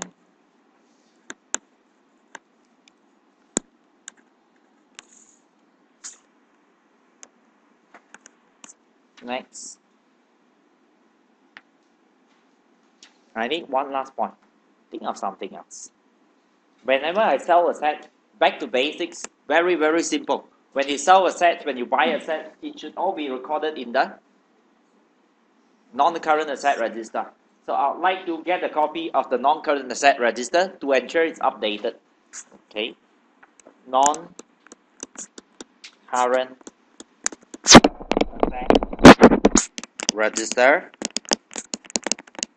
Okay, showing that the asset has been disposed. I am done.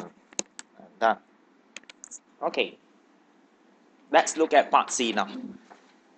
Do you think part B is difficult? Yes, very, right? Part A is easy. Part B is very difficult. It looks easy. That's a scary part here. It looks easy, but it's quite difficult. And now we look at part C. Okay, what do I have in part C? In April 2006, Kefla was banned by the local government from emptying waste water into a river because the water did not meet minimum standards of cleanliness. Kefla has made a provision of 0.9 million for the technological upgrading of its water purifying process and included 45,000 for the penalties imposed in other provisions. Okay, there are two figures, 0.9 million technological upgrading and 45,000 for the penalties imposed. I think every one of you will tell me IAS 37. Okay, very clear that this is IAS 37. Okay, so this is IAS 37. Yeah, that's the standard. And what can be mentioned here relating to the standard? Firstly, this 0.9 million technological upgrading, they created a provision for this amount here. Now, can this be provided for? The three conditions comes in again. Firstly, do you think it's probable that they will spend this amount? Yes, I think so. They got fined already, probable. Second condition, is there an obligation to upgrade? Is there an obligation? No, there's no obligation here. So, I think they cannot provide for the amount here. They fail the obligation test. Very likely, there is no legal obligation. Perhaps they have proved a constructive obligation to upgrade this thing here. So, I have to look at company policy. Amount can be estimated reliably. I'm not too worried about that because it's quite rare that the amount cannot be estimated. So that's one thing. Next, when they mention 45,000 included in other penalties here, I think if you get a penalty, do you make a provision for it? If you get a penalty from the government, what will you do? Appeal. Oh, okay. Right. Now, right. Pending the appeal, what will you do? Pending the appeal, you have to not provide for the amount here, but you have to record a liability, all right, accrual for this amount here. I don't know whether this is appealable or not, but I'll have to record a liability here already as an accrual, fines payable to the government here. Okay, either that or pay off the money straight away here. You cannot be putting in a provision of this amount, right? So that's one thing. I got the 2 points. For 5 marks, I think this is easy. Definitely. Questions will usually be like that. They have easy parts and difficult parts. Like this part is like more difficult, more easy here. Part B is difficult, so they try to balance it out here. Part A is okay. On average, you score half the marks from here, you are fine already. Okay? Now, I'll come back to this one. Some points. Part C.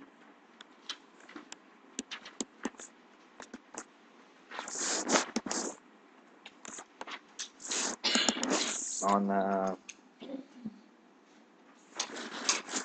this water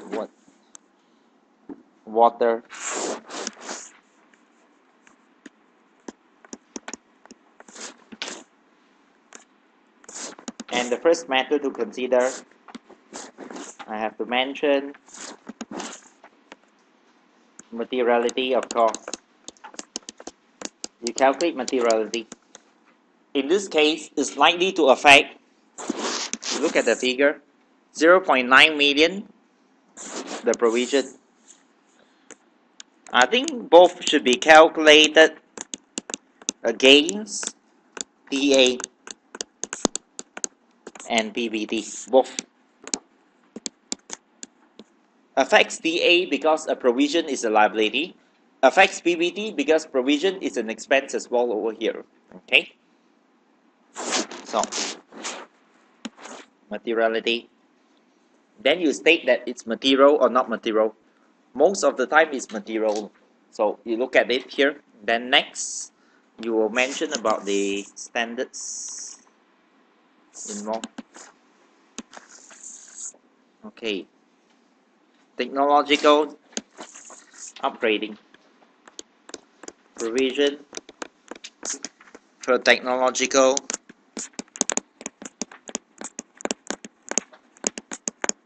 upgrade.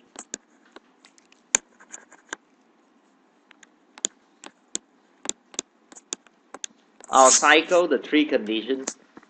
Probable. Do you think so? I think so. Now, obligation.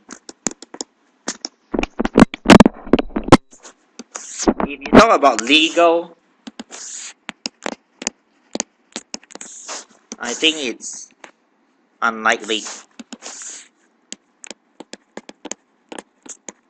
Okay.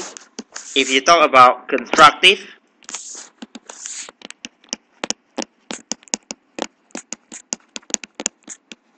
I think maybe.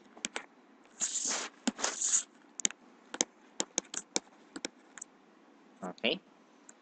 Now, then look at the penalty. Penalty imposed. I believe a provision should not be made. Provision should not be made.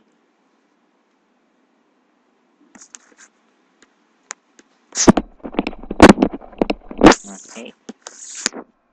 What you should do will be provision should not be made.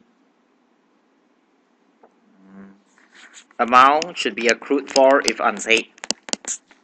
Amount should be accrued for if it is unpaid. Sorry? The is after close. April 2006. Oh, okay. Then they have to disclose. It's a IAS tag comes in already. That's why I say always pay attention to the date. But somehow this time I was too excited on IAS 37. I missed that point over here. Okay. Yep. In April 2006, so IAS 10 comes in here. Moral of the story, don't get too excited when you see the main point here. There are some sub points in this case, so let me confirm. We must have professional skepticism. Yes, March, April. So IAS 10 should come in.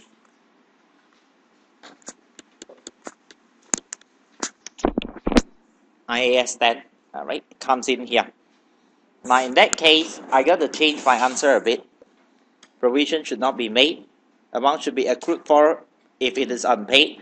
Then I'll add on a bit. As the event occurred after the reporting period,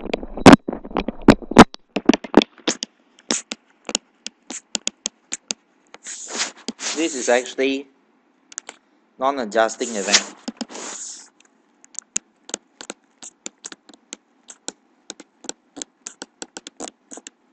They have to disclose. Easy, just disclose.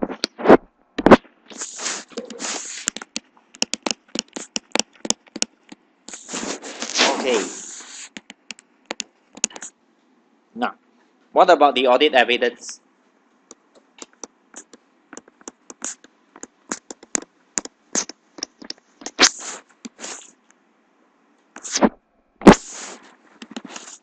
The audit evidence firstly, I talk about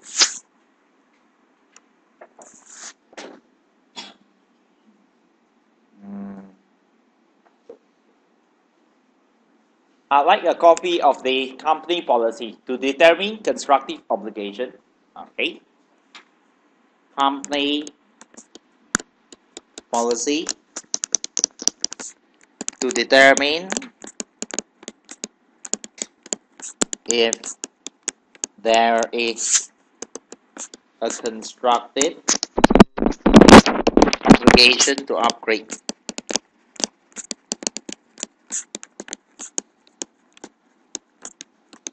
But it will be quite weird if there's really a constructive obligation. Imagine in my company policy, I state that I'll always use the most advanced water technologies available here. Would be quite weird. Perhaps if I'm a hotel, it should be fine here. I actually saw that before in a hotel, but plastic manufacturing may be a bit weird to go on that line here. But fine, don't worry. Now, what other evidence? I got one. I think I need about two more. Correspondence with the government. Yeah, a copy of the penalty imposed by the government. Copy of the correspondence with the government indicating the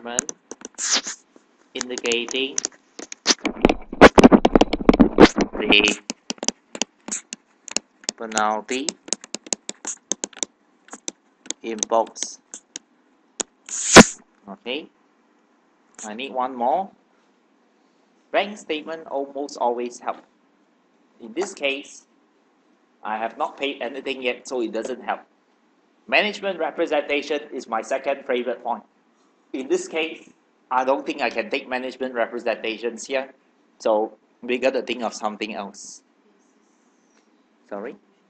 Basis for the provision. You mean you want a management representation? How did they get the amount? Okay. For which one? The 0.9 million, right? Okay. You get a quotation, perhaps a quotation to show that the technological upgrading will cost 0.9 million. Yeah. So, okay. You get some quotations from client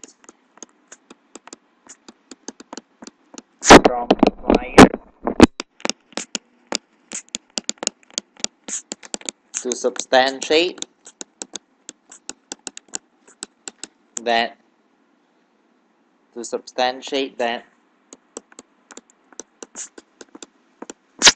the provision, the technological upgrade will cost 0.9 million. I think it's enough. Okay. Let's move on to another question. Do you have any questions? To summarize again, the technique is simple. When you get this kind of question, firstly, materiality calculation, then next you apply the accounting standard here. If you need to, you can also mention the impact on the audit report here. Not all the time, but in certain questions, when it is very clear that they have made a mistake. For example, part C of this question is very clear you cannot make a provision for the amount here. Then you can say, if you ask them to change, they don't want to change, qualify audit report. You can mention about the effect of the audit report. Yeah. But I believe I've shown you nowadays the questions are easier. It's like they provide you just one point, but it's like you need to discuss a lot on the points here. Nowadays, it looks like they focus more on explanation rather than the content. This was like more on discussion. They look at various different possibilities here. Okay, let's look at another question very quickly. Look at the next one here. You see? The examiner says this. Mere lists of questions are positively discouraged. Do not answer a question with a question. Is amortization on a straight line basis reasonable or permitted by IAS 38? Don't ask questions like that. Answer them. Okay, and the rest as well. Was the equipment impaired? Should it be revalued? Don't ask questions. Again, answer them here. Okay, we look at the Le Monde company. Okay, let's see. Le Monde company, June 2007, and again it's the same thing, matters and evidence. You should expect to find here. Okay, now go ahead, take a few minutes, look through the case study. We'll try this here.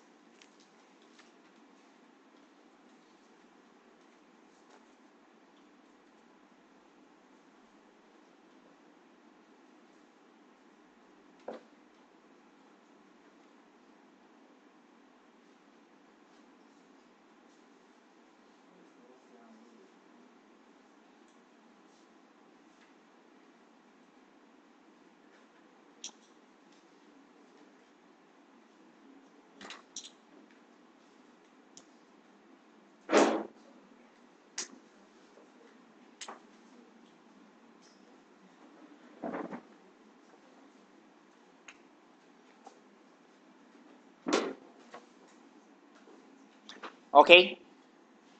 Now, let's see.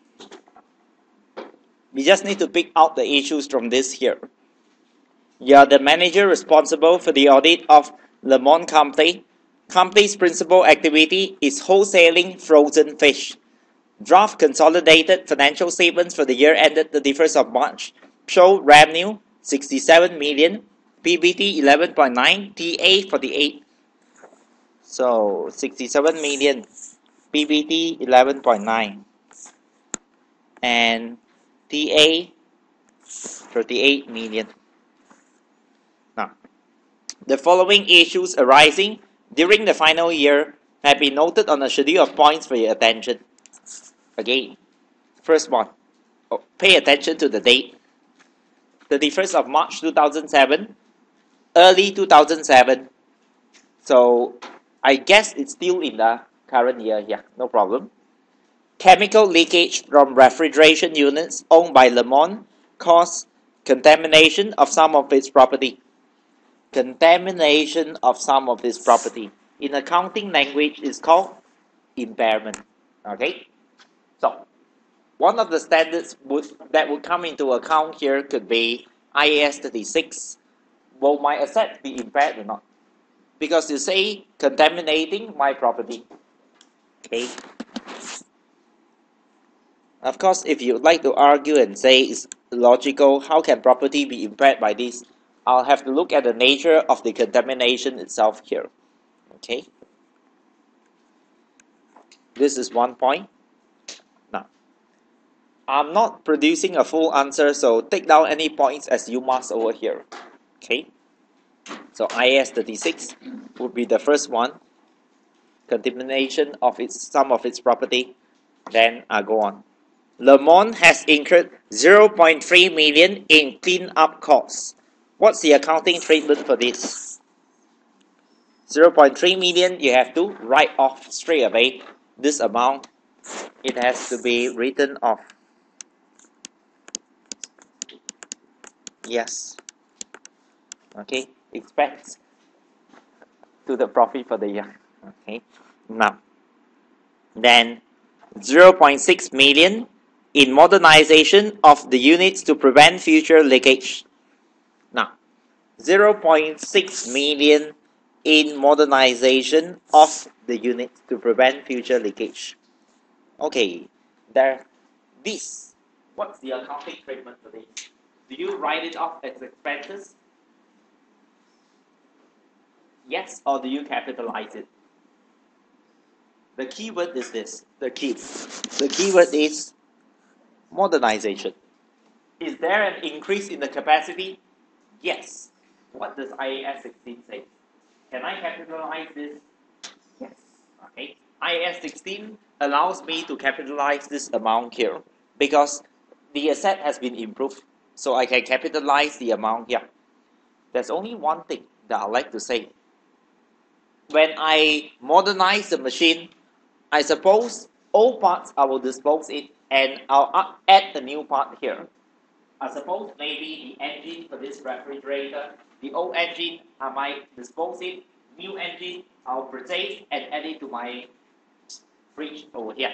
So, the new engine, I'll capitalize. The new engine, the old engine, I'll have to treat as a disposal. Remember last week, we tried the question on this drilling company, oil company, Shire Oil Company, and the machine, the drilling parts, they say when it's replaced, you have to treat it as a disposal as well. Yeah, all right. So it's the same accounting treatment.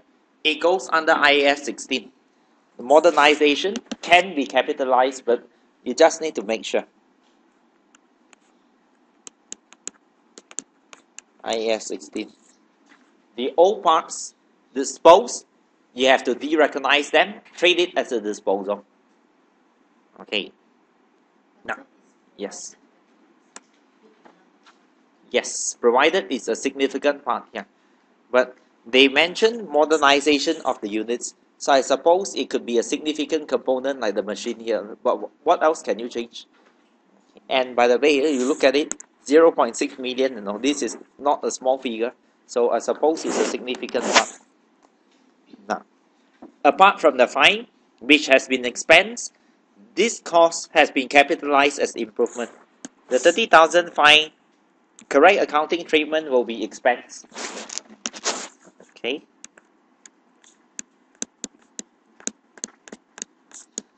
To income statement. That's it. Okay. So to get the marks, there are 7 marks here. Let's count the marks mentally. First mark, materiality calculation. Alright. Calculate materiality. Tell me it's material or not material. You get 1 mark here. I have identified the first issue, which is on the cleanup cost. That should give me 1 mark. Another mark for the impairment. Another mark for this modernization of units here. Alright, that should be 4 marks already. Then let's look at audit evidence here. What kind of audit evidence would you need? I believe I need a copy of this notice from the regulatory authority to confirm the amount of the 30,000 fine. So I need a copy of the notice from the regulatory authority. That's one thing. Okay. What else do you need apart from that? They incurred modernization. How can you prove that they really modernized the unit? I want some invoice from the suppliers. Perhaps, what if it's actually done internally? Because I can outsource the modernization to someone else. If you outsource, then there will be an invoice. If it's done internally, what can you look at? Internal. Right? Maybe I'm an engineer and I upgraded the unit myself. Yeah. So what kind of document would you be looking at? Perhaps some job sheets. Alright. Some job sheets relating to the modernization. So the job costing records can show me this, that I've actually upgraded that. Yeah. But whatever it is, I'm sure I will have related invoice. Because the parts I need to purchase from someone else. Maybe installation, I'll perform it myself, but the parts I have to buy from someone else. There should be some form of invoice here. Okay, 2 audit evidence. Let's get another one for the examiner. Bank statement. Yes, bank statement showing that the fine has been paid. You see the usefulness of bank statement now? Nearly every part you can write bank statement. Then you think of management representation also. Okay. Usually bank statement come together with cash book. You should say bank statement or cash book agreed to the bank statement showing that the amount has been paid. That's even better. Cash book agreed to the bank statement here. Because when you get the transaction, it should be from the cash book. But you want to vouch it back to the bank statement to confirm that they have really paid the amount here. Okay. Now that's 7 marks. Okay, let's look at part B. Part B is very interesting. I see a trend here with part B being difficult. Let's look at part B. While the refrigeration units were undergoing modernization, Le Monde outsourced all its cold storage requirements to hot warehousing services at 31st of March 2007. Is that the year end? I think so. 31st of March 2007. It was not possible to physically inspect Le Monde's inventory held by Hawk due to health and safety requirements preventing unauthorized access. Health and safety requirements preventing unauthorized access to cold storage areas. Le Monde's management has provided written representation. They provided written representation. The inventory held at 31st of March was 10.1 million. I think it should be material. The amount had been agreed to a costing of Hawk's monthly return of quantities held at 31st of March 2007. I need about 4 points here. Can you tell me something? About 4 points I need here. Clearly, this is an inability to obtain sufficient appropriate audit evidence, or you can call it a limitation in scope here. Alright? I am not able to get audit evidence. This is a limitation of scope. The issue that they actually inform me, health and safety requirements preventing unauthorized access. Do you buy that excuse? as an auditor, they don't allow you to go and check the fish, the area where they store the fish, because they are afraid that they contaminate that. Yeah, you buy that excuse. They are outsourcing to a third party here. Okay, now I think if I store money in the bank, the auditor says, "Can I receive the bank vault here?" I don't think it's possible. So I suppose this is quite a good excuse here. You see, looking at it here, I suppose it's quite a good excuse. But I smell something fishy. I don't think since they have fish here. Now, why? Because if you look at it, how come I am called unauthorized predator, but the management themselves know? They provided me with a written representation saying that it's 10.1 million. Now, I think ISA 580 says that in order to accept your representation, I must be sure that you know. Then only I can accept your representation. Yeah. If I am not allowed access, I don't think you are allowed access as well. Yeah.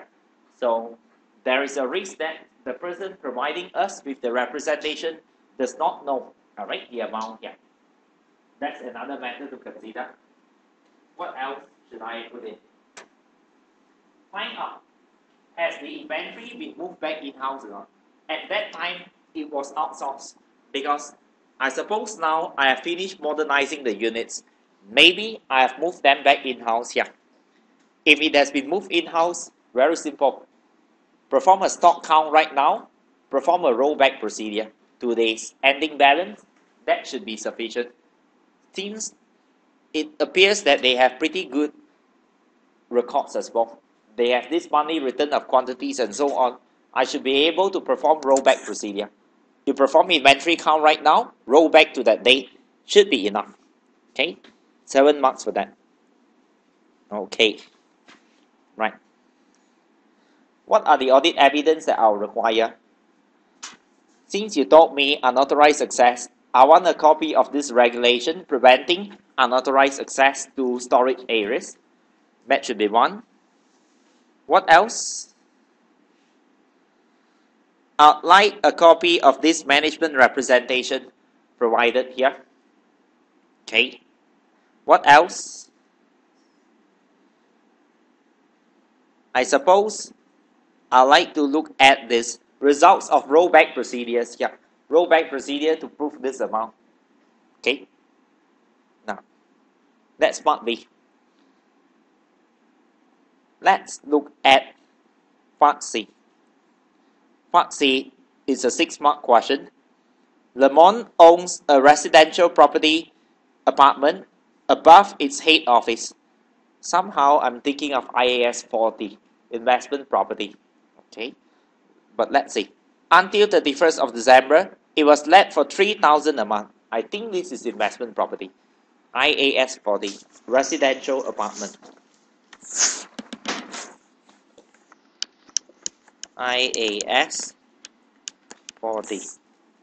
It was let for 3,000 a month. 3,000 should be the fair value of the income. Since 1st of January 2007, it has been occupied rent-free by the senior sales executive. Senior sales executive. I think you see something. IAS 24. Related party transaction. This is a related party. Okay. 24 here. And then, should it be reclassified to IAS 16? I think so. Now you're using it in the course of conducting business already. Alright? So, maybe the property should be reclassified as IAS 16. Yeah. Is there a difference or not? IAS 16 and 40? Yes. Changes in the property value. One is charged to this current year profit and loss. Alright? The other one changes, you will trade it as impairment perhaps here. So, yes. There is an effect here. Okay? I'll mention IAS 40. I'll mention IAS 24. You need to disclose this as well. What else? I think that's it. Okay. Audit evidence. Firstly, how to prove this 3,000 income a month? Prior year working papers can help. Since I think I might have some prior year working papers, but this is something that's quite recent. I might be able to get prior year invoice, alright, pertaining to the rental amount. That should help me. Invoice pertaining to the rental from the prior year records. Then, perhaps another thing. I'd like to look at the service contract of this senior sales executive. Is this part of the remuneration package or not? Alright. Service contract of that. Then, they say Lemon owns a residential property. I suppose I'll be able to look at the title. The title should show me that you actually own that property here. That should be it. Right? Enough evidence here. Just make sure when you get the evidence, think of how you can use it here. Okay? Okay, what did the examiner mention? There's a lot of points here. The examiner mentioned quite a couple of things. You can look at it yourself here. To summarize with you, let me come back to this one. I have done Prescott,